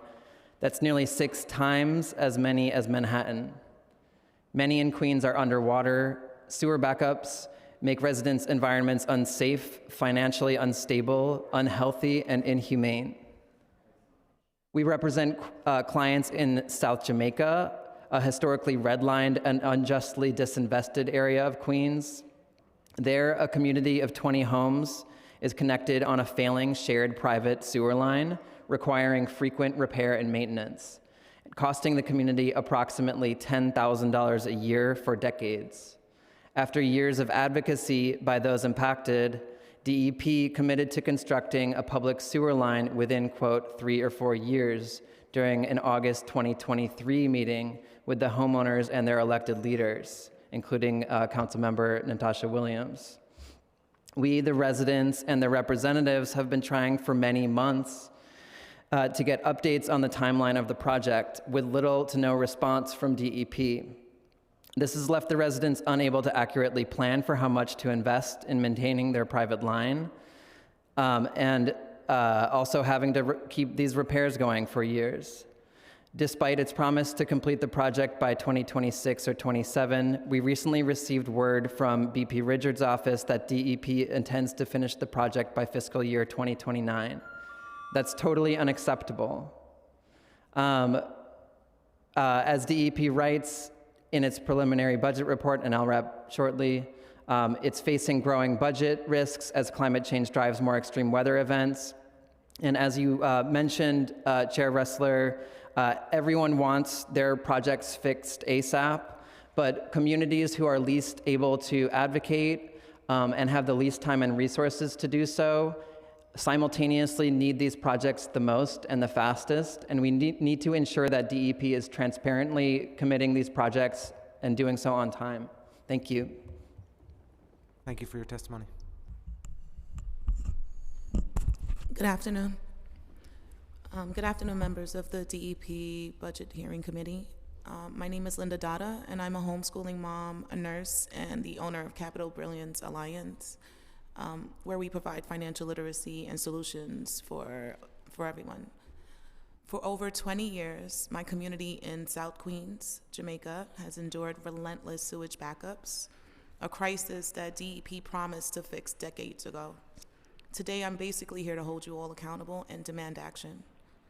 In our neighborhood, known as Bricktown, 20 newer construction homes that were meant to be dreams for us are plagued by sewage backups. These homes were built on fraudulent infrastructures with sewage pipes that are about 2 inches smaller than the standard. And this negligence has caused raw sewage to flood into our basements and living spaces, while the older brick homes with original infrastructure remain unaffected. For 20 years, we've been told this would be fixed. For over 20 years, we've been ignored. The consequences are devastating. Toxic mold caused by sewage has led to health issues like asthma, especially in our children. The emotional toll is crushing. Years of mental distress, anxiety, and sleepless nights. Every time it rains, we all go into a communal panic, trying to see who's affected and if we can even afford the $1,000 it costs to call private companies to clean the lines. Sometimes neighbors even go into manholes themselves to try to alleviate the flooding. And despite the promises that DEP has made, they do not come out to do the cleaning during the floods, which leaves us to kind of fend for ourselves. Even as early as 3 years ago, DEP promised to alleviate the cost of us calling the trucks to come out.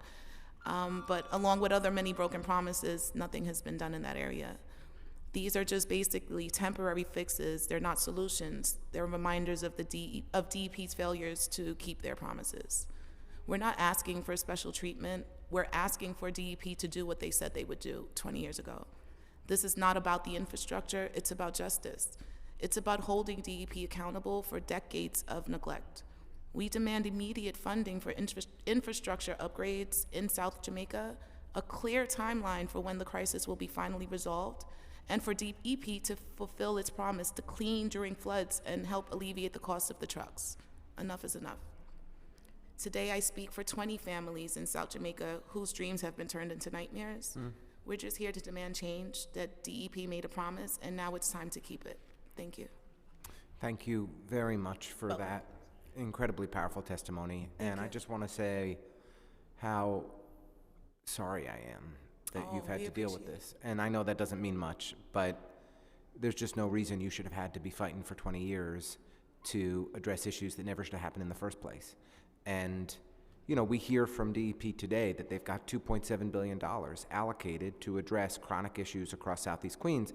And that's a beautiful thing. And that is a result of advocacy from you and many, many neighbors over an extended period of time, recognizing, you know, how unfairly the Southeast Queens community has been treated and how inadequate our infrastructure is. But the solutions are too slow, and we have to hold them accountable and be aggressive, you know, residents and elected officials together to get the improvements that you deserve. And so you're also in Councilmember Williams' district? I am, and Yeah. I'll be honest with you, I haven't really, you know, we've gone through about 3 different Council members? council people, Right. yeah, council members, and I was hopeful for Natasha Williams' office, but I'll be honest, you know, that apology that you gave, it's really heartfelt because in 20 years, that's the first time we've received one. Well, I can Deep tell you, her neighbor. I appreciate it. I mean, I will tell you, Councilmember Williams is one of the. She's amazing. She's She is. amazing. She is. Like, she's amazing. But she's And doing a lot too. I think she just has a lot on her plate as well. yeah, but we'll follow up with her. We'll talk, and we'll make sure that you know, your testimony is shared with her today, and we'll figure out how we can work together to be helpful. And we appreciate you being here and taking the time. Thank you. Thank you for taking sharing. the time to see us. And now we'll hear from Nabil online. Oh, hello. Can you all hear me? Hello? Yes. Okay, perfect. Okay. Hey, I'm Nabil Jamaldeen, local resident of East Elmhurst under Shekhar Krishnan's district.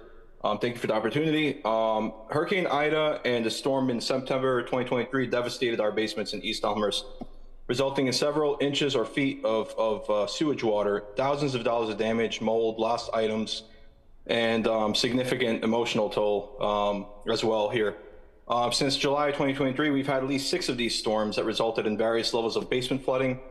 And the DEP has built some new green infrastructure around the neighborhood, but and they've done some cleaning as of last year. But we still have yet to hear about the study that's being done for our neighborhood regarding the Cloudburst project, as well as pre-existing rampant street ponding all over the neighborhood that doesn't help the situation at all.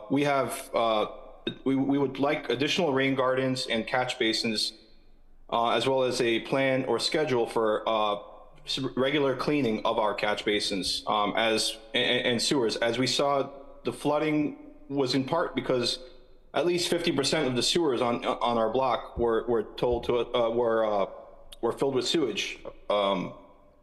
So I support both Intro 1067 and 1150, as these devastating storms are only becoming more frequent, and residents of East Elmhurst are in dire need of flood resiliency. Thank you for your consideration. Thank you so much for being with us, and tremendously appreciate your advocacy for the community in East Elmhurst. And we'll follow up with Councilmember Krishnan to figure out how we can do more to be of assistance. So thank you so much. Thank you. Thank you. Thank you to the panel. Appreciate your thoughtful testimony. It's very powerful. Appreciate it. Next panel up, we're going to hear from Lisa Alpert from Greenwood Cemetery, Brooklyn's own. Theodore Macris from the Center for New York City Neighborhoods. Theodora. And Tony Orez from Neighborhood Housing Services from NHS. And Dara Ilowski from Save the Sound. And I apologize to anyone whose name I butchered. Thank you. In whatever order you're all so motivated is fine. Sorry, I have a hard out in 10 minutes. If it would be okay, sorry. Absolutely, don't be sorry. And apologies for being rude for leaving before Go you ahead. guys. Oh, that's okay. You just got to hit the button. Just hit the button on the microphone. Oh, sorry. I think you're on. Okay, I think I'm on. Good afternoon. My name is Dara Ilowski. You're very close on the pronunciation. Well done. And I'm the New York staff attorney at Save the Sound. Save the Sound is a nonprofit organization that works to improve and protect the environment of the entire Long Island Sound region, including the Upper East River. Save the Sound, as endorsers of the Renewable Rikers campaign, urges this committee to recommend $3 million in the DEP budget to begin the master planning effort outlined in Intro 1038 to redevelop Rikers Island for sustainability and resilience. We thank Councilmember Nurse and co-sponsors, including my representative, Councilmember Chi Osei, for this important bill. The future for Rikers Island envisioned by the Renewable Rikers campaign would be a game changer for the city in many ways, but I'm going to focus on water quality today.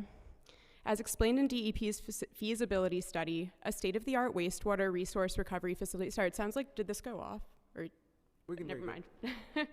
A state-of-the-art wastewater resource recovery facility on Rikers Island would replace 4 outdated facilities currently operating along and discharging into the Upper East River. These existing facilities are not adequate to help the city meet our current or future water quality goals, and continued reliance on them contributes to environmental burdens disproportionately forced on the environmental justice communities surrounding them, and destroys the recreation and economic potential of city waters. Much of the Upper East River and its bays and tributaries are impaired, including for fecal coliforms and dissolved oxygen. Combined sewer overflows are a regular problem, with water body advisories active for the East River west of the Whitestone Bridge just yesterday, just as one example. And based on annual water quality data reporting by Save the Sound, the Western Narrows, which include the Upper East River, has earned an F grade for overall health every year since 2008. With climate change further stressing these already strained systems and new regulations forthcoming to address the most up-to-date water quality science, these nearly 100-year-old facilities do not have the technology or capacity to meet the moment. A major change is needed, and the city has a rare opportunity here on Rikers Island. At this point, the city is at risk of that opportunity slipping away absent a clear plan to get us there. Developing this master plan for the future of Rikers Island is an essential step toward a healthier environment for all New Yorkers, and I urge this committee to pursue the $3 million necessary for that planning. Thank you. Thank you. Hi, good afternoon. My name is Theodora Macris, and I'm a senior program manager at the Center for New York City Neighborhoods, a nonprofit that promotes and protects affordable home ownership for middle and working class families. I would like to thank members of this committee for holding today's budget hearing, and I'm happy to be with you today. Today, I want to highlight 3 critical investments New York City must make to protect homeowners from escalating storm risks and ensure long-term housing stability. Number 1, expand access to resiliency retrofit programs. Homeowners need financial support to afford essential flood resiliency upgrades, such as backwater valves and sewer line repairs.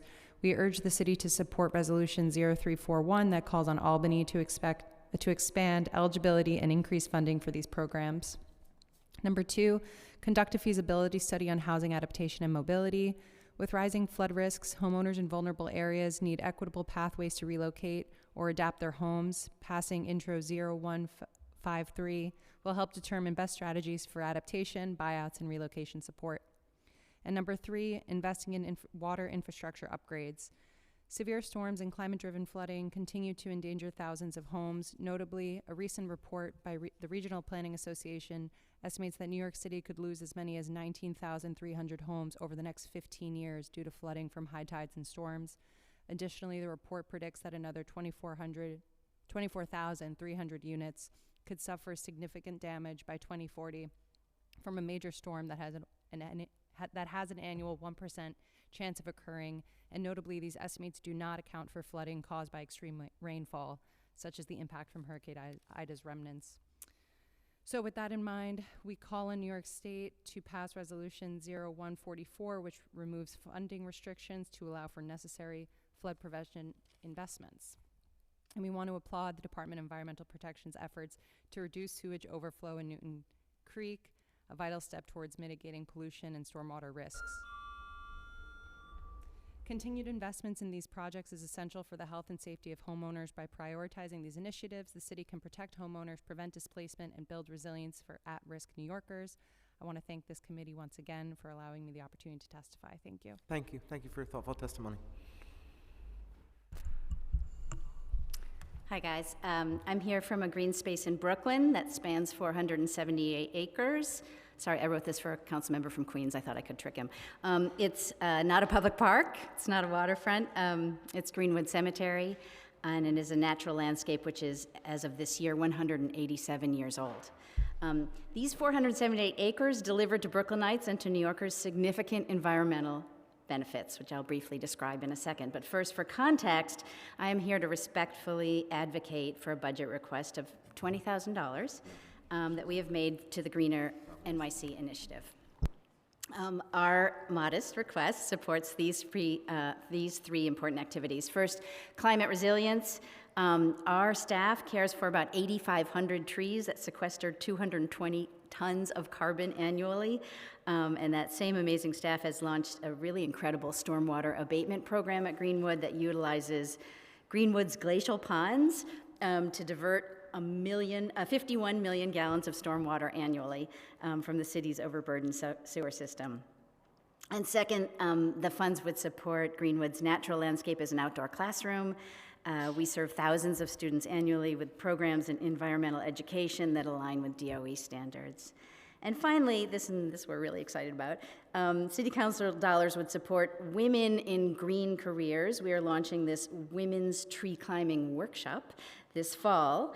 It'll take place at Greenwood utilizing the towering trees of Greenwood's accredited arboretum, and in partnership with a woman-owned and woman-operated tree care company, we will train women for careers in tree care, a field where they currently make up just 5% of the workforce. And with City Council support, we can provide scholarships for aspiring tree care specialists who lack financial resources. So on behalf of Greenwood, I urge the council to invest in these critical initiatives, and I did it. Thank you for your time. Thank you, Lisa. That was great. Yeah. Good afternoon. My name is Tanya Orris. Thank you, council member and your team, for your time. My name is Tanya Orris. I'm the new Chief Executive Officer for Neighborhood Housing Services of New York City. There's neighborhood housing services organizations throughout New York City. There's 2 in Brooklyn, 2 in Queens, 2 in the Bronx, and 1 on Staten Island. We provide residents with the tools they need to buy, improve, and keep their homes, but we also provide home repair assistance that directly are caused by storms, directly caused by wind and hurricanes, and we receive requests for services on a regular basis to address these issues. We are funded through the city and the state. The funds are not enough, especially when the calls come in repeatedly, and we are advocating for funds for this year to increase the loan fund program, which is a program that provides only 4 grants per year, per borough, I should say, and that's $1 million, and it should be more. So we have an extensive waiting list, and we are also asking on behalf of NHS of New York City $3 million to support our home repair efforts. And this will, I know it was addressed earlier regarding putting a lien on the property, and it's evaporating over time. So this is the services that we do provide. We are advocating for City Council and DEP to think about neighborhood housing services and other like organizations when creating different programs and services because it is needed. With the increased frequency of extreme weather events, we know that low and moderate families continue to be hit the hardest, so we're advocating on their behalf. So thank you for your support and your time. Thank you for your thoughtful testimony and for your advocacy. Appreciate you being here. Congrats on your new role leading NHS of NYC, or not new role. I thought you said it was new. Yes, it is. It is. Congrats. Yes. It's new, but I've been with NHS for about 30 years, born and raised in Brooklyn, Williamsburg. So, terrific. Where in Williamsburg? On Lynch, between Lee and Marcy. District 33? Yes. And you know, the good news is, as Molly, we got $2.1 million in the preliminary budget to redo the PS 380 playground. Oh, wow. So that that's was right my old school. right there. Did you go to PS 380? Yes, I did. Oh my God, we're gonna have you come visit the school. And IS 71 around the corner. Did you really? Yes, Okay, and we're working on the air conditioning in the auditorium there for this budget too. But we would love to have you come visit the students at PS 380. Wonderful. That would be really special. All right. It's one of our priority schools in District 33, Great. so that would Thank be great. you. It's great to meet you. Burnell is one of my Burnell, yes, favorites. my predecessor, yes. So, you know, Yes. only love for Burnell. Yes. Okay, great. Thank you all for being here. We really appreciate it, and congratulations. Next up, our last in-person panel, we've got, and I apologize for mispronunciations, but Zule Velasquez, Chris Hartman, and Sharon Brown, each representing themselves. Thank you.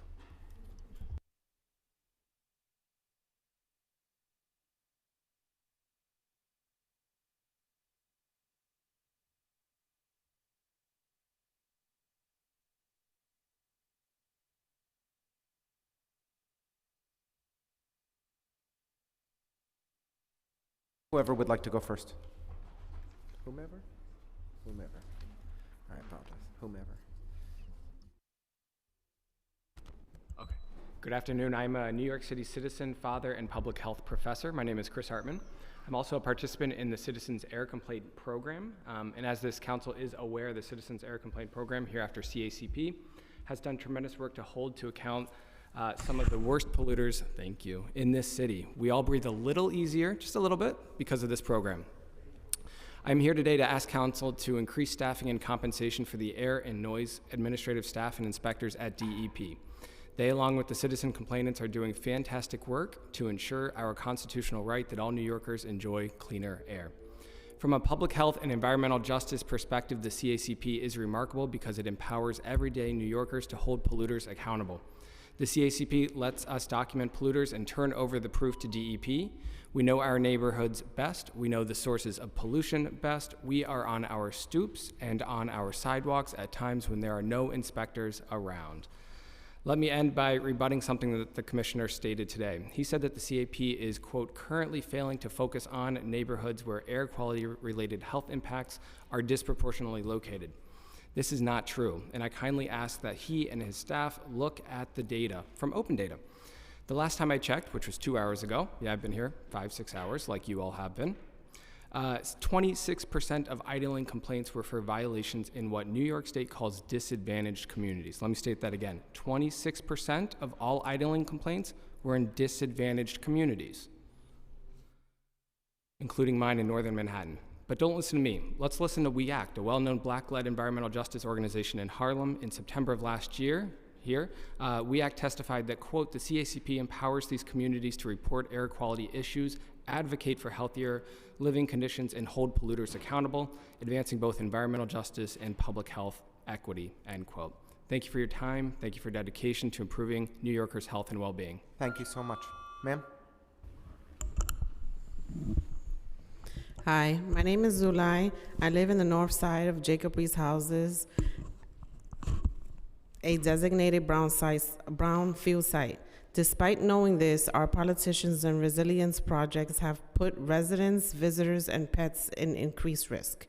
I am here today to ask, why must we wait 2 more years until the resilience project ends to clean up our contaminated grass and soil? Why blame the old gas manufacture plant for potential leakage mixing with salt water from Hurricane Sandy? But no one is addressing the bigger issue. Our entire development underwent a rat abatement, yet no cleanup follow-up. Meanwhile, our water is repeatedly shut off as they cut into our pipes for the East Coastal Resilience Project. Since 2022, the residents' pets have fallen ill after the arsenic scare. People have died with arsenic in their bloods, and our pets are suffering with from allergies to death. Our buildings shake, streets cracking, and construction debris not only coats our homes, but also has worsened respiratory issues. NYCHA residents along the East Coast, the East River, aren't given basic warnings, clean water, or air purifiers. I ask that the funds be put aside to protect our health and safety. We refuse to be ignored anymore or sacrificed due to the resilience projects. We are not being heard when we call 311. Complaints are rerouted to NYCHA, which fail to follow up and advocate for us. May I also say that the holes that they are putting for the bridge that they are creating are being left open, the sewer holes, and that is affecting everyone. And we don't know how many years that pollution is gonna last or how far it's expanding. And it smells, we all have migraines, and our cell service is always being interrupted. The construction, I don't know if it's related to the construction, but there's so many residents complaining about the same issue. There has to be some connection. Thank you so much, Ms. Velasquez. We will follow up with Councilmember Rivera and see what we can do as well with the Public Housing Committee to try and address some of the conditions around Reese Houses. We really appreciate your presence here today and your thoughtful testimony. Ms. Brown. Hello, my name is Sharon Brown. Before I get started, remember the hostages, release the hostages, let Yahweh's people go. Defend Israel. Okay, for the infrastructure, we need storm drains, more storm drains. People have been leaving the areas where there has been massive flooding, and they have been moving from there because of the damage in their homes and because of the damage on the roads, because of the standing water and the environment of the standing water. It's dangerous to have water standing. Everyone is aware of the announcements that they make, do not have standing water and things like that. So the fact that this is something happening, it needs to be cured immediately. We need to address all the environmental issues. We have to take an assessment of all the environmental issues that we have facing the 5 boroughs, and one of them is flooding. And the flooding is a serious issue because of the standing water. It is very serious. We need more sewers, more drainage. Standing water, as I said, is a problem. We can get filtration trucks, and we can build a whole new filtration system of how we deal with the water. We need to get someone to make plans, or if I have to come in and help design something where we run off the water instead of having it stay on streets, we find a way to run the water off into certain other areas so that it won't be standing water, and we can clean the waters instead of having it staying there as a toxin for the people. And climate change does not need to be funded. God controls the weather.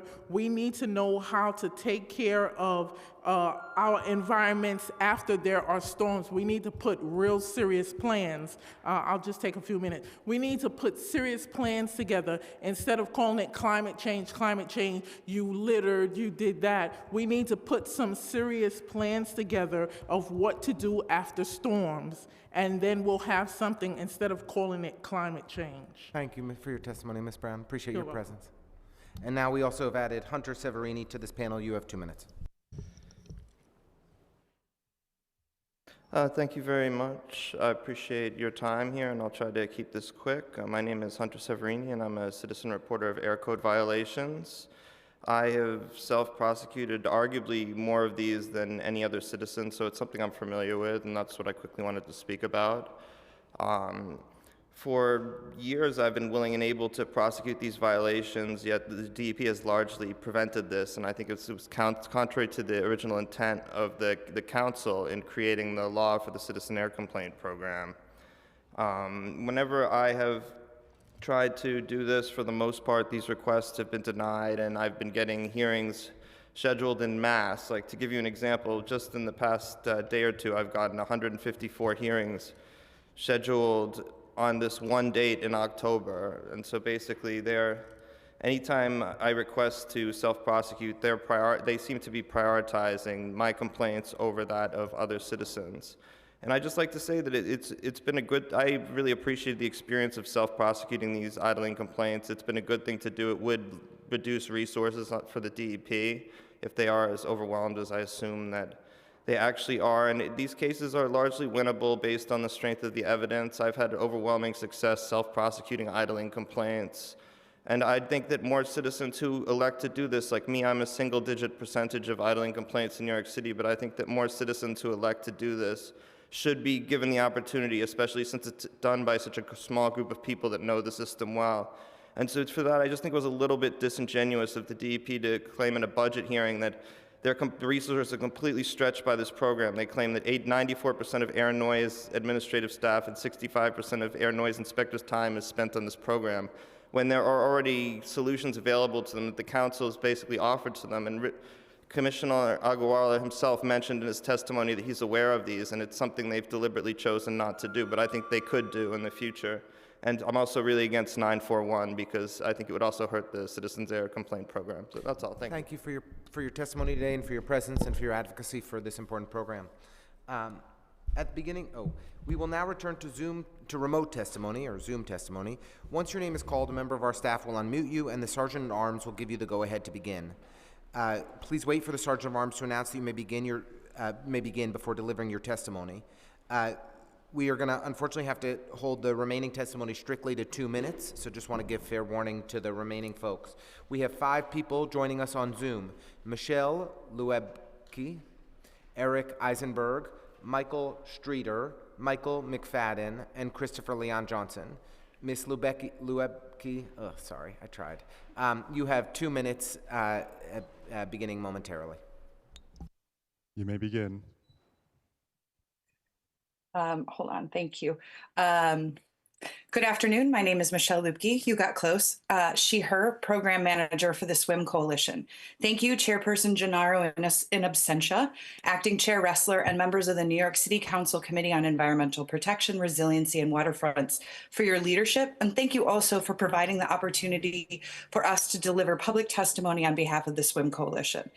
Stormwater Infrastructure Matters, SWIM, Coalition is a group of 70-plus organizations dedicated to ensuring the mandates of the Clean Water Act, swimmable and fishable waters in New York City through sustainable stormwater management practices, including both gray and green infrastructure. SWIM Coalition member organizations endorse a truly sustainable view of watershed management, one that restores ecological systems, creates local economic opportunities, and equitably distributes the numerous benefits of green infrastructure. The next decade is crucial in terms of how we address our stormwater and climate change-related challenges in New York City. At the same time, we are faced with unprecedented attacks from the federal government on climate mitigation and resiliency work, on clean air, clean water, and environmental justice. With federal funding insecure or entirely non-existent, now more than ever, we need bold leadership from the New York City Council and this administration to ensure that critical agencies receive adequate funding and resources to protect our ecosystems and prepare for a changing climate. The SWIM Coalition echoes our partners at Riverkeeper, advocating to, 1, fully fund the Department of Environmental Protection at $2 billion, a $370 million increase from the preliminary budget.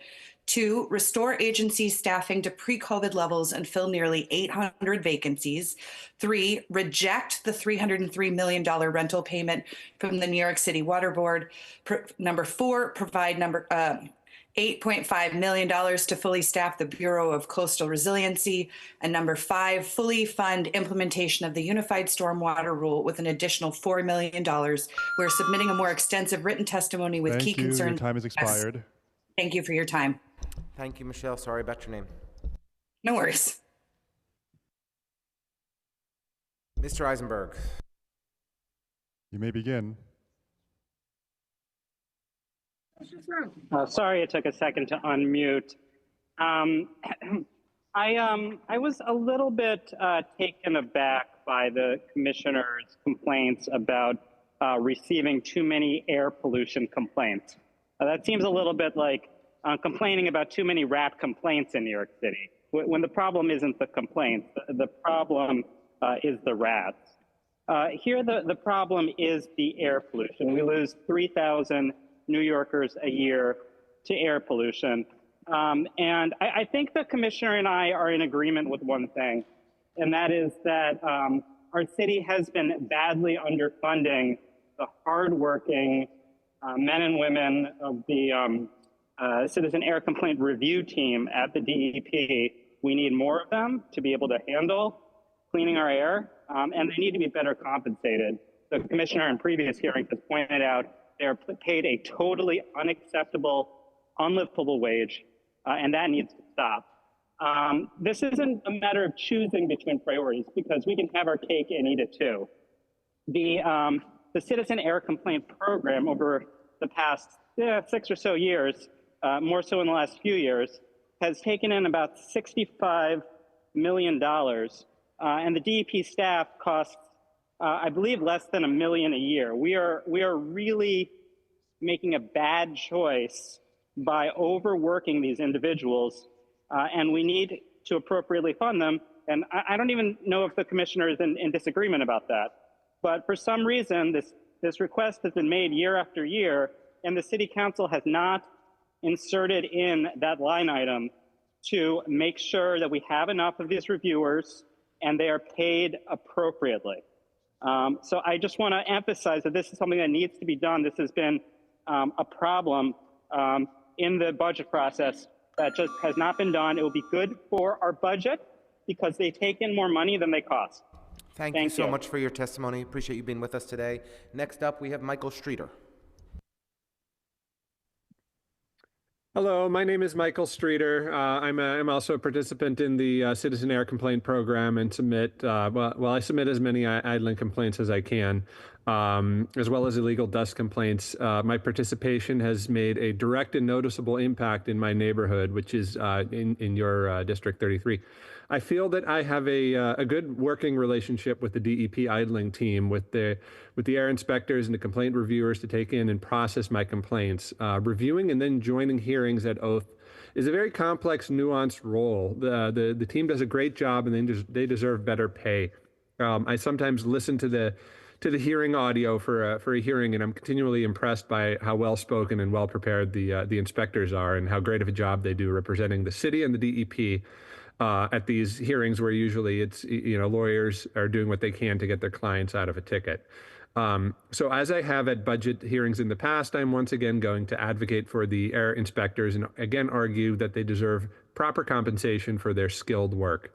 Also, I think it's incredibly cynical to suggest that Intro 941 would reduce the workload for these inspectors and reviewers. Capping awards to lower the workload, as mentioned before, is like Trump cutting funding for the IRS. The way to reduce the workload is to reduce idling behavior. We are on that path right now, but if you have an 8-month backlog, that only slows down the progress.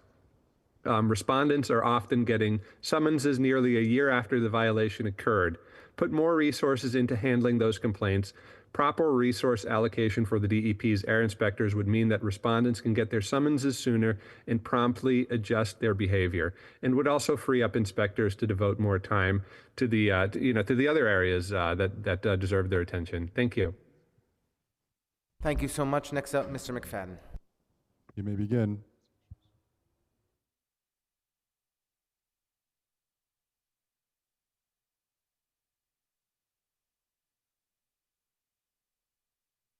Okay, next up, Christopher Leon Johnson.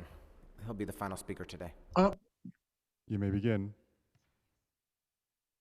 Okay, Michael McFadden, you've now been unmuted, but you're on the clock.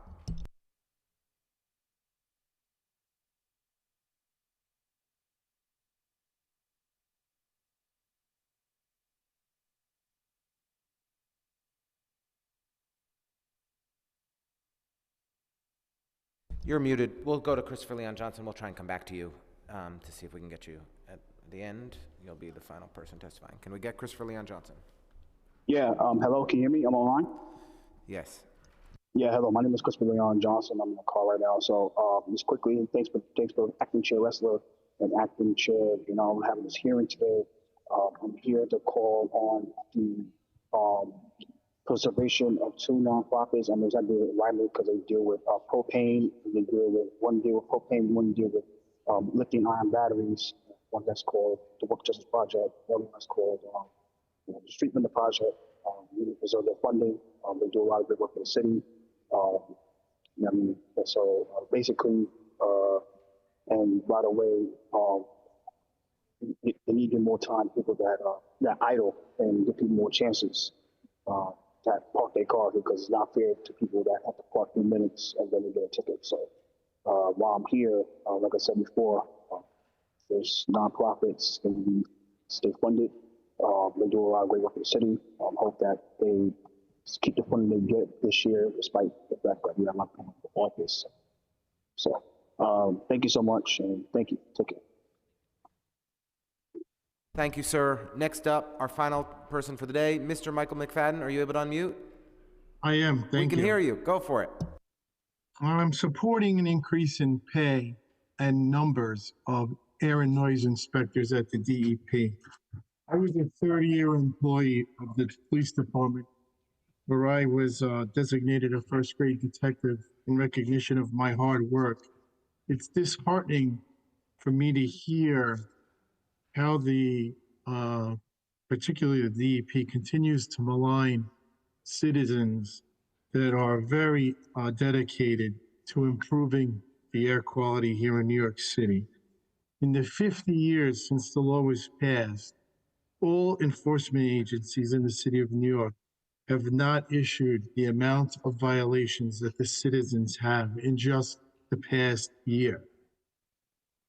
If any agency in New York City increased enforcement on a level that the citizens have here in New York, the head of that agency would be up for international recognition for the improvements to improving the environment. I'd also like to add that all of these violations made by the citizens are camera violations. These recordings are reviewed by the DEP before they are approved and ultimately result in a violation. We love noise cameras here in New York City. We love the speed camera enforcement here in New York City. But when it's a camera violation recorded and by a citizen, there seems to be some disconnect. As far as reporting in environmental justice communities, I myself have issued many violations in environmental justice communities.